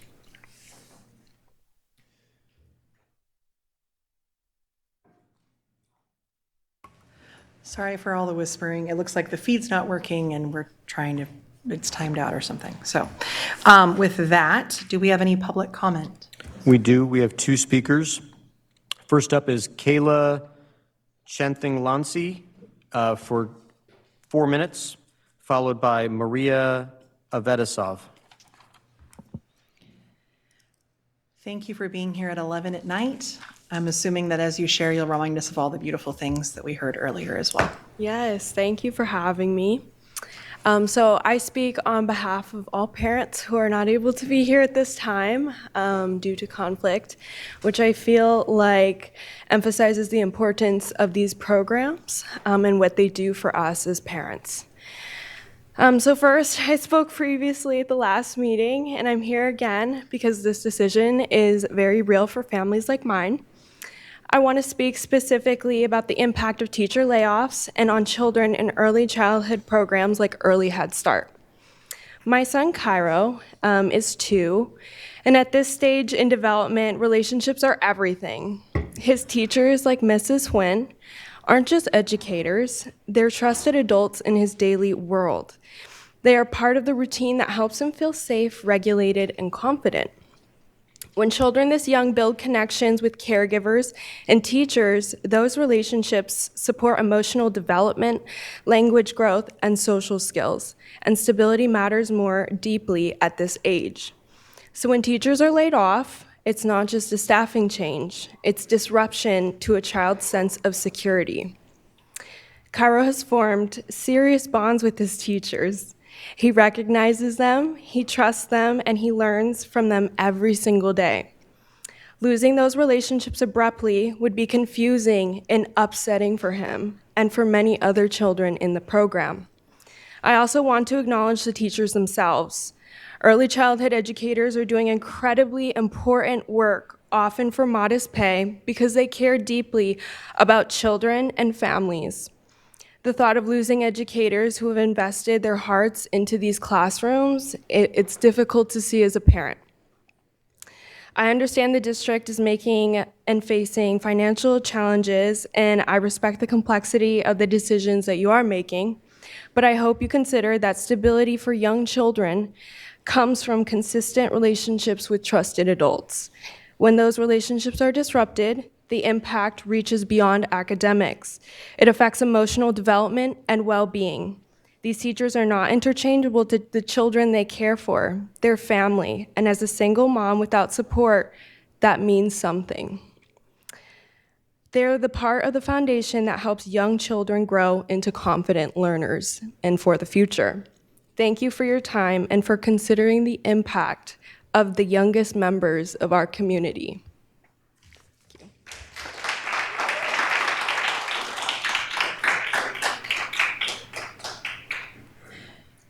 Good evening, board members.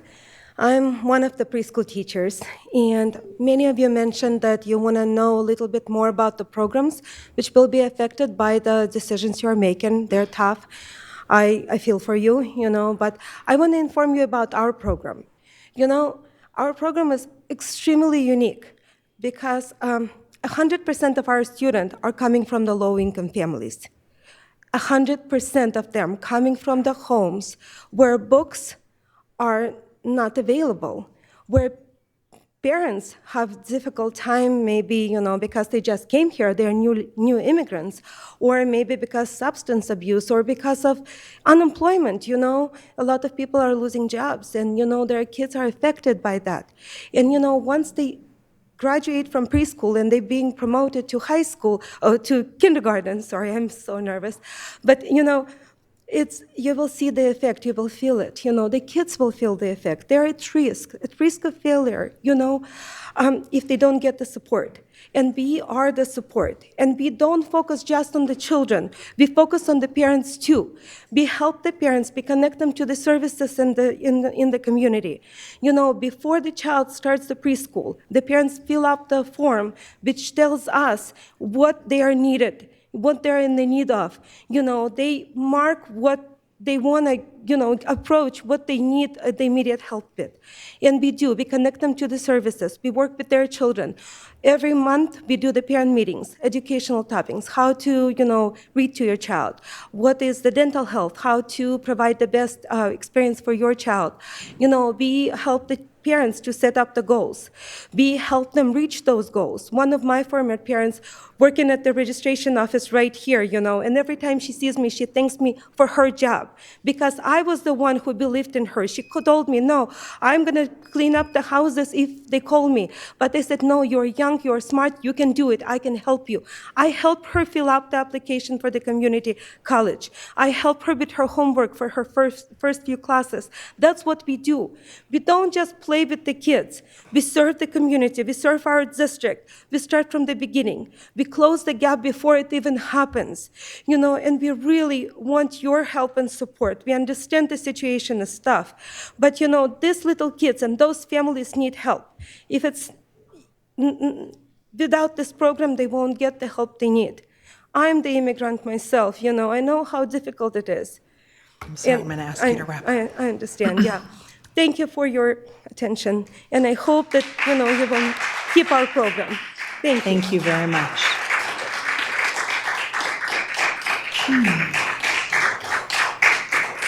Board discussion. Member Ibarra. I will start this conversation because, again, I pulled this from the last meeting, and these comments are more for the board that I'm about to make to open this discussion, and the reasoning behind why I did this. For years, I sat on that side of the dais in this fight, so this isn't new to me. I have seen the evolution or lack thereof of what is early childhood in SCUSD, and that's not to take away the great work that all of you have done throughout the years. But we cannot continue every year to bring forth chopping more and more of what is presented to the board as a program that is not sustainable when systemically we have done nothing different to make that not the reality that we face each year. I am not saying that you don't go back and plan with your teams and try and do things in different ways, but we keep getting the same message overall, and it has to do with how we're funding it. So then that means us as a board, we need to look at what is the vision we have and how does that fit into play with what we're doing when they get into TK-12. Because in preschool, just as you've heard in many of the public comments that have been made and many of the ones that we've gotten written, is that in low-income communities, this is a very, very vital resource that I myself depended on as a mother who was separated from her family because of immigration.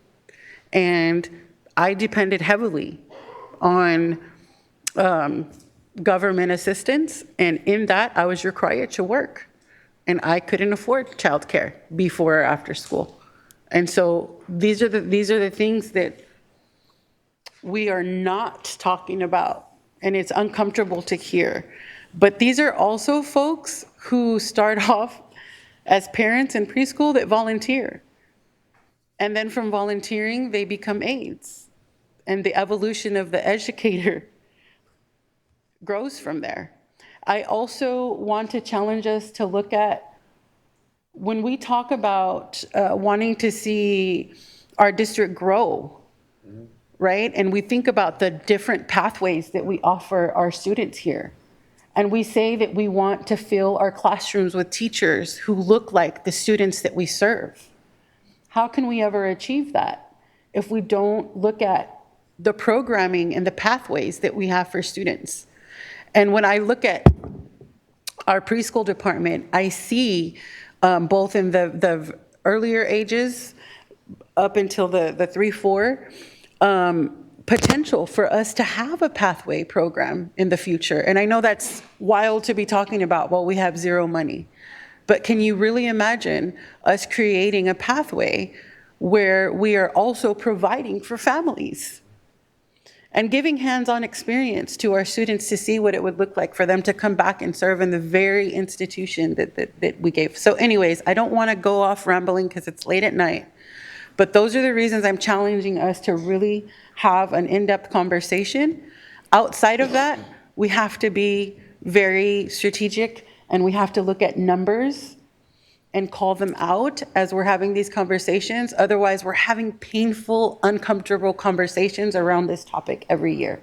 So I know that Board Member Singh is going to also make some comments, so I'm going to end my 2 cents there.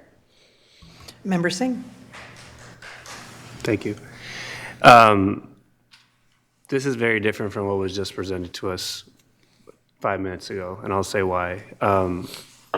This all ties into what we were talking about earlier about how preschool programs, right? I see them as core teaching spaces for our children, for our kids to actually, I mean, I don't want to take, I can't put into words better than the folks who came up and spoke for the program, to be very honest with you.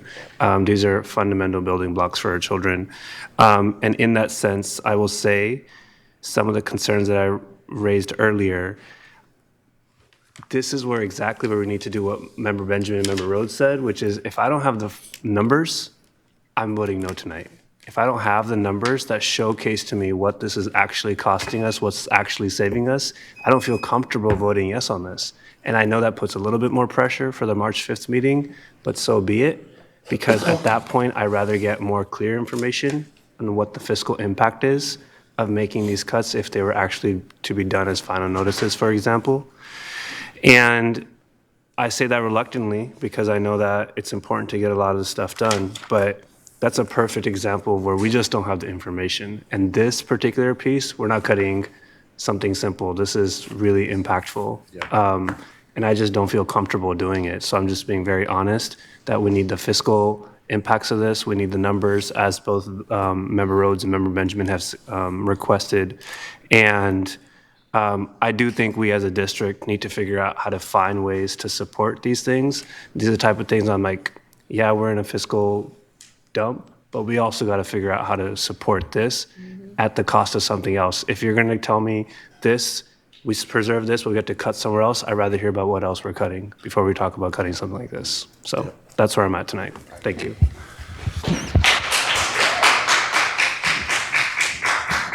If I may respond to that,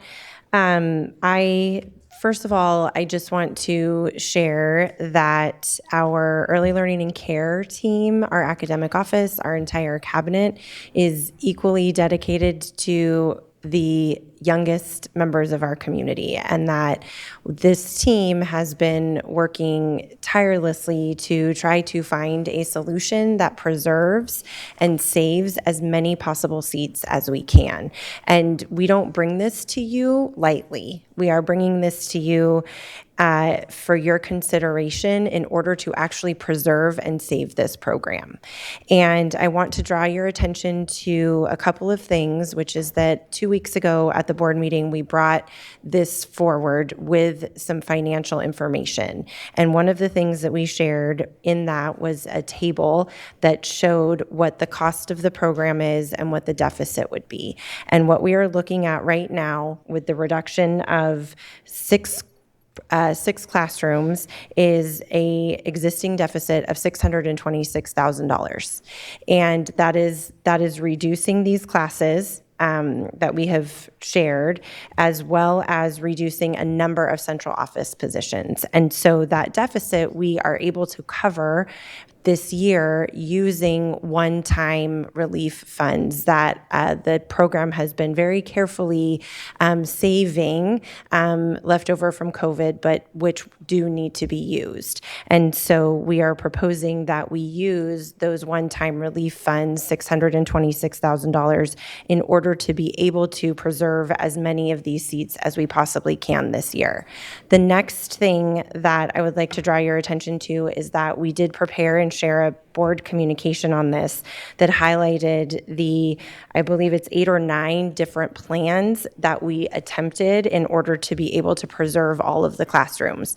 So we have plans A through G, which preserved all of our classes. And in doing that, the lowest we were able to get the deficit in the program was $880,000. By preserving all of the classrooms. That was if we eliminated the entire central office support team. And as you heard from Karen Griffiths from SETA today, that's not an option, because if we don't have the support staff to be able to ensure that we are meeting the program requirements, SETA will not fund the program. And that means that we lose every single one of these classrooms, not 5 or 6 right now.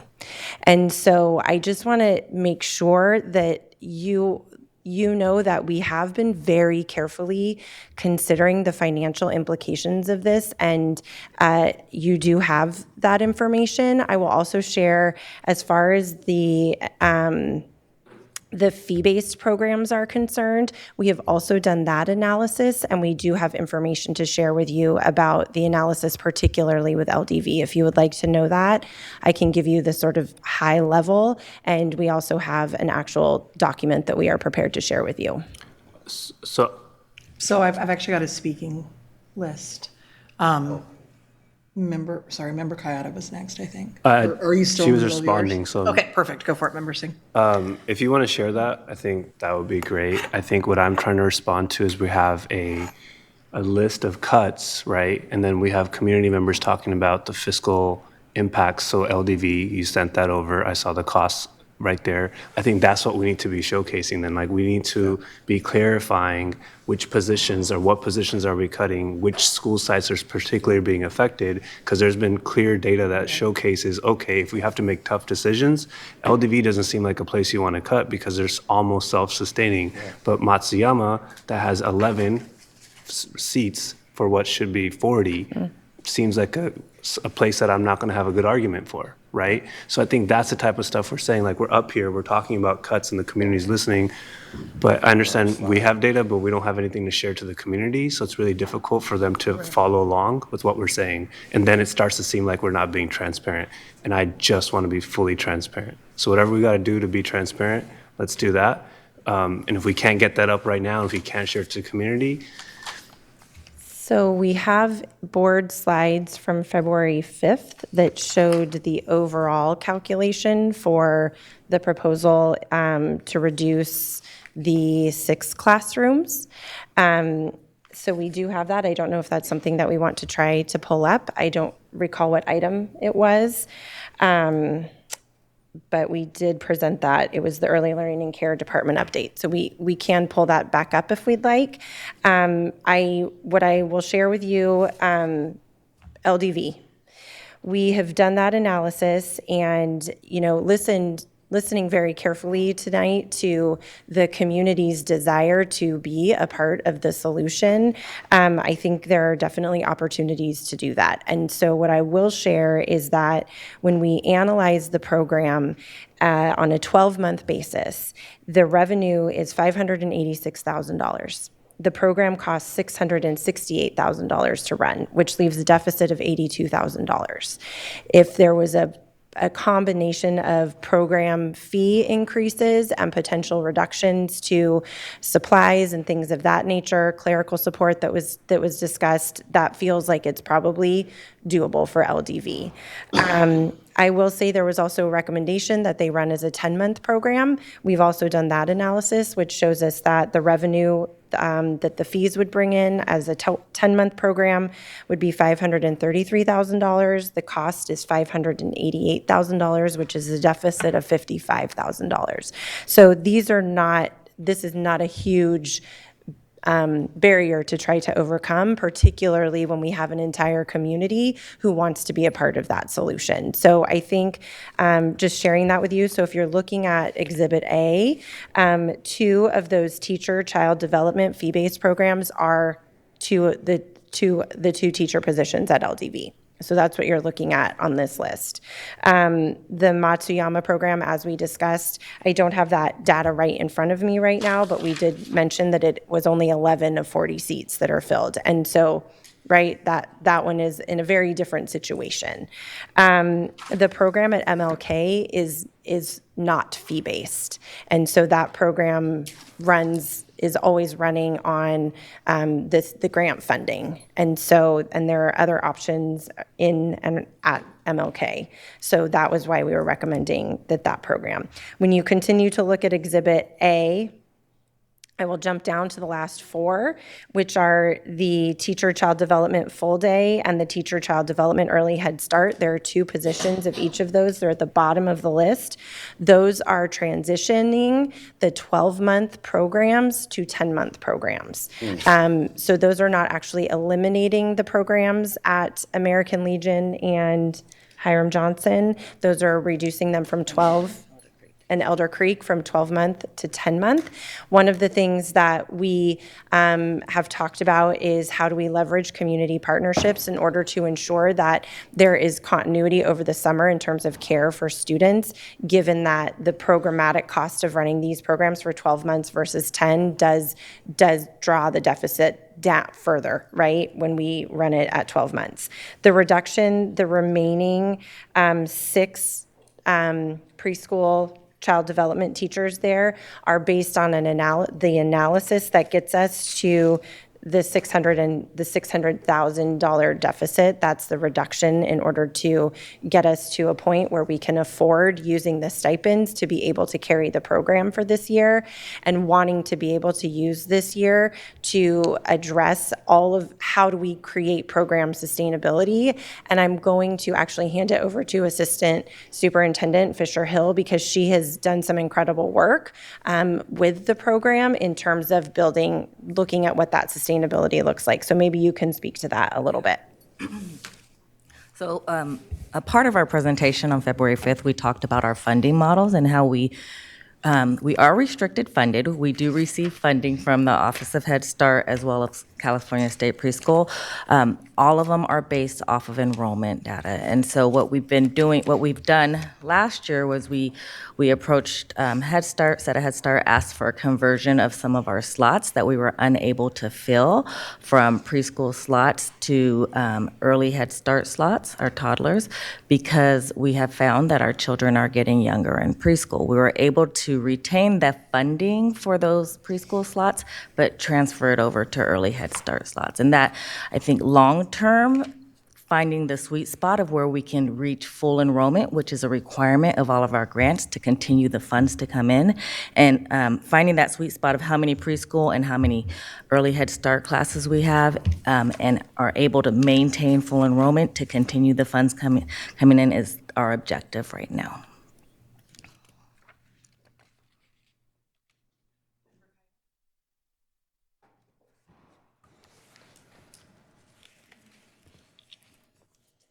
So this is one that was going to be difficult for me last week and is still remaining difficult for me.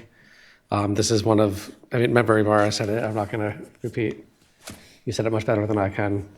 My son was in the preschool program in the district. We've experienced it firsthand. I understand that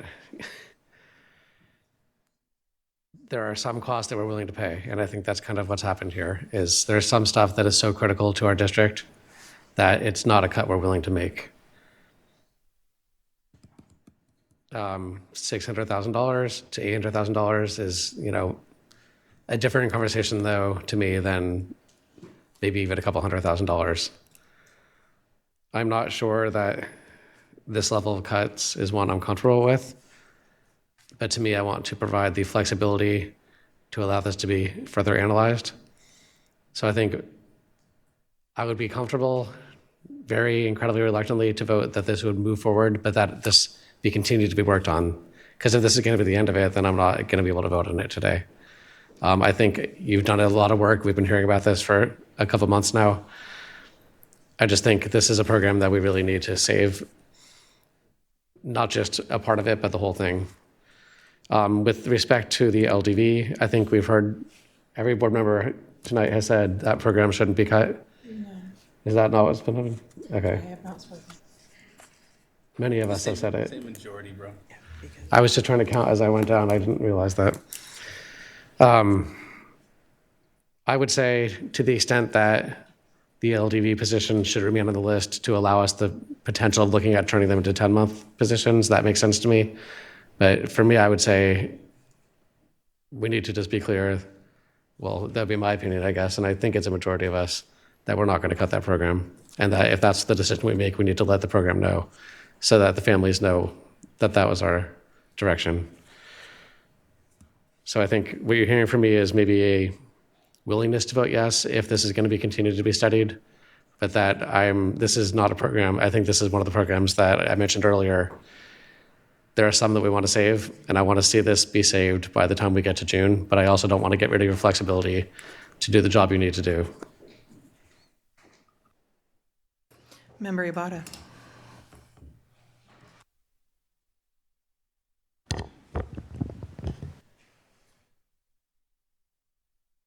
The comment that was made by the person from SETA, or what they said, or what you guys saying, that you have to have all of those administrative positions that you currently have in order to keep the program running? No, they are not saying that we have to have all of them. They are saying that we cannot cut all of them and still run the program. And so the idea, so there is a minimum ratio that they are looking for us to have in terms of staff, central office support staff that is able to both provide the operational support for these programs and the supervision and evaluation and instructional coaching for these programs. And so when we had the conversation with SETA, do you want to explain that about where we were when we went down to 15, the ratio, what she was looking for? So in your, the board communication, we have there were the various plan options that we looked at. One of the plans was Plan H, where we tried to get that, this was attached in the board communication. We tried to get the deficit lower than 1.7 million. So we had to look at only having 15 Head Start classes and 3 early Head Start classes. We took that discussion to SETA Head Start, who are our funders, who we have to reapply for this funding on an annual basis, and that date is coming up very soon here. And they said with confidence that they would not refund us if we didn't have a certain ratio of layered supports to classrooms at 15. So that ratio, so when we were able to find a scenario where we could save 25 preschool classrooms and 3 early Head Start classrooms, we are still required to maintain that ratio, because what the executive director, Karen, mentioned was that Head Start is a comprehensive service model, and the work that happens to support Head Start performance standards is not just the work that's in the classrooms, it's the comprehensive layers of supports that are provided in order for us to have continued funding. So we do have to show that there is quality staffing in place to support the Head Start comprehensive services, or we are at risk of being not funded. Okay, then are we at or over whatever that requirement is from SETA?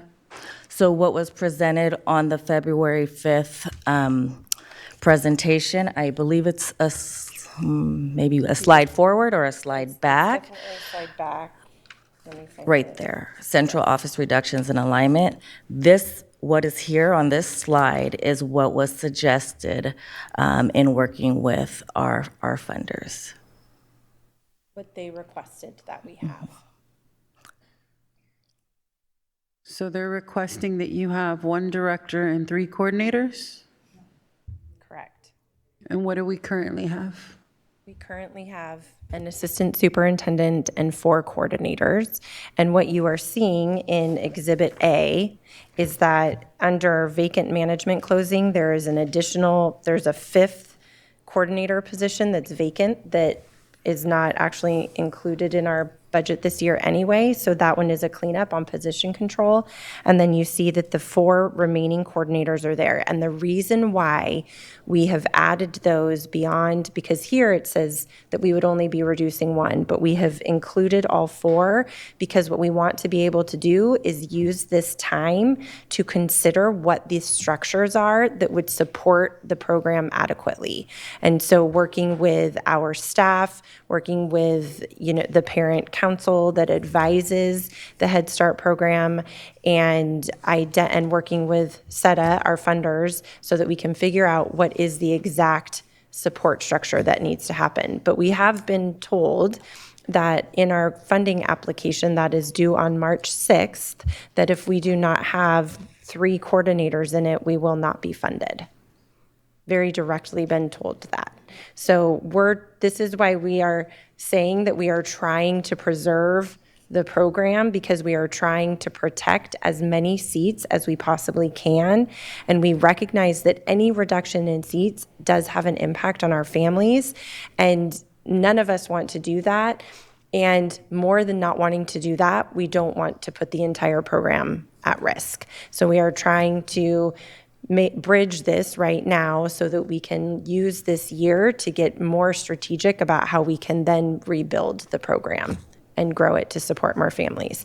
I do want to note that we do have, enrollment information for all of the programs, and we do have some that are historically low enrollment. So one of those would be the program at KBK, Father Keith Bikini, which is only enrolled at about, I believe, 50% right now, because that area is so saturated with support for early learning and care. So we're trying to be strategic about that, and then maintaining programs that are nearby so that families continue to have options.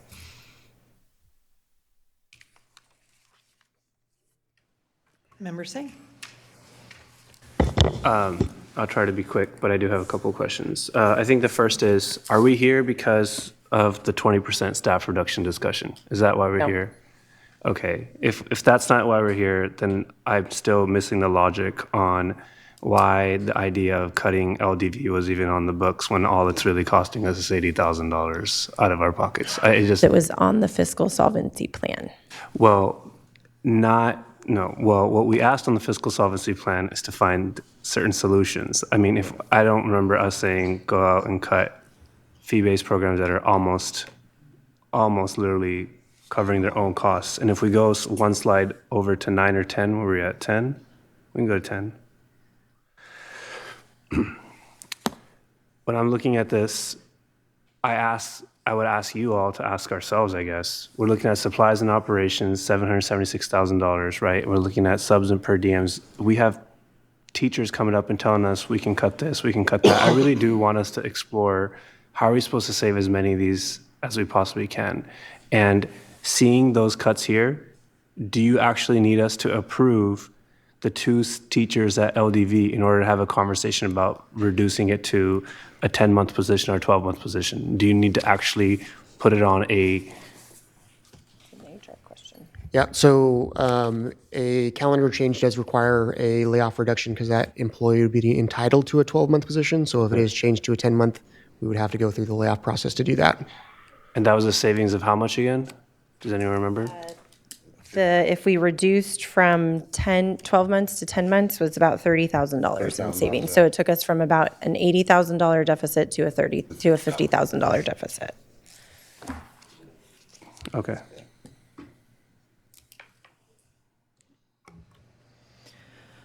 All right. One of the, or two of the things going through my mind is the reminder of preliminary notices and that we have 2 months between preliminary and final, that we are fully expecting a lot of the things you guys have already identified, working with the community, talking to folks, seeing if there are other solutions that haven't been considered, and what that looks like.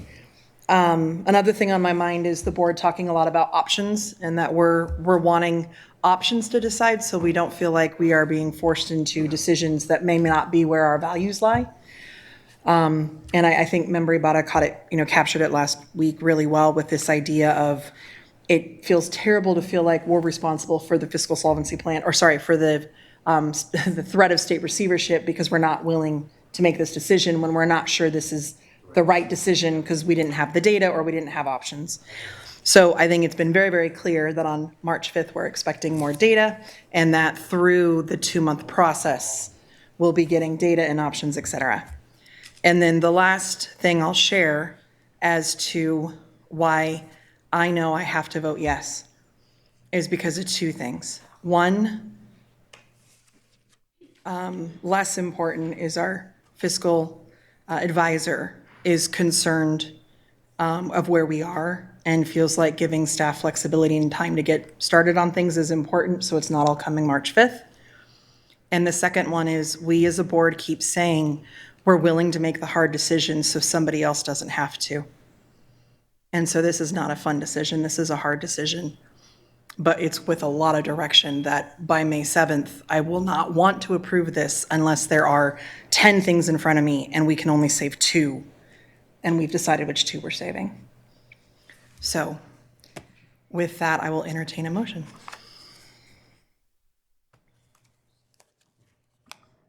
I'll move approval. Thank you, Member Kayada. Do we have a second? I will second it. And our vote? Member Jean? Reluctantly, yes. Member Kayada? Yes. Member Benjamin? No. Member Rhodes? Aye. Member Singh?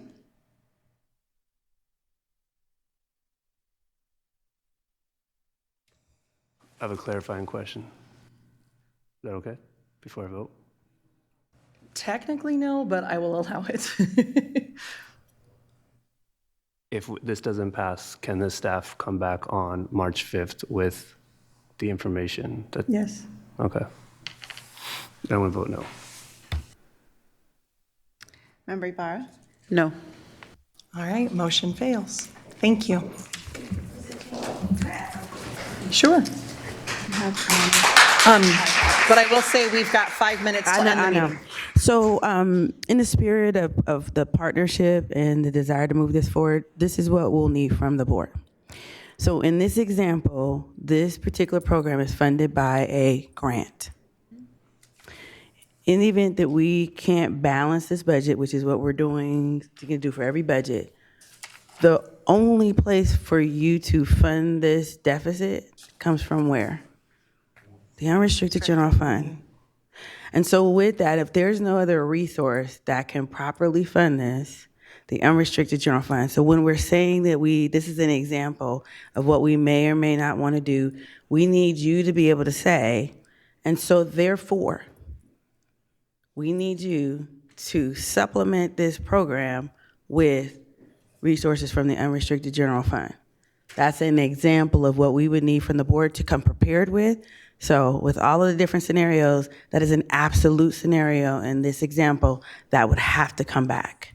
So just want you to marinate on that in between now and the 5th, that again is where that partnership in that direction comes, and that we're clear on that piece. Thank you. Thank you. Member Ibarra, response? Yeah, I just want to say that as a board, we need the same thing from you all. If you need clarification, we shouldn't be told that in an interim budget update. And I think that that's what happened, and that's why it's getting more awkward. So I respect and appreciate what you just said, because you were right. We do need to come to you with that. But I ask that it's reciprocated in this entire process. Thank you. All right. 13.0, future board meetings, March 5th, 4:45 closed session, 6:15 open session, and March 19th, same. Thank you all who made it to the end of the meeting. Good night.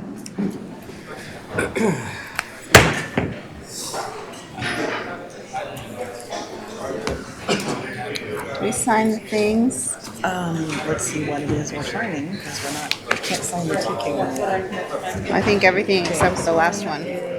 Oh, that's the diploma signature. Must have done that one earlier before my hand was tired. I think everything passed except for this last one. This is true. Approved, approved, approved, approved. Oh, and I approved. didn't, I don't know that I need to sign anything. Oh, sale. Oh, are we doing this one again, or did